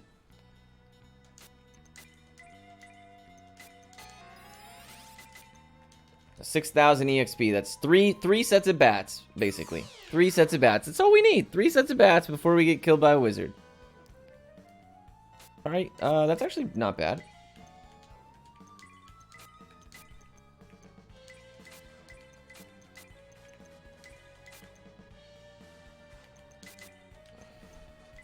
Just in case. So we actually got a surprise round, or an ambush, or whatever you want to call it here. A preemptive strike. That's a good hit right there. Beautiful, beautiful, beautiful.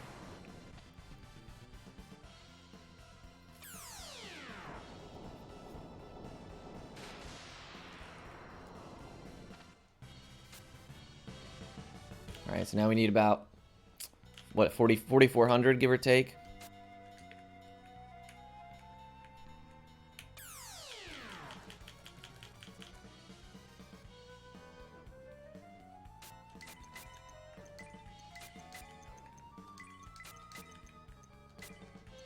Another really lucky fight here.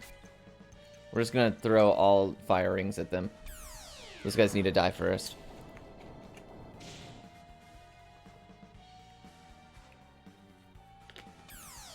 World record for this game is 4 hours and 45 minutes. We'll be closer to 5 hours and 45 minutes based on the pace we're on now. My PB is about 4:55, about 10 minutes behind the world record.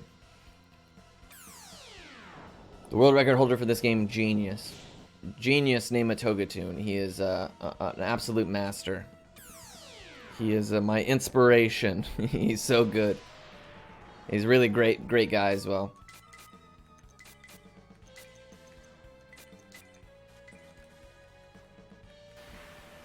The Togatune is the god of Beyond the Beyond. He came up with everything that you see us do in this run is all because of him and his creativity and his know-how.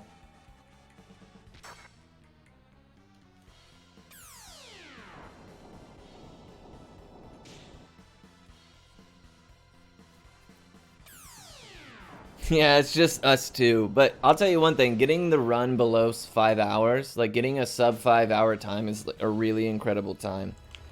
But, man, it's not easy. It's really not easy.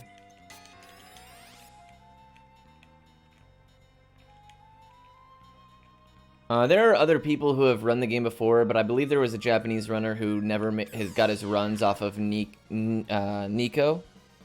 I believe is what it's called. Sorry if I mispronounced that.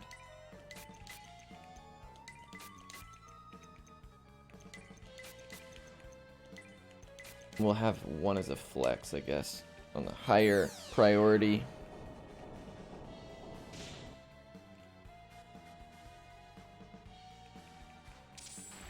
We just cannot have Finn groggy, and we should be okay. 7-hour run, yeah, I don't know.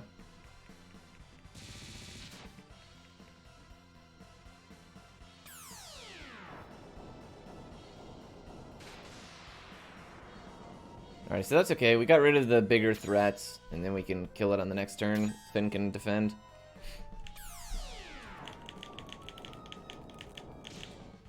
Yeah, the English version, the Togetune says he can do it in 7 hours, which he might. Like, I'll never put anything past him. If he says it, he might be able to do it. You know, I don't doubt the king. But it would not be easy. It would be a process, that's for sure. And I would love to see how. That was before we knew...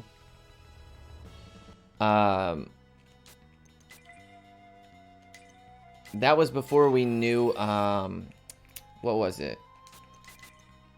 2000. Let's just get some bats. That was before we knew... What was the thing that... oh, the illusion potions in the English version don't work as well. Like, they're... Oh, yes! My prayers have been answered. I deserve this. Summon more bats, please. Yes! You love to see it. Keep them coming.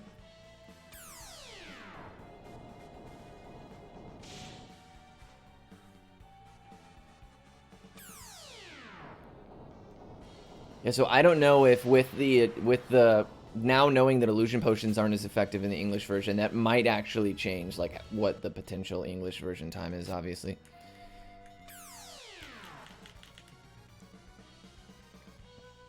Oh no. You know what? Okay. Dude, wouldn't that be sick if we got AoE death to right here? Wouldn't that be something?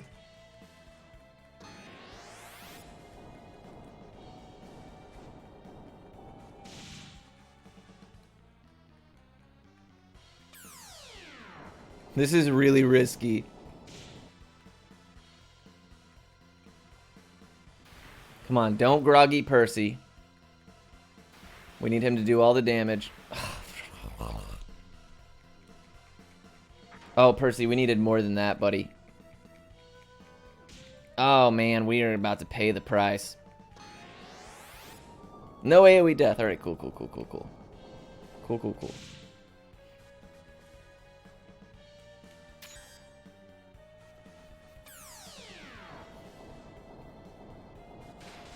All right, so we have to hope.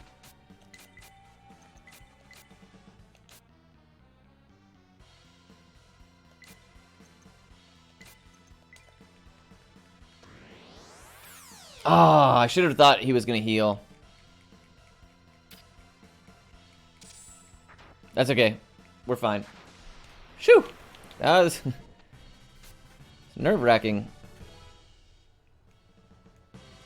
We got a couple 18s. Let's see if Finn was one of them there. Yep, sure was. All right, cool. We're out of here. Audi 5000. Where is the... there it is. Yeah, actually, that was a Beyond the Beyond day. I was actually on the best pace I'd ever been on going into the final dungeon, and I died. Yeah, tough go of things. This is not where I needed to be, unfortunately.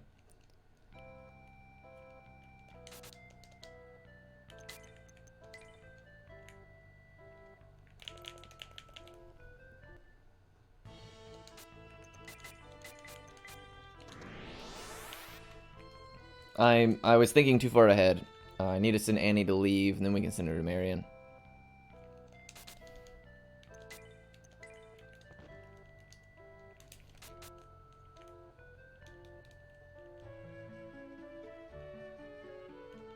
Cool, so now all we gotta do is sell all the extra crap that we have.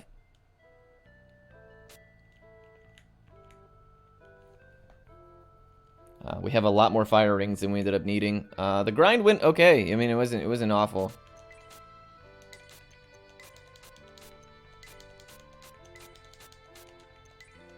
We don't need that many.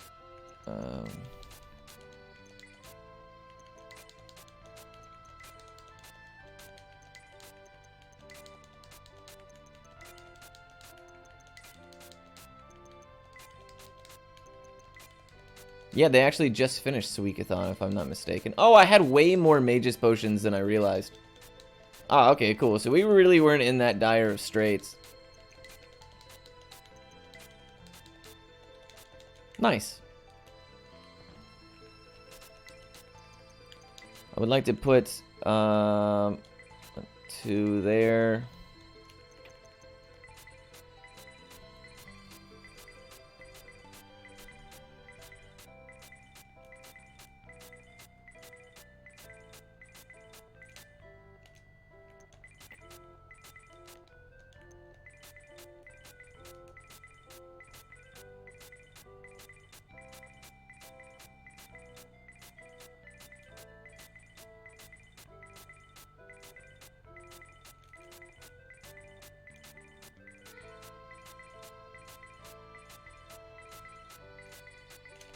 Alright, cool beans. So now we will go to Town of Discipline. Now, in Town of Discipline, we will get the last... Oh, I forgot to buy the Source of Courage. Dope. That's okay. We'll just get it from the shop here. It's not a big deal.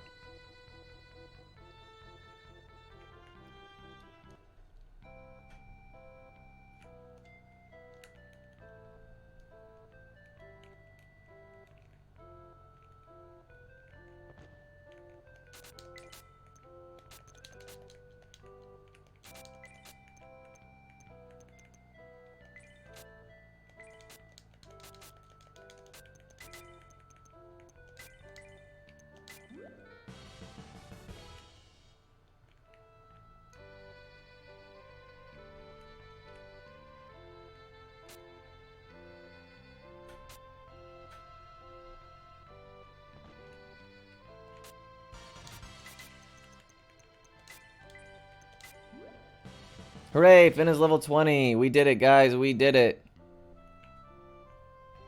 So now we can pass the trial, so to speak, that we're about to encounter here. It's a pretty neat little section. There's like an invisible floor puzzle you do. It's pretty cool.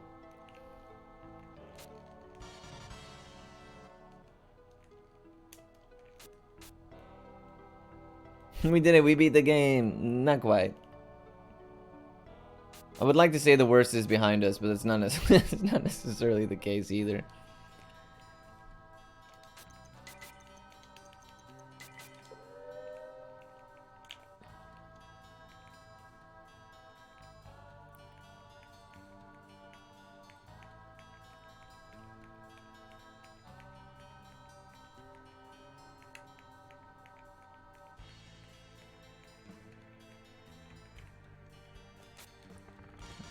So that's a source of strength we're going to grab.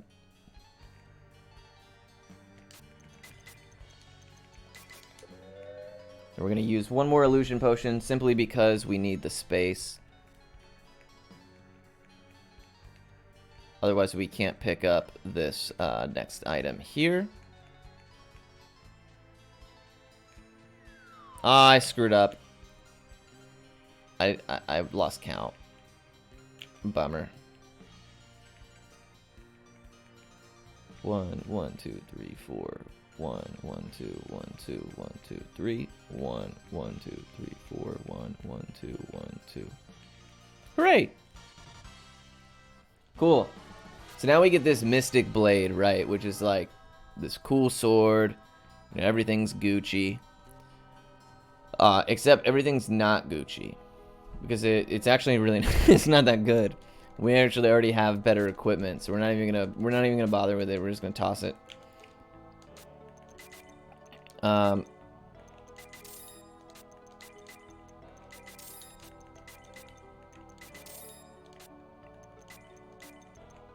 then we're gonna give this to Samson. Oh, nice. Love to see it. So as we evolve and as we power up and become better, So does our little pal Steiner. He no longer is he relegated to the flying gnat-looking creature that follows us everywhere. Homie hit the glow up. Look at this. Look at this. Amazing. That's a whole dragon. A whole dragon, bro. Sheesh.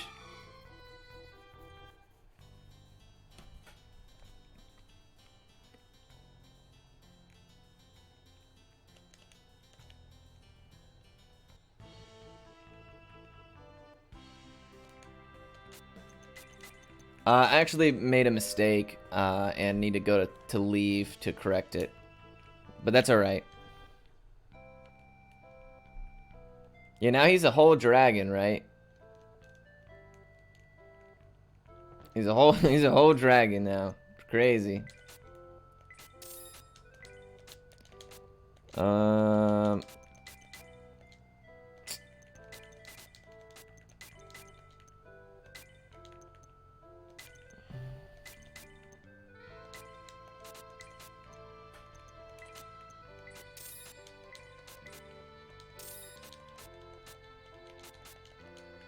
Cool.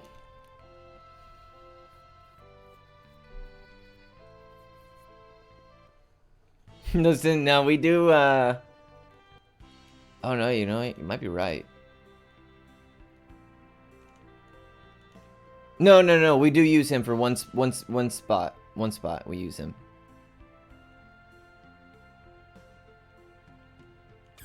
I was actually worried there for a second. I was like, wait, you're right, dude. We don't use him. That's very sad. Oh, alright, so now we're gonna do the smoke bomb glitch for the first time. Or I call it the smoke bomb glitch. I think the escape glitch is the more appropriate name. So what we're gonna do is we're gonna use these attack buff rings on each other. And then we're gonna flee, and that's gonna permanently keep that stat on us. Well, until we receive EXP next, which will be after the next boss fight. So it gives us a pretty fat increase to our attack that doesn't go away until after the end of the next fight. Usually, like if you use it in combat... dang it, and I had the smoke bombs on the wrong person. Usually if you use it in combat, it wears off after 3 turns. And it becomes less effective over the course of those 3 turns.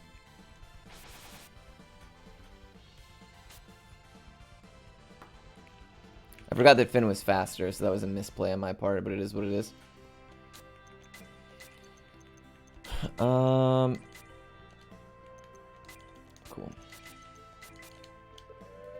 I need to use the illusion potions that are on Edward.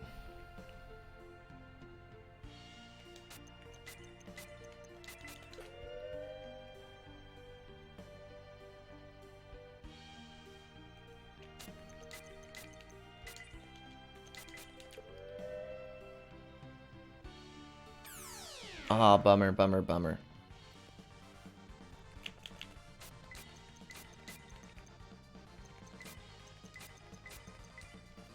So this is our last smoke bomb. We're gonna have to flee from any other fights we get. Now this is an increased encounter rate terrain area, so you know we can take encounters even after using an illusion potion, which is kind of whack, but you know it is what it is.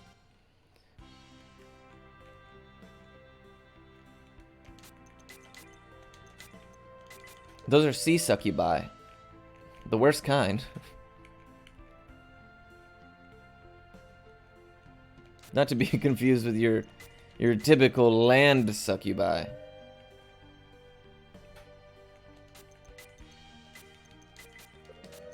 Alright, last vision jewel warp.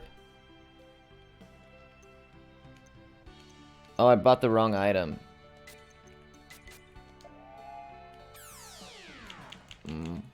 Whoops. Whoops, we're gonna have to take the long way around. Oh man, we actually might get our butts kicked. Doesn't really matter, but... never mind.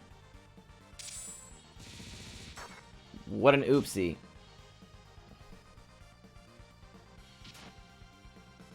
I gotta take the long way around, but it's actually not that bad. It's just a little inconvenient. First we have to run from this fight, though. we can't kill him because we need to preserve our smoke bomb glitch. Dang it, I can't. I bought a monster bait instead of a vision jewel. They look too similar. It's because I can't read Japanese. I'm pretty sure that's the reason. Oh man, and now we're just gonna get smacked. First try, come on. That's what we like to see. So usually we would vision jewel warp over the wall here, but I mismenued, unfortunately. I am rusty. I haven't played this game in a while. I should have probably practiced a bit more than I did. That is my apologies.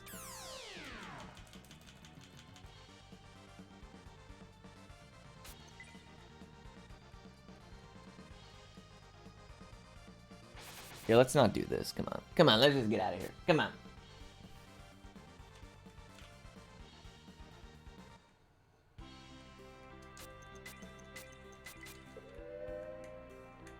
Oh, no. You know what? Now that I think about it, I don't think we can go that way. Yeah, I'm about to just warp to leave. I think this is going to be faster. And try it. Try again.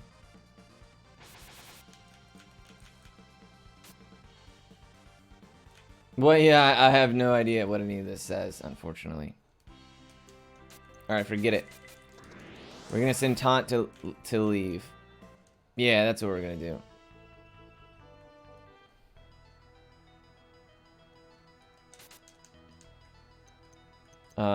Wait, which one is Taunt? I think it's this one.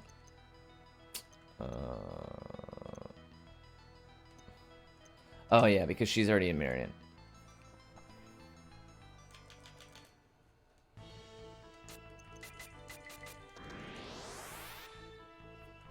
Let's try this again. Look at that potato. Little spud. So I can probably get rid of the the monster bait I bought.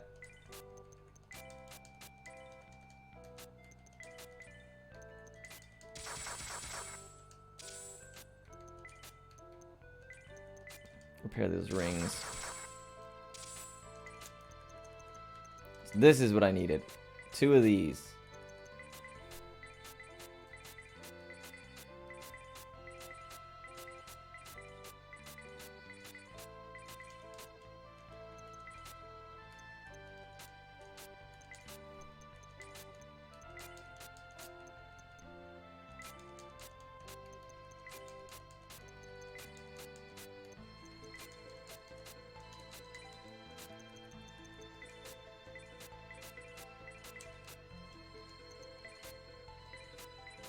Cool. Alright, so we did save ourselves a little menuing that we're going to have to do in the future anyways. My apologies. Slight detour, slight change of plans. Alright, let's do this again. With the correct stuff.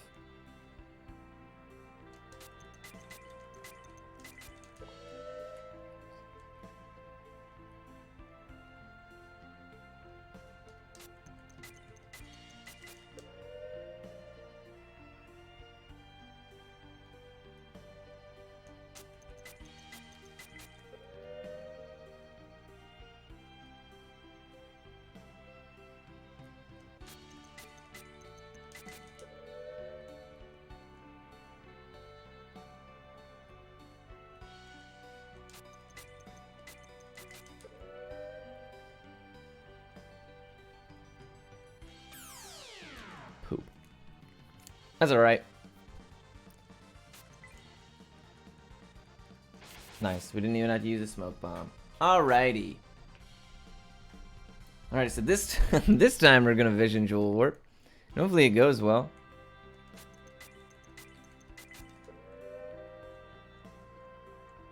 So inside of this castle, not only are we gonna get Laurel, but we are also going to get the most legendary shop.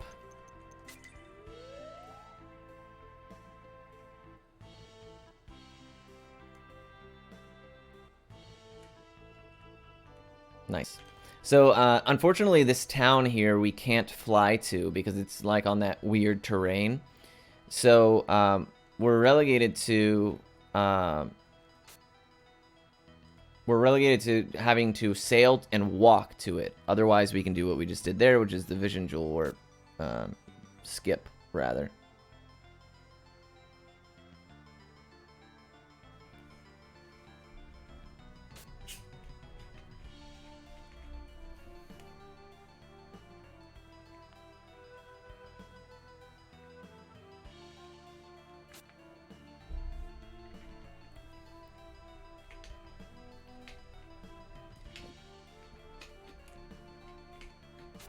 But we only have a couple more bosses left before we get to the final dungeon. So if you want to get your donations in for deciding who is the final character, so to speak, that we're going to be using, this would be the time to do it.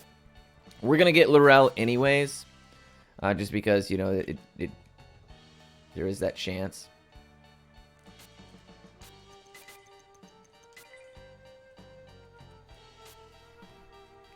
So here's Laurel.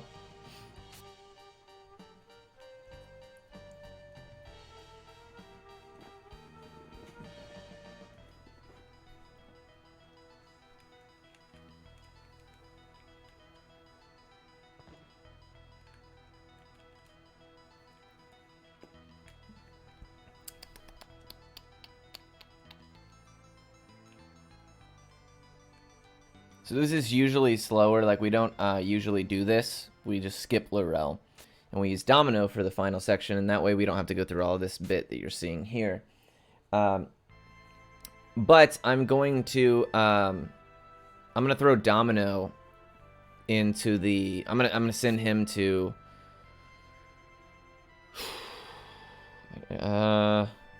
Annie is in Marion.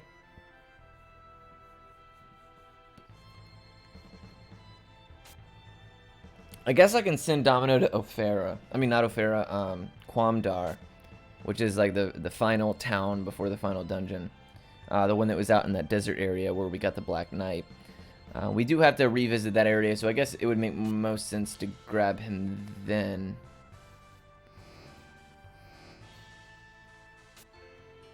Especially, yeah, because we're going to want to Smoke Bomb Glitch twice. And we're going to want to escape. We're going to want to do it the safe way, which will give us more Illusion Potion leeway. So yeah, that'll be alright. That's what we'll do. We'll send Domino to Quamdar. We'll just swap him out for Laurel. We'll fill Laurel and Edward's inventory with ocarinas. And then we'll be golden, Pony Boy. Wait, which one's Domino? This one. And he needs to go to Quamdar. Ooh.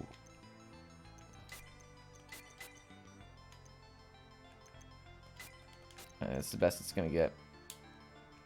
We can load her up with more than is necessary, and if we just need to move them, we can move them. This is going to be a pain in the butt, but it is what it is. That's how we get the incentive met, so... Somebody needs to hold them regardless.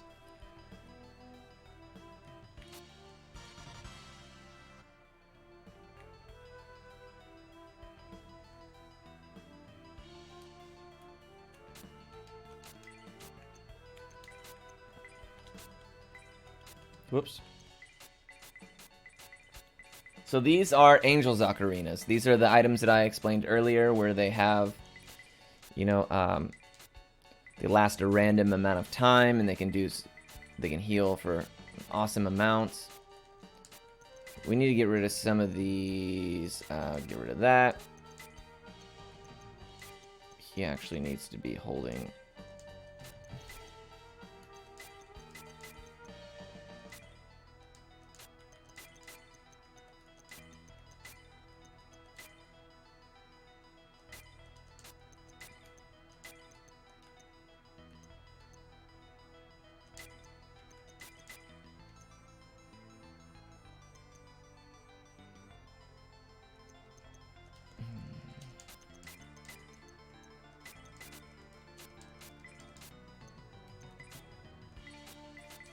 One, two, three, 4, 5, 6, 7, 8.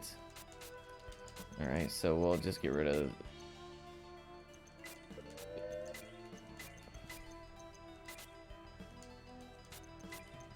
Because we're going to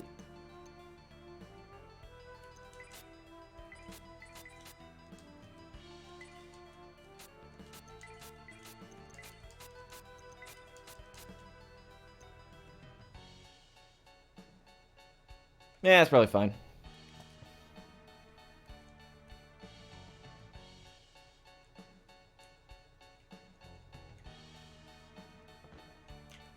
Yeah, it's purely pattern memorization for me. It took me a while. Like, it took me a lot longer to get really, accustomed to this speed run as opposed to one in my native tongue, of course. But, eventually you pick it up and you get used to it, noticing patterns and stuff like that. I eventually, oops, I noticed the symbol for things like,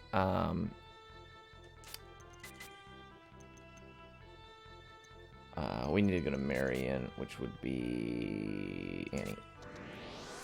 You notice symbols for like light thunder, for instance, stuff like that. I would start to pick up on like the prefix or suffix symbols and things like that.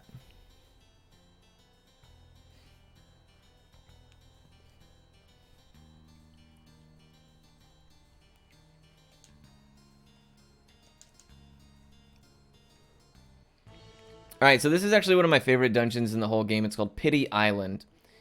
And it is this tiny little dungeon where you run into mushrooms. And the mushrooms will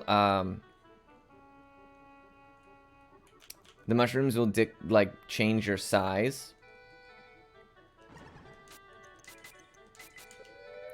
And you do the puzzle this way. Like rocks and stuff, if you bump into while you're small, you won't be able to make it past them.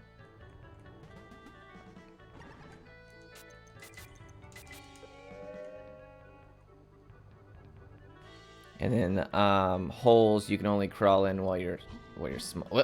While you're small. It's a very fun game.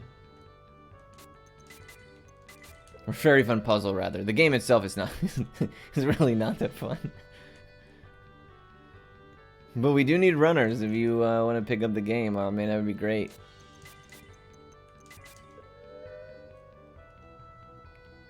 Now we are nearing the run, and we're still a ways off of the 13.5. Queen, I don't know if you're around, my friend. I know that you had to step away for a second, but are there any new donations or incentives or anything like that if you are nearby? Oh, thank you so much for the raid. Oh, I'm here. We have not gotten any new donations, but I would like to remind everyone that this is Questing for Glory, Hope, and Healing too. We're supporting NAMI, the National Alliance on Mental Illness, the nation's largest grassroots mental health organization. 1 in 5 Americans live with a mental health condition, and fewer than 50% of adults living with these conditions will receive treatment each year. Many factors contribute to this, including stigma, lack of access, lack of knowledge, and resources. 50% of all lifetime cases of mental illness begin by age 14 and 75% by age 24. Suicide is the 3rd leading cause of death in youth aged 10 to 24 and the 10th leading cause of death in the U.S. overall. 90% of those who have died by suicide have an underlying mental illness. NAMI would like to remind everyone that it is okay to not be okay right now, and you are not alone. Visit NAMI.org for more, and or call the NAMI helpline at 800-950-NAMI 6264 for support, information, and referral. Awesome. Yeah, NAMI is it's a really, really incredible resource, so I'm stoked to have the opportunity to represent them in some way, shape, or form. They're pretty cool. The things that they do are near and dear to my heart. Got a lot of friends, family members, personal, like myself even, situations where I've dealt with anxiety and depression and things like that. And I actually do counseling. Like I counsel people now, and it's crazy, like the burden of lack of access, right? It's unreal. So stoked to be here. Beyond the Beyond, or any other game. Happy to be here all the same. So hopefully you guys are enjoying the event, whether you're watching this run or another one or anything else. And kind of like I reiterated earlier, if there's runs that you saw that you enjoyed and You know, feel free to hit !schedule. Check out that runner that, you know, ran that run. Maybe give them a follow. It's, you know, it's all a community-driven event where people are volunteering their time and efforts. You know, so it goes a long way if, you know, you caught something you were interested in and you know, you want to follow that runner. I also welcome you to look at the schedule that's coming up and see if anything else looks good. You know, outside of donating, just sharing the link, tweeting, using the hashtag, all that kind of stuff is very helpful as well. So, you know, it's all right. I know that not everyone's financial situation is the same. And, you know, if that's what you can contribute, then by all means, you know, we appreciate every bit of help. It's for a good cause, so I appreciate you guys for being here at this at these DGen hours as well. This is when I thrive, but I know that this is not necessarily everyone's ideal time to be awake, so I do thank all of you night owls who have hung out here with me. We are getting towards the end of the run, thankfully. We have just 3 more technically 4 more bosses, but 2 of them are kind of one. But and then we're golden. That's the end of the game. So yeah, I was hoping, you know, barring any crazy mistakes, we look to be coming in under estimate pretty nice. And I hope that we can maintain this pace and have a good finish. It's lunchtime in Europe. Gotta love it. It's 1 p.m. here. Yeah, it's freaking... What time is it? 5:30 in the morning. Doing heavy squats watching this. Bro, I can tell you with 100% certainty that I don't do heavy squats watching anything. Whoops. I just don't do heavy squats, period.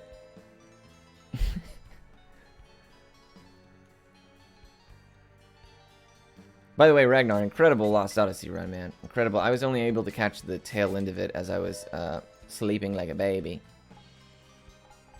But, you know, really, really amazing tail end of that run. I'm going to definitely go back and watch that VOD. It was one of my runs I was looking most forward to, so I can't wait to go and catch the refresher of that.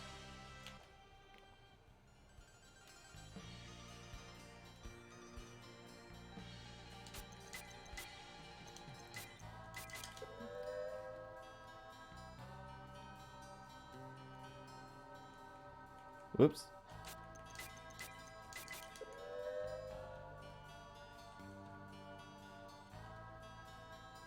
Yeah, they do. Especially like when we actually go to Salt Lake City. And, you know, I'm based in Texas. And, you know, the mountain time is like 1 hour behind. But the flight is so short that sometimes I get there and it's like, you're here basically the same time you left. I'm like, wow, this is crazy. So right here is a pretty neat trick. As long as you don't interact with the text on the screen, you can't take encounters while this text is here, and you can just come up here and swoop and leave. Pretty neat.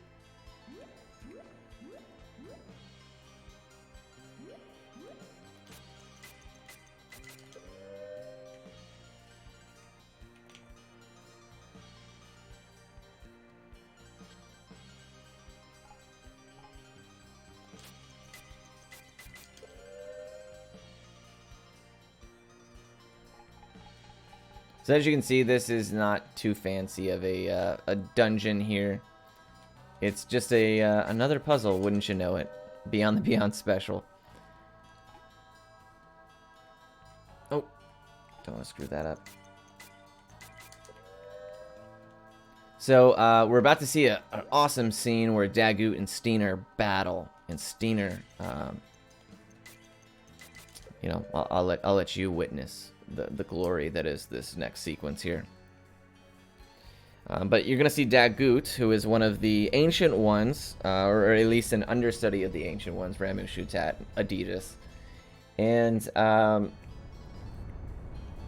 Daggett is like this winged creature, so if you're really just not sure why he's just floating in space, I assure you he does have wings. Flying is like a thing he does.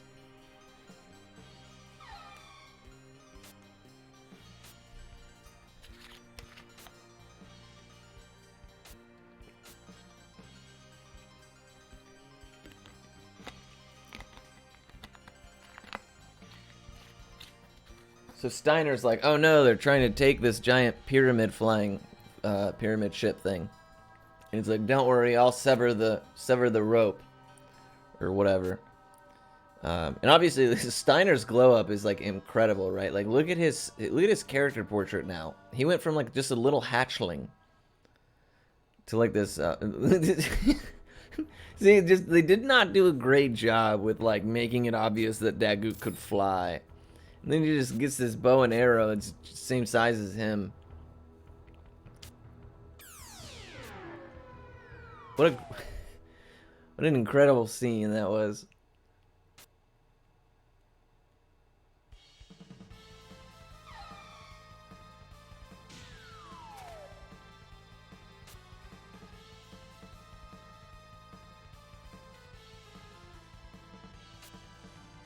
You know what this reminds me of? When I was a kid, seeing these square sprites ram into each other reminds me of when I was just a young lad, if you will.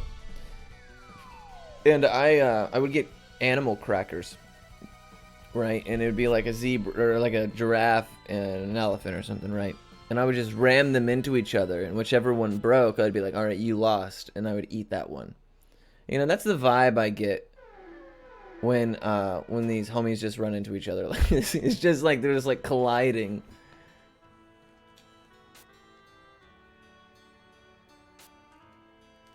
Yeah. That's a classic, dude. That's a classic.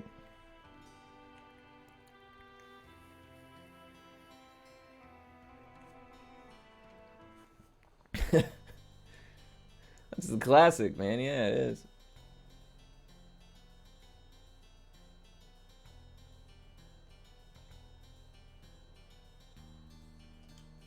All right, so here, we're gonna go. You know, Steiner just died, right? He just had this. Oh my god, it was so sad. But we just go to this dragon temple, and it turns out he's like, nah, dude, I'm actually Gucci. I'm totally cool. I'm just chilling here in this dragon shrine, resting up. And we're like, wow, that's pretty cool, man.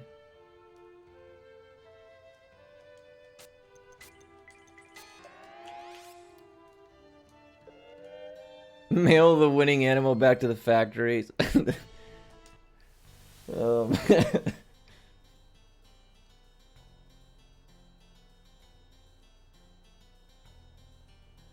I went way overboard.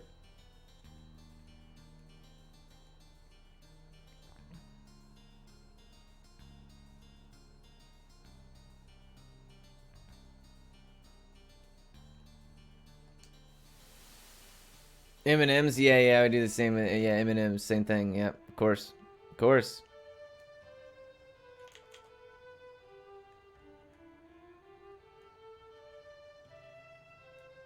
Got to. I mean, it's weird not to at that point, you know what I mean?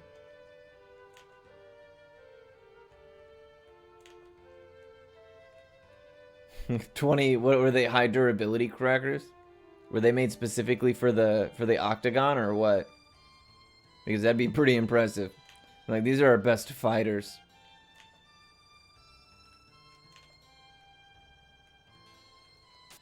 Yeah, whatever, that's gonna work. I don't really even care at this point.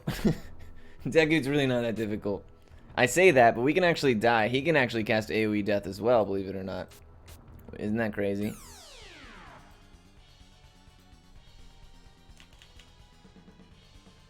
Oh, yikes. So the guy on the right, the purple dude, is the one who can cast AoE death. We want to get rid of them as quickly as possible by using Steiner magic and then and Percy magic at the same time.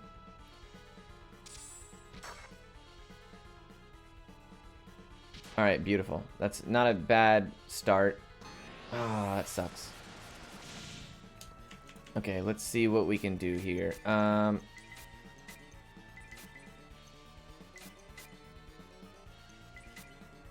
Oh no, we don't want to do that. We want to... He's at 10. We'll just Ocarina. Come on. Melee. Never lucky. Never lucky. That's alright. As long as Finn or Percy don't go down here, we should be able to kill the homie on the right, which is the one who needs to die first. Alright, cool.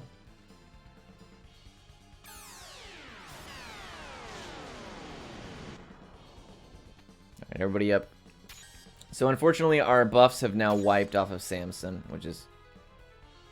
And Finn. Unfortunate, but, you know, that's... What we got ambushed, which is just random, that it happens. Hopefully that means because we got ambushed in this fight that we won't get ambushed in Yeon. That would be pretty cool. Yeah, this is on the PlayStation 1.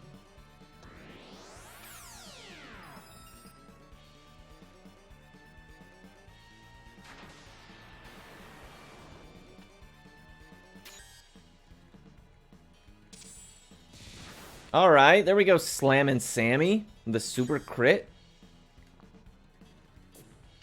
No, we have revive items and stuff like that. We have 2 of them. They're just very expensive and you can only buy them in one place.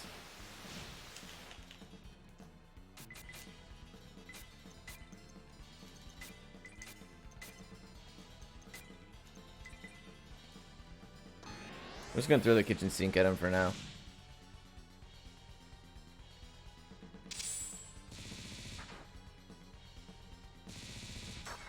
Bummer.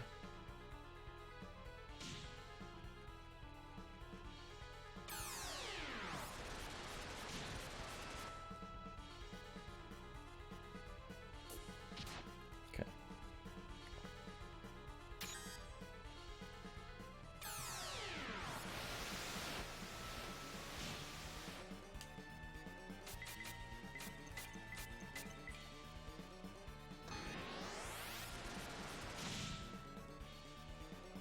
Oh, you know what? I didn't even think about that. I forgot that she doesn't have a resist jewel. I forgot to buy her one. It's okay. We can go back and get one.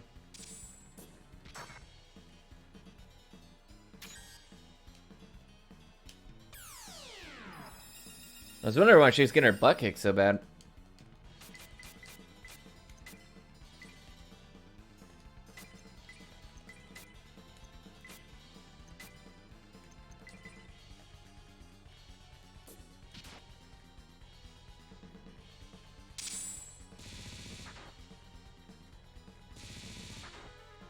Okie dokie. Oh, bummer.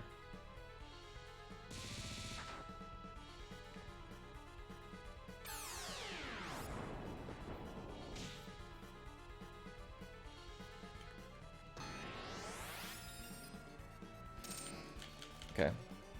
Well, it's a good thing that that came before. When's the final party member incentive cutoff? Not for a little bit. We have, I'm gonna do the first half of the dungeon, and then I think I'll set up the smoke bomb glitch again, and then at that point we have to decide. Yep, yeah, Finn's cape color change. Whenever you promote, you get a really cool looking sprite.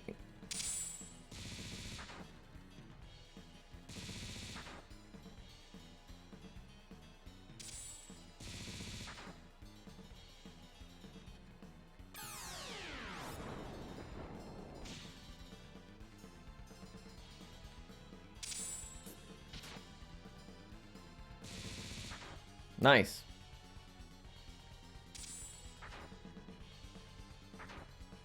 Good round of hits.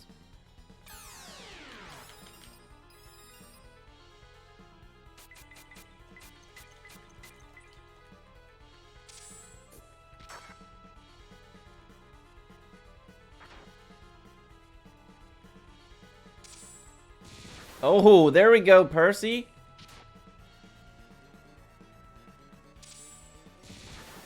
Oh, it's the super crit finish. All right, good fight, good fight.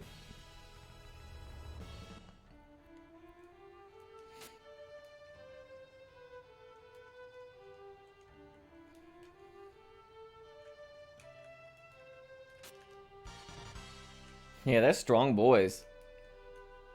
A toga tune, everybody. Everybody, we're in presence of royalty. What's up, a toga tune? How you doing today, man? This run has been embarrassing, but you know, we're all having good fun.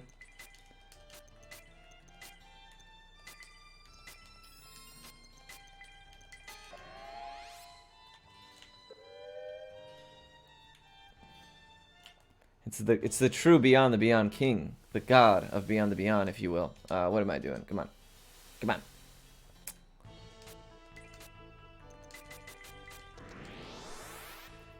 First, I need to see where... Is this Annie? Yeah, it is. No, it's not. This is Taunt.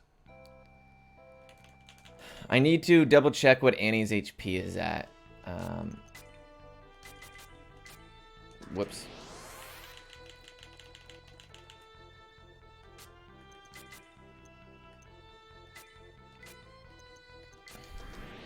We'll set up the smoke bomb glitch anyways for Yeon.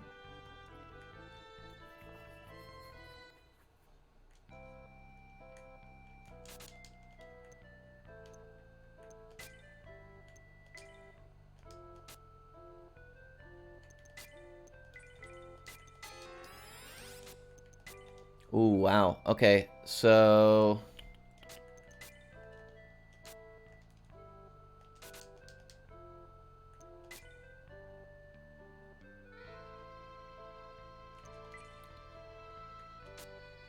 Okay.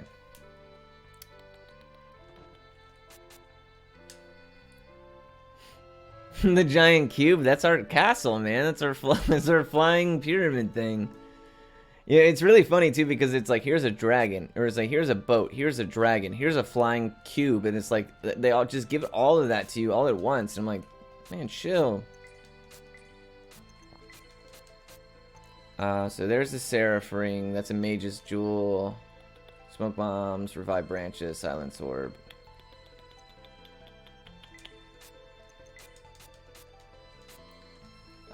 Okay. So we would just need... Oops. Some more of these.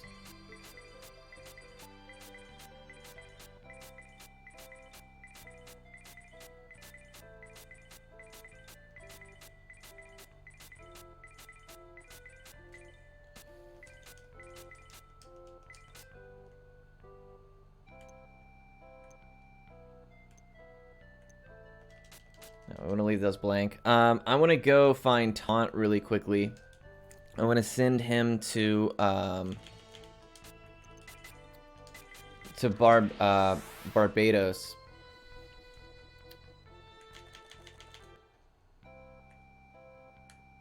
Which I don't remember which I don't remember which one that is. Let's try this one.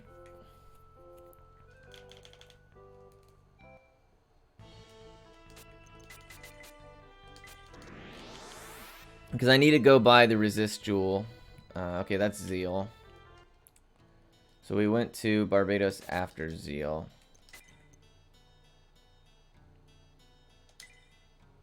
That's what I thought. Okay.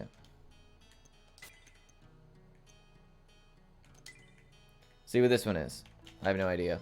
I can't read any of this, so I don't know where Barbados is. Usually this is not a problem, but now this is actually presenting itself to be. I mean, eventually we gotta figure it out, right? That's Port Town, Luna.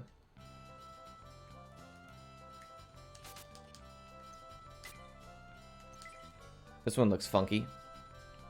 Let's go to that one.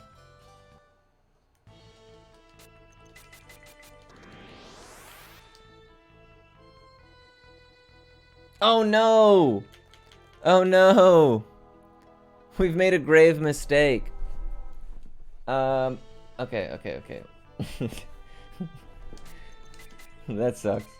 Well, at least we know we can't send anybody else there. Domino. That's alright. It's alright. We'll just grab Domino really quickly, and then we'll see what the end result is for the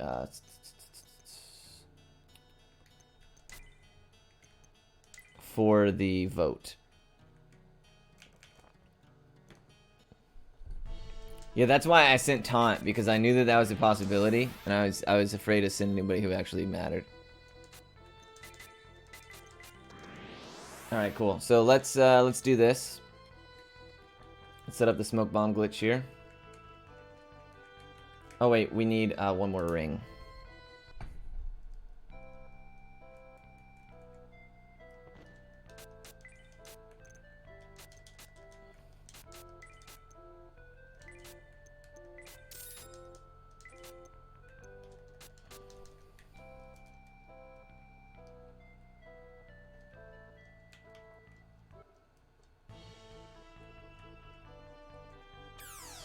Cool beans. So here we're going to set up the smoke bomb glitch again. You know, same thing we did earlier. And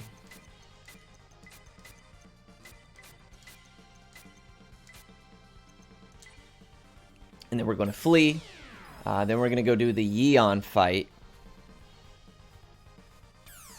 And then we'll do the first half of the dungeon. We'll exit so that we can do the smoke bomb glitch again, do it safely. And then at that point, we'll decide on what the last party member ends up needing to be.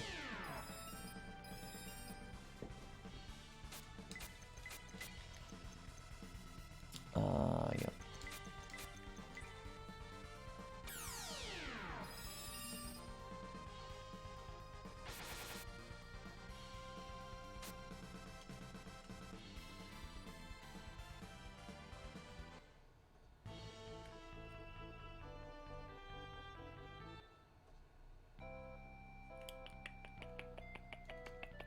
So we're going to buy one more smoke bomb just to be safe here.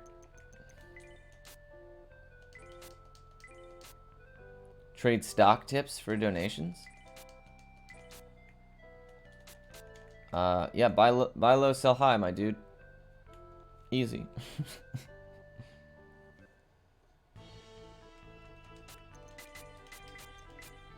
Oh, that's the wrong person. No, it's not. No, it's not.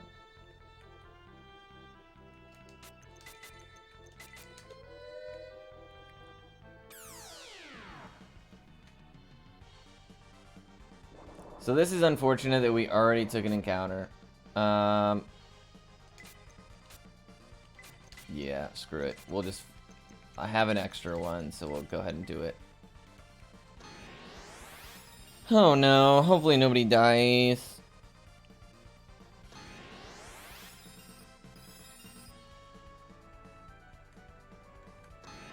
Oh yeah, just keep buffing yourselves, guys.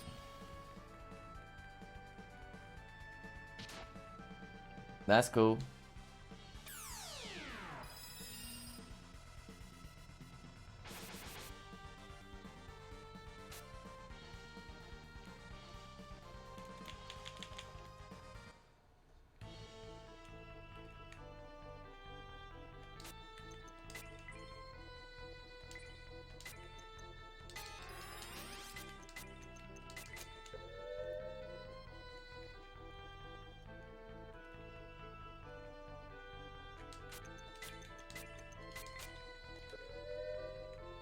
Yep, yeah, if we get to 13,500, I'll show my skunk during the cutscenes eating a cucumber. It's the craziest shit. It's the craziest thing you've ever seen.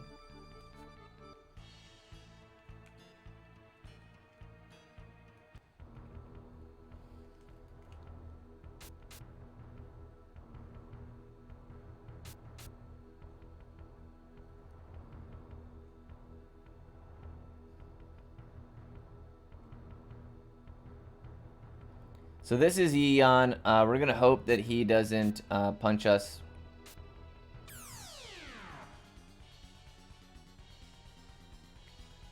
No surprise attack. Oh, bummer. We got a surprise attack. So that's not excellent. 30 damage is nice, though.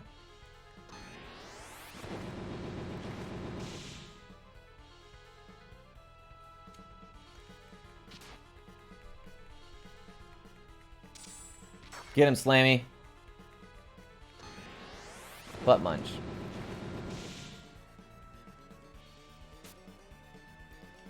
Okay. Oh,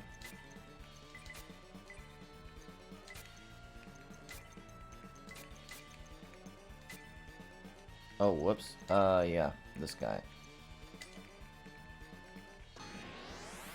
No! Finn! He wasn't ready! Wow, we're getting murdered.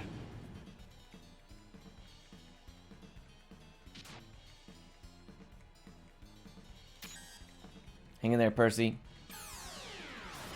Had a boy.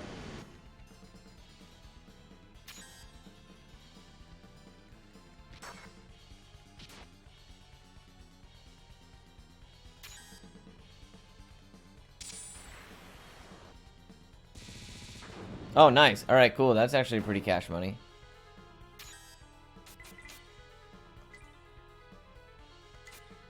Oh, wait, no.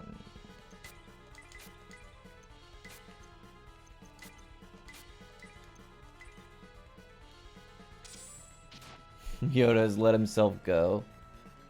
Hey, that's Yeon the trickster, okay?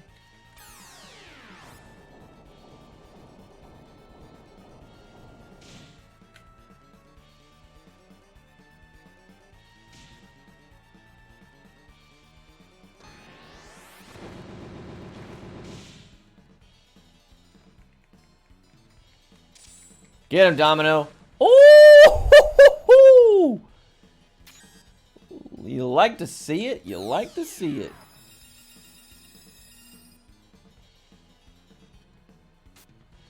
Yeah, that's actually fine, I guess.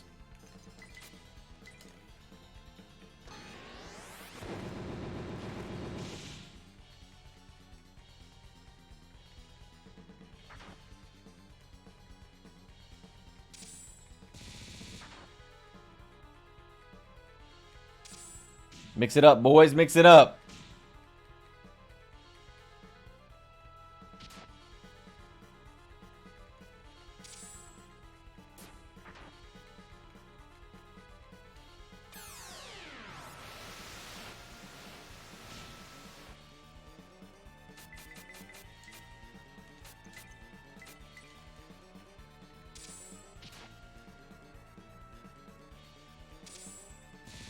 Oh, wee.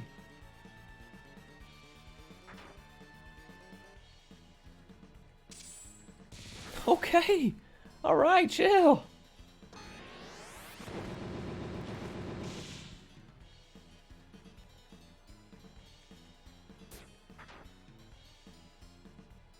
Nice. That's actually a really good turn. As long as the ocarinas don't break. It's okay. We're gonna leave anyways and go back to Marion, so. As long as we don't use the same one.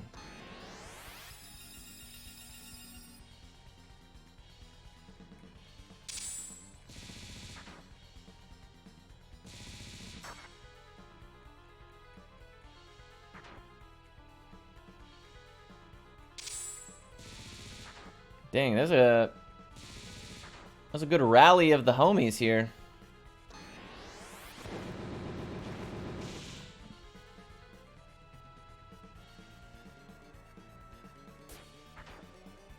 Oh boy, Domino, damn, all right. He's actually doing some decent work, man. Domino is repping it, you know. He healed twice. That means he must have been super close.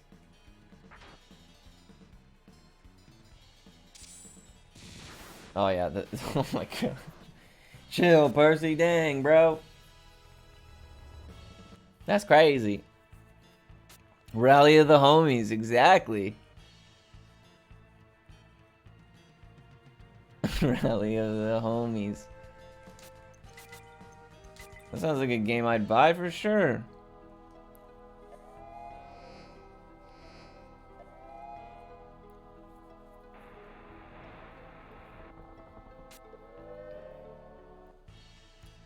Okay, so we're gonna do one half of this dungeon, and then we're gonna exit. We're gonna recoup, re-up all of our supplies and everything, set up the smoke bomb glitch again, and then come do the final boss. Oh,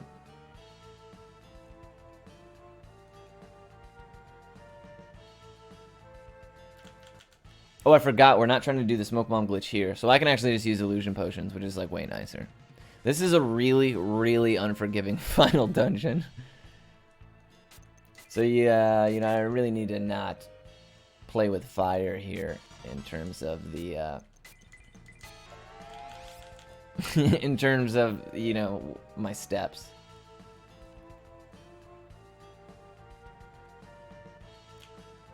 Oh, it's not, dungeon's a mess. Dungeon's a mess.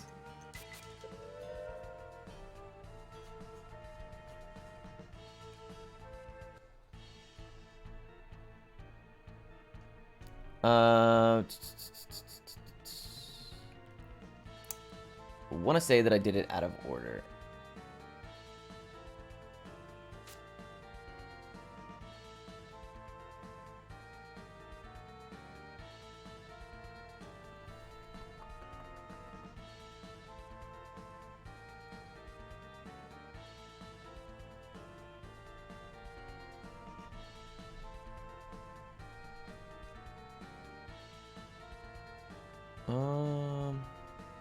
No. Did I grab the light orb? I did. Oh, okay. Alright, all is right with the world, guys. I was like, dude, this is super confusing. Yeah, alright, we're cool. I wasn't even worried about it. I had to bring up my little text document that has the light orb name.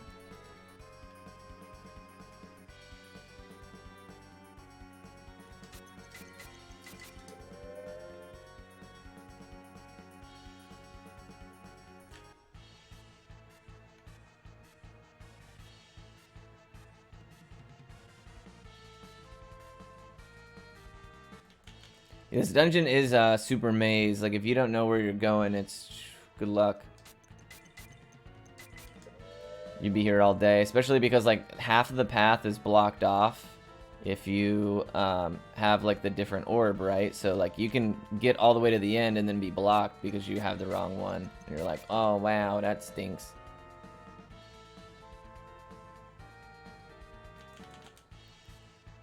That effect is not good. You don't like the cylinder?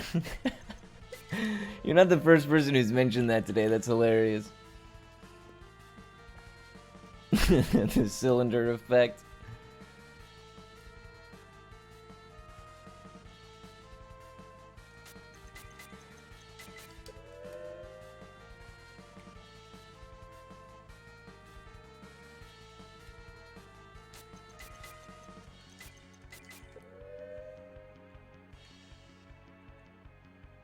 Don't worry, there's plenty more where that came from.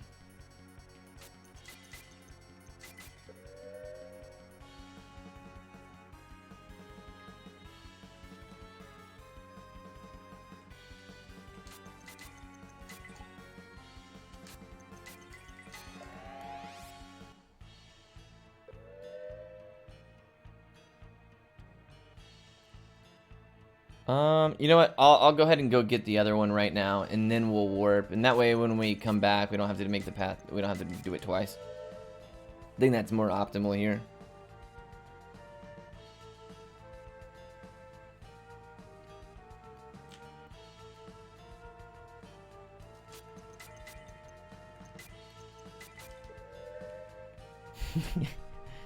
Hey, this game has quirks, okay? It's got its good and bad qualities. It's just like the ratio of good to bad just isn't necessarily where it probably needs to be. Unfortunately.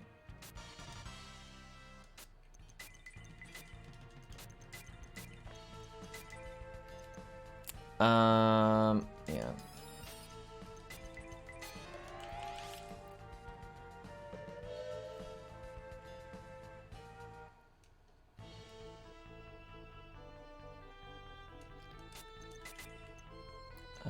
We'll go to... Yeah, Annie.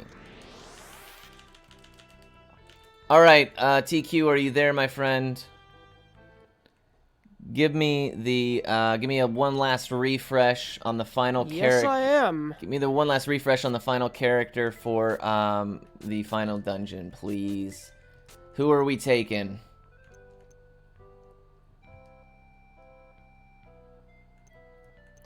Well, it looks like it's gonna be Annie.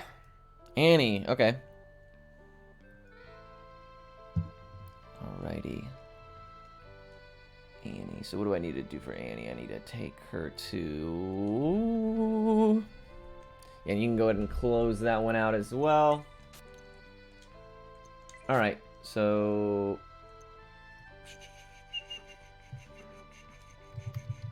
All right.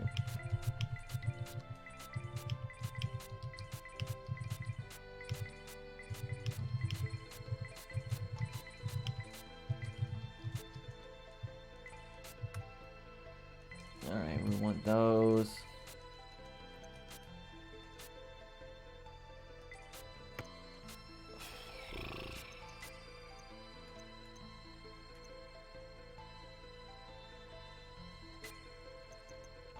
Okay, I see. I see how I did it. This needs to be given to him.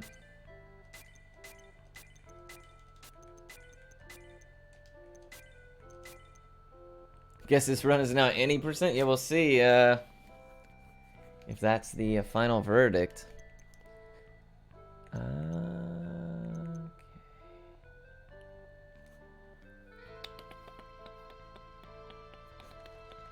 It's going to require a little bit of a slowdown, unfortunately, but that's all right.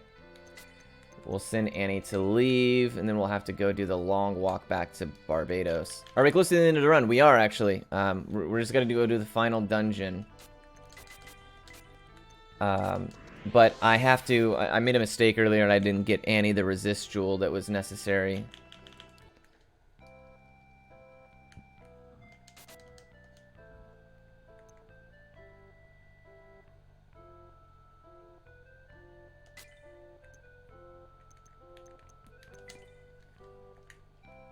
Alright, cool. So we actually have to go to... you know what? Let's just do this first. Sorry, I'm getting a scatter because I got to move all of the ocarinas from Laurel to Annie now. Will we beat the estimate? Oh yeah, it shouldn't be. It shouldn't be worse than the estimate. It'll be close, but it shouldn't be. I was hoping to beat it by quite a bit more, but the incentives definitely surprised me. Okay, so she has 2. Let's do another one just to be safe. I don't know what Barbados is in terms of... Well, I guess we could experiment with Domino.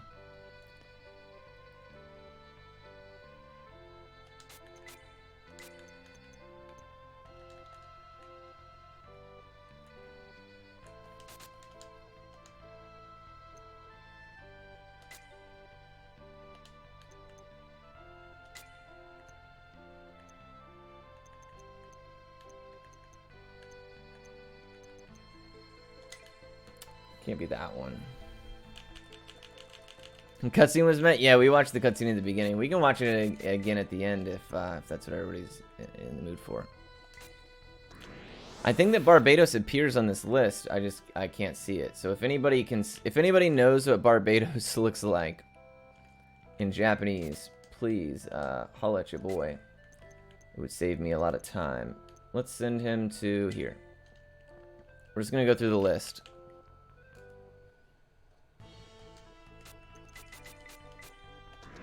Oops, that's the wrong place.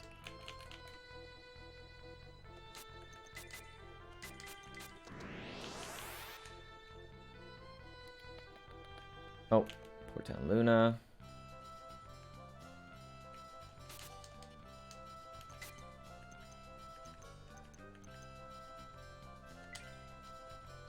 I think that's leave. That's alright, we'll just go to leave then.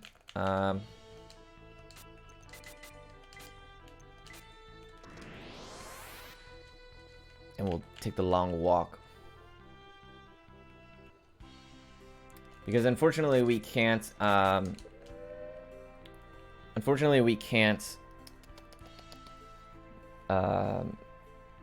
fly over to the city that we need to go to in order to buy the resist jewel. So we're gonna have to take the boat.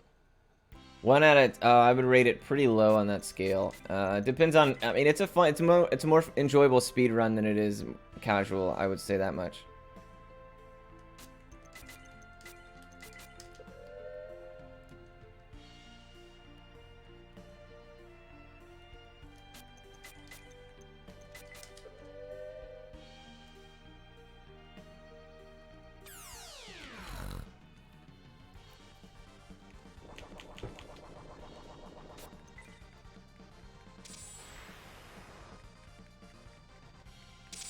I don't know. I would guess probably like 15 hours or so. I actually don't know.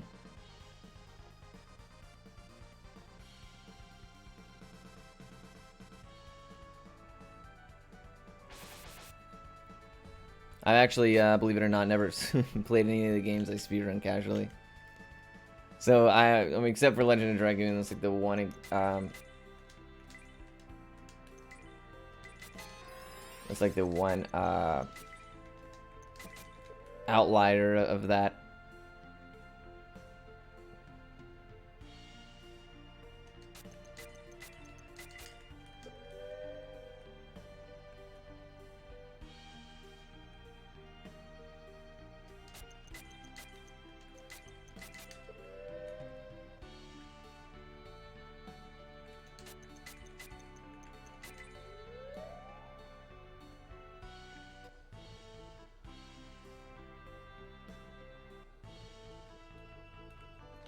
$35 hours, really?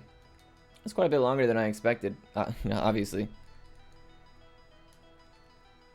Okie dokie, so we're gonna go get the resist jewel. That was my bad, I should have. Oh, and you know what? We can actually just forego balls. Well, we have key items that we don't have any room for. I was about to say, we can just ignore... Oh yeah, you know what? No, we can make this work. We can make this work. I got an idea here.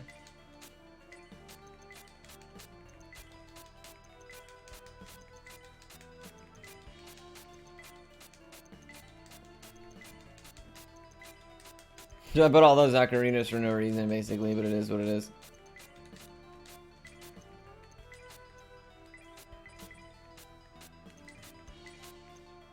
We don't need that.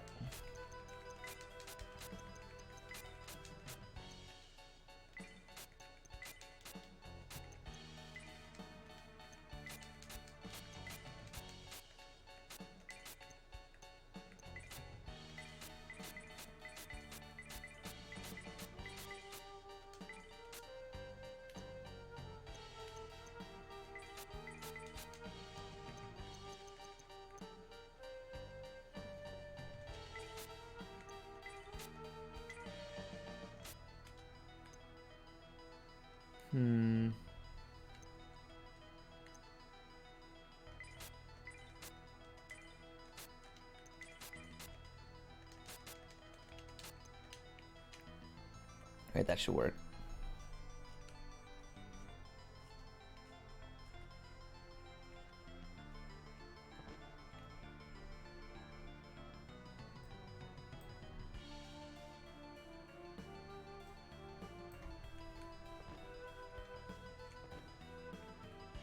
I don't think I need the counter Tempest Jewel, but I figured I'd use them all. Oh, you know what? No, that was stupid of me because they don't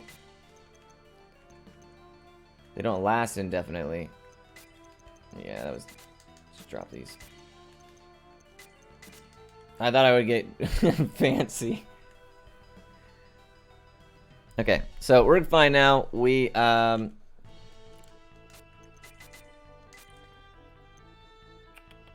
need to go back to Marion, and we will swap out. Yeah, so Weekend is a super chill game. Whoops.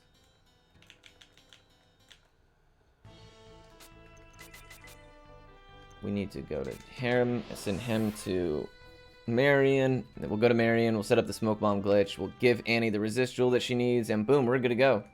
And that way we can give Annie a couple of other things too, like the source of vitality and whatnot. That way it'll put her over the HP threshold. So I'm glad that I held off the way that I did, because it set me up to be able to do this donation incentive here. So in the future, cutting out this part will probably save like 30 minutes in the run, but I should have planned a little bit better. That's on me. All right, so we need to give... Oh, no. Right here. There we go.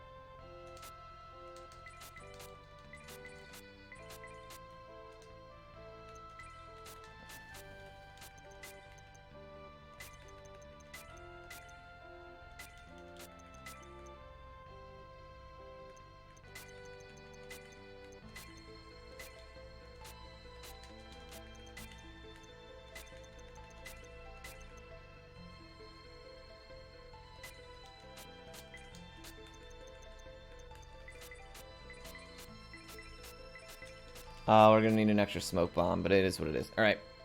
So we're gonna set up the smoke bomb glitch here. We're gonna go back to the dungeon. We're gonna go straight to the final boss. We're gonna kick some butt. Oh, I need Annie to actually have her own resist jewel. Perfect. Alrighty.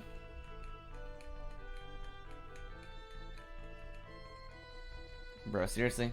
Beyond the Beyond can't get a fight when I need it. What are the chances?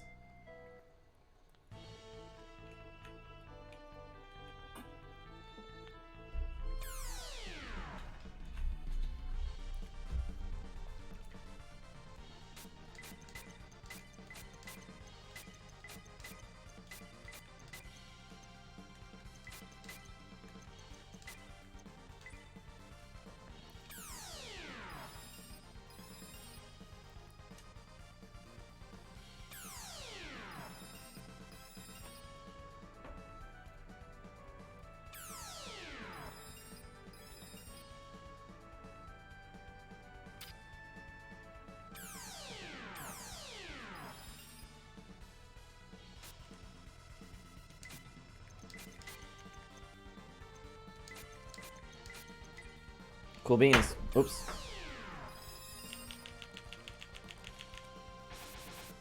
Yeah, so basically we want to throw the, if we throw the attack buff on each other as opposed to themselves, it gives them a better buff. It doesn't cause it to depreciate.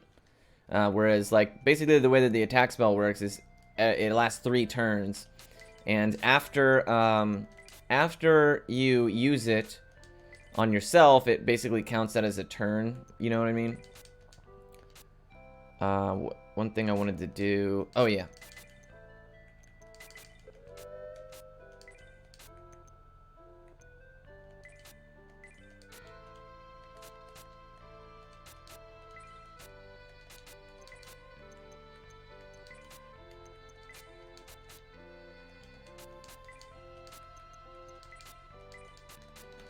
Alright, I want to go save because Annie needs to get more than 2 on this item. Otherwise, it's kind of cutting it close.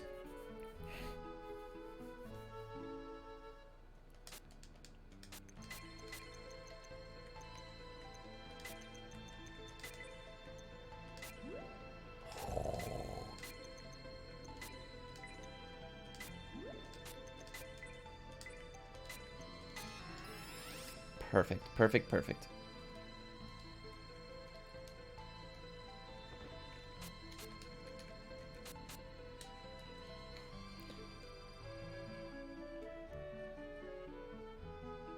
Alright, cool.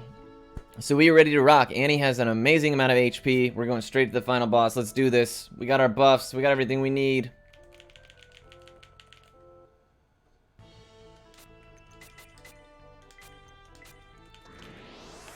I'm excited. I've never done the ending with Annie before, so sorry it took so long to set up, but I'm stoked to see it. Aw, bummer. Not encounters. Oh, we got a free runaway chance.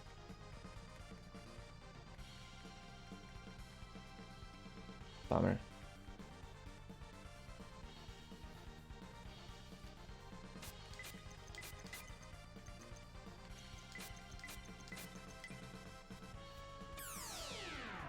Yeah, well, whenever they look back towards you when you're making a decision, it's almost like they're huddling or, you know, looking to you for the call, so to speak.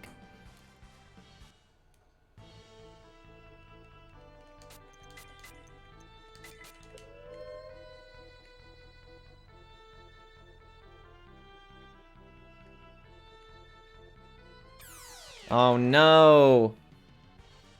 Come on, come on.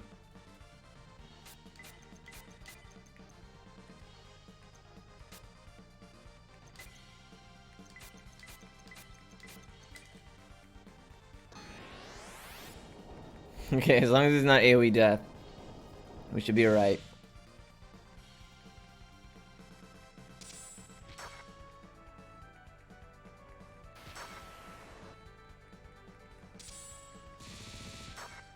Cool.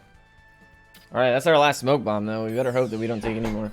encounters along the way here. This has been an unfortunate walk.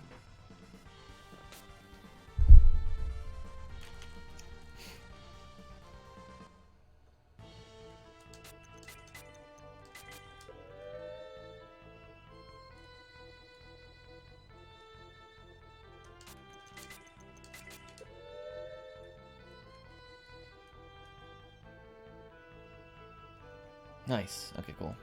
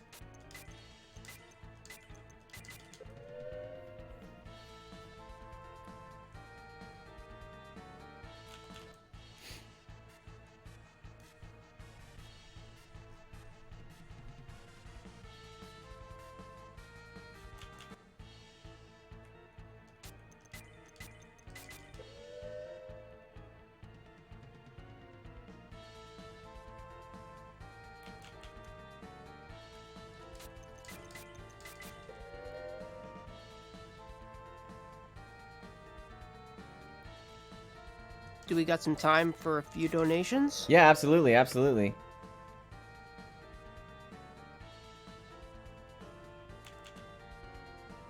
Alright, well, we got a $16 donation from Bill the Conqueror with no comment, and we got a $26 donation from Palmer with no comment. I don't know if that was you, but thank you both for the generosity.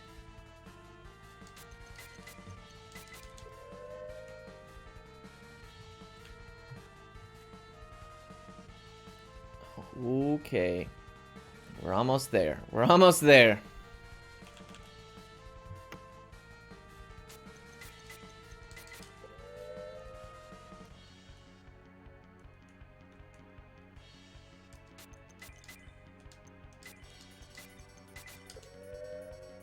Was that you? No comment? Yeah, yeah, it was. It was. It was. I was going to... I can't remember what I think I fumbled what I was going to put it to, but I was going to put it to Laurel so that it mixed everything up. She would have been tied, I think, with Domino or something, but... The memes were just memes. It took too long to hit send on the thing, so... We are all good. Let's... Oh, no. We're not all good. Oh, this is bad. Oh, my God. Oh, we get a free chance to flee. Come on. All planned. All planned. I wasn't even nervous, dude. I didn't even pee myself a little bit right there.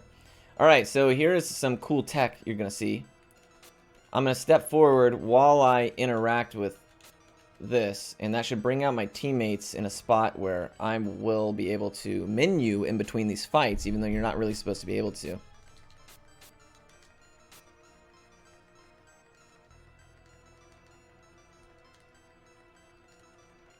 So Ramu and Shootout is actually the harder of the two fights, in my opinion.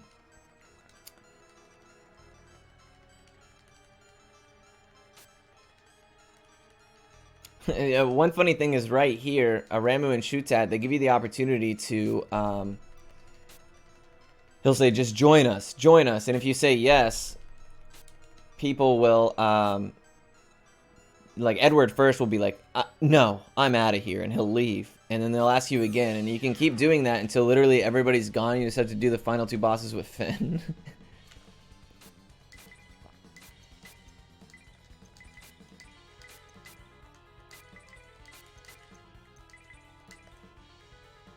So we got a sweet surprise attack here, which is really nice.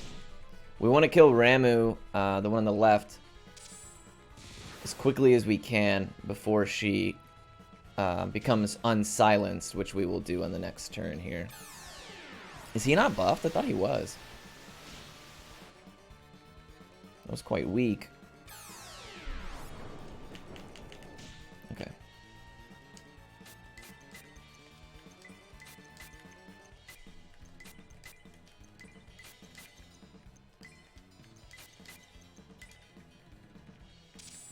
Beautiful.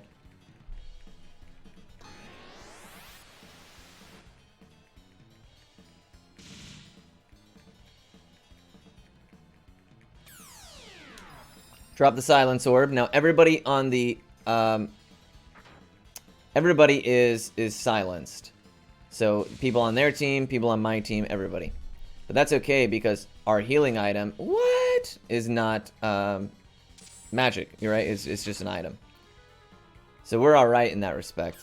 I'm bummed now that Finn went down though because it's gonna mess up his buff.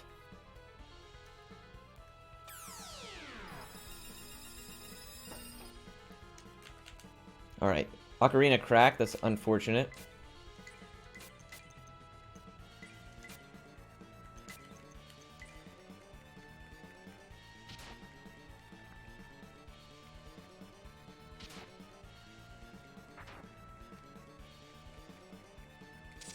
We need her to go down quickly before silence is expired. Dang, they're not... Wow, I can't believe this. Finally, we got a missed turn. So usually they try to cast a whole bunch of spells and you see them not be able to cast like you just saw right there, but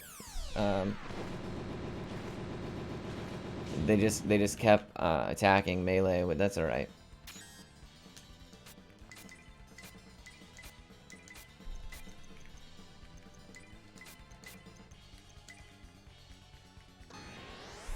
So the silence orb only lasted 2 rounds, and that's not amazing. It's not terrible.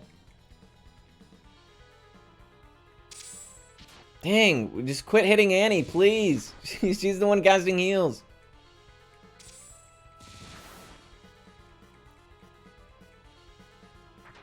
Come on, we need some more big damage on her. Come on, Slammy. Mix it up, Sammy.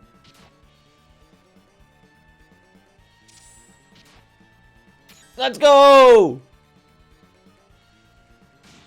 Oh, what a Chad God, bro. What an absolute Chad God. Samson the Chad God, dude. Holy... Oh, my gosh. They just don't make them like that anymore. You know what I'm saying? Oh, my... Oh, wow. You love to see it. You love to see it, bro.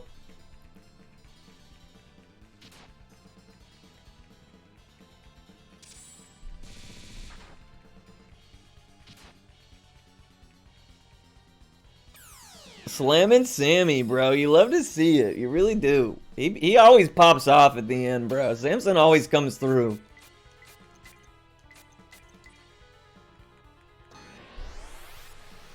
Yeah, I know. Annie gets to be in the final fight and then just beat the heck out of her. It's crazy.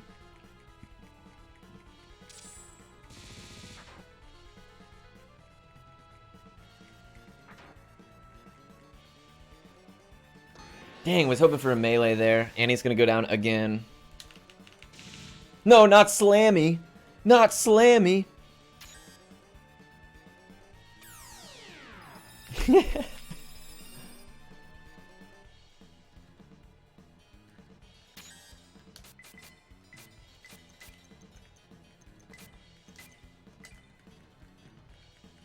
Bro, seriously, leave her alone. Like anybody else.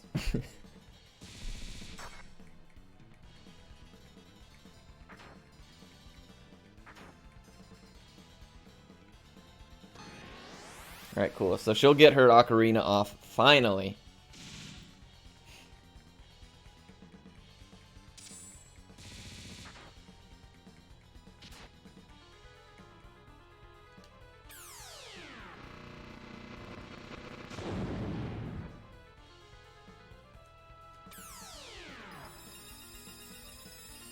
Oof.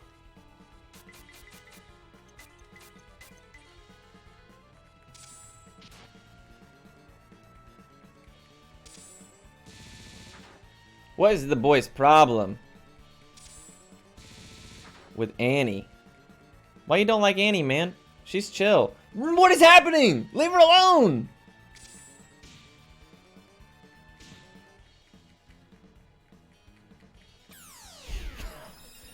Good lord, I would have put her in the front row if I knew she was gonna base tank this whole fight. Oh my goodness. Oh, okay, of course. He wants Annie dead, bro.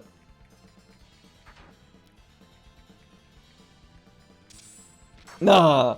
Nah.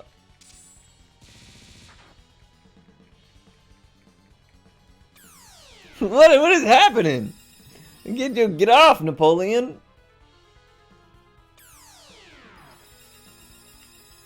Like, he's going past all these beefcakes in the front.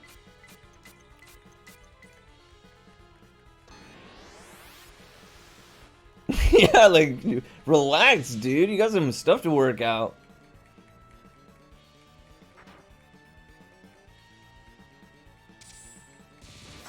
Oh, the super crit deflection. That hurts.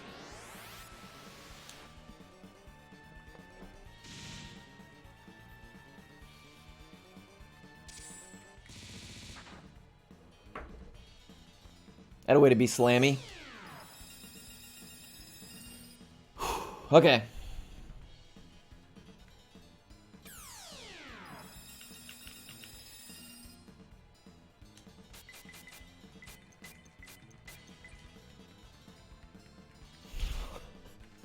Give it a rest, bro.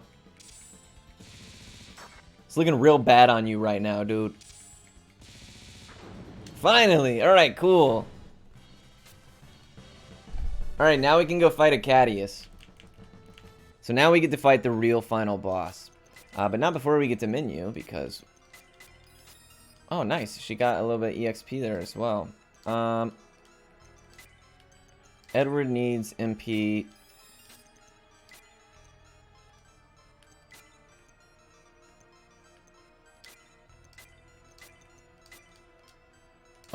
yeah, let's just go. Let's just do it.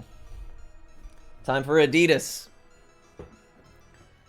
Everybody, it's time for Adidas. We'll come in probably 5 or 6 minutes under estimate if this is an average Adidas.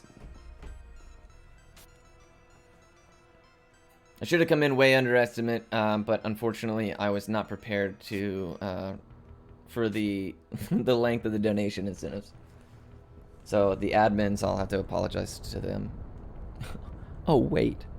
Oh wait.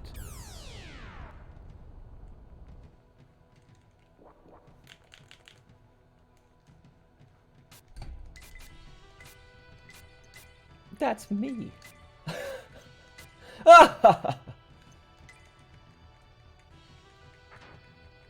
22. Oh, that sucks. It's a good thing I use an ocarina.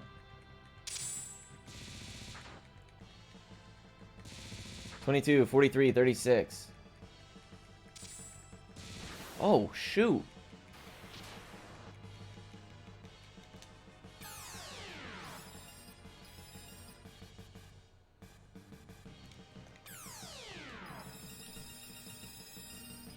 Alright, so we should be Gucci. Now we'll use the Seraph Ring and we're good to go. So Adidas is just going to repeat the same spell over and over as long as nobody is dead.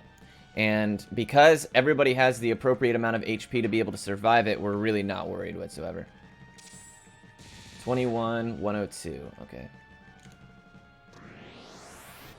He has 2,500 HP. It'll only do a max of 12. 64, nice. Oh, the double super crit! Wow! Slammy, dude. He be out here. Alright, we really, really, really want this ring not to break here. Oh my god, yes. The longer that the Seraph Ring lasts, the faster the fight goes.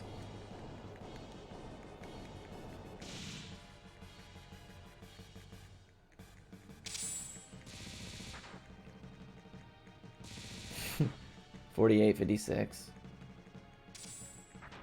40. 48.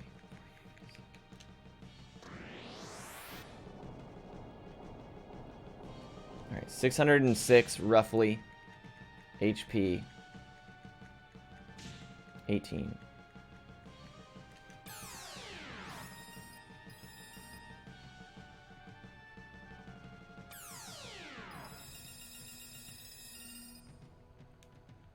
Oh, nice. The ring's still going.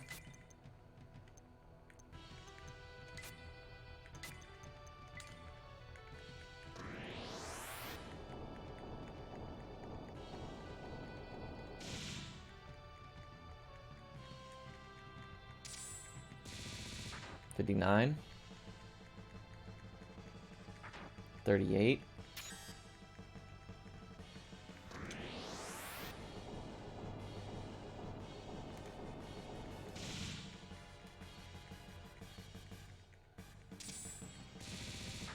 Slammy, 88.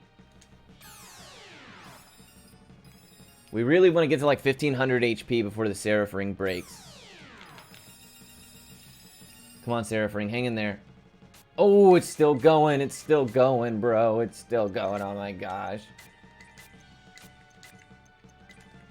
I wonder if it's because Annie is using it. Because the Seraph Ring is made for Annie. But I guess not. I don't know. That wouldn't make any sense. 28. Oh no, counters are the big thing you gotta watch. So he's gonna actually die now, unfortunately. 28.56.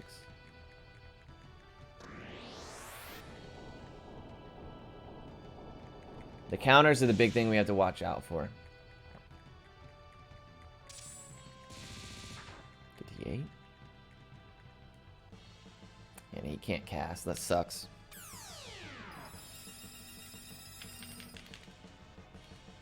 Okay, it's still going. No cracks yet.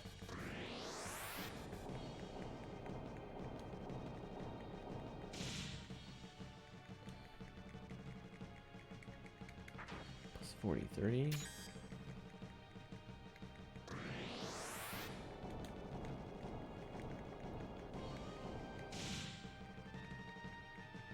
Come on, Slammy.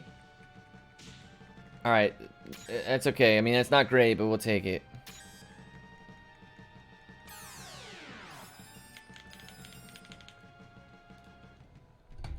Oh yeah, Domino's terrible, but he's just fast. He's just the fastest character. Oh, there goes the ring finally. Alright, so we get one more cast, and it should be on Percy.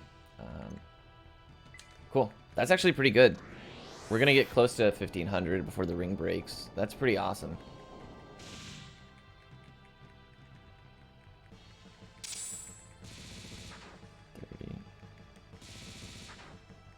$30, $29.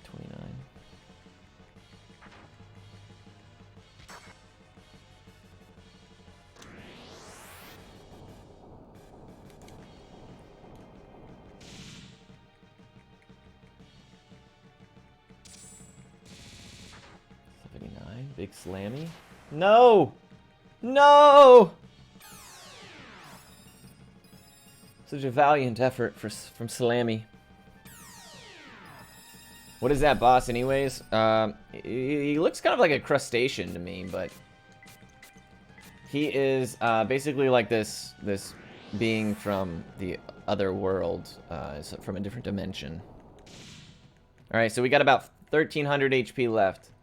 We got a little under halfway before the ring broke, which is really good. 23, 28. 63,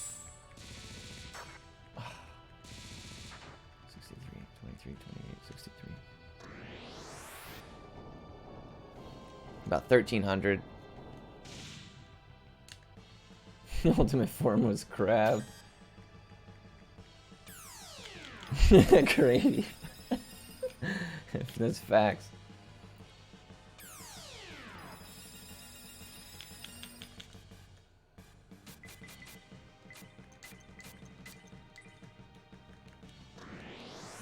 Alright, now we just need the boys to turn up.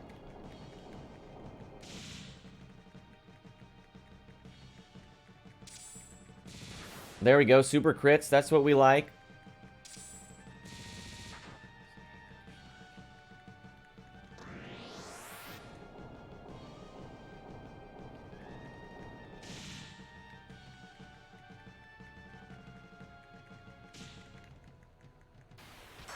Oh, Slammy, he lives. All right, so we're less than we're at 1499, so 1001 HP left. That's pretty good. Pretty good.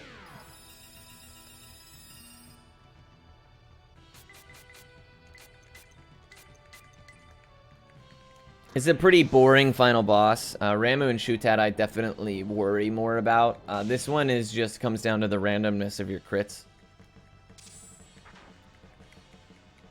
Okay, 20, 24. 40. 20, 24, 40. If we can just average 100 damage a turn.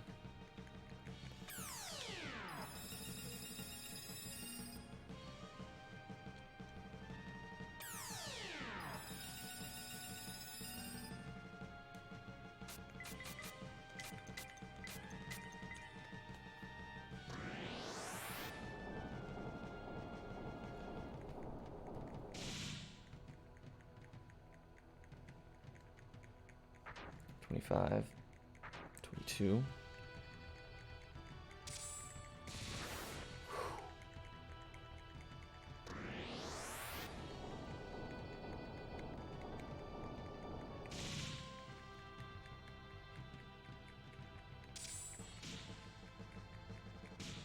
All right, guys. All right, that was a good turn.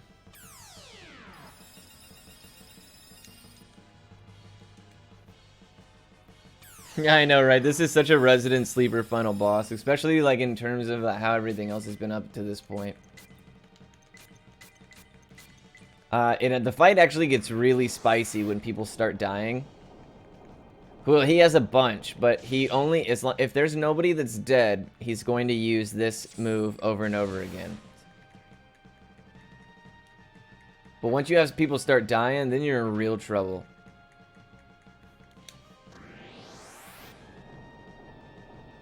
Kind of lost count here, but we should be getting close. Should be near in the 500, 600 range. Slammy! Slammy! He's out here doing it! Yep. So, like, if you have one person who's dead or groggy, he'll use single target attacks. Which are much slower, but have the potential to hit harder.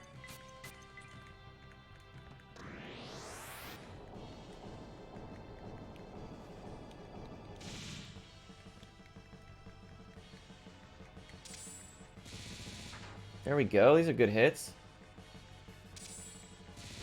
There we go.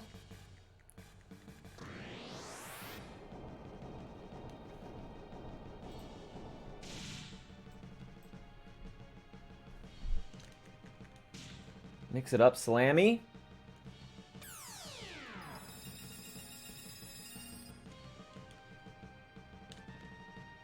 Yeah, it is. It is. When the player is in trouble, you just double down. Yep.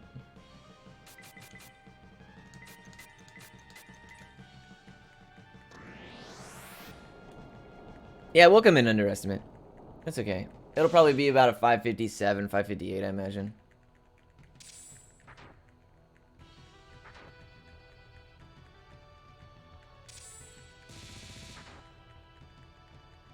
It's pretty easy to not die. You just have to fumble a menu. It's like the only way you die.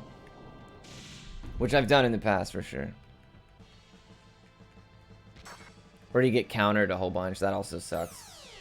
I actually don't think there's a single time I've ever lost this boss fight though. Knock on wood.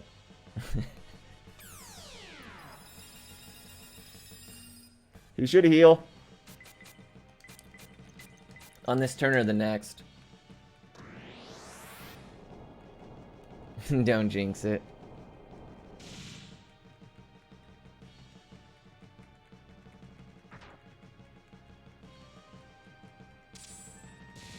Oh, Percy. Hey, worth it. Worth it, dude. Worth it, Purse. Barushi. Yeah, Percy's name in Japanese is Barushi. So we get hype for the boy Barushi. Can you summarize the whole plot of this game in one sentence? Mediocre. Oh, one sentence. It's a pretty mediocre game.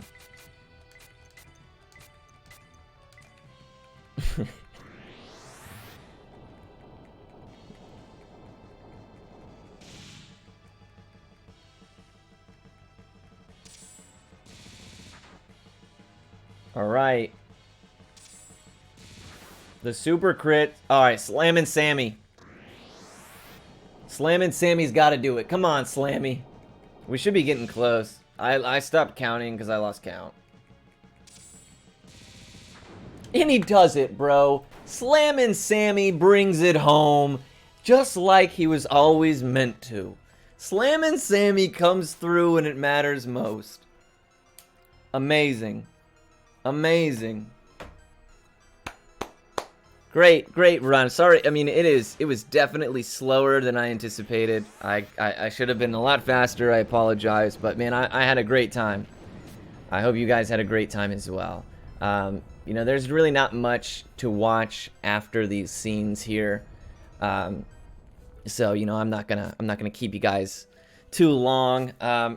Transquina, is there anything else that you have to say before we, you know, kick it over to the restreamers to transition us for intermission for the next game?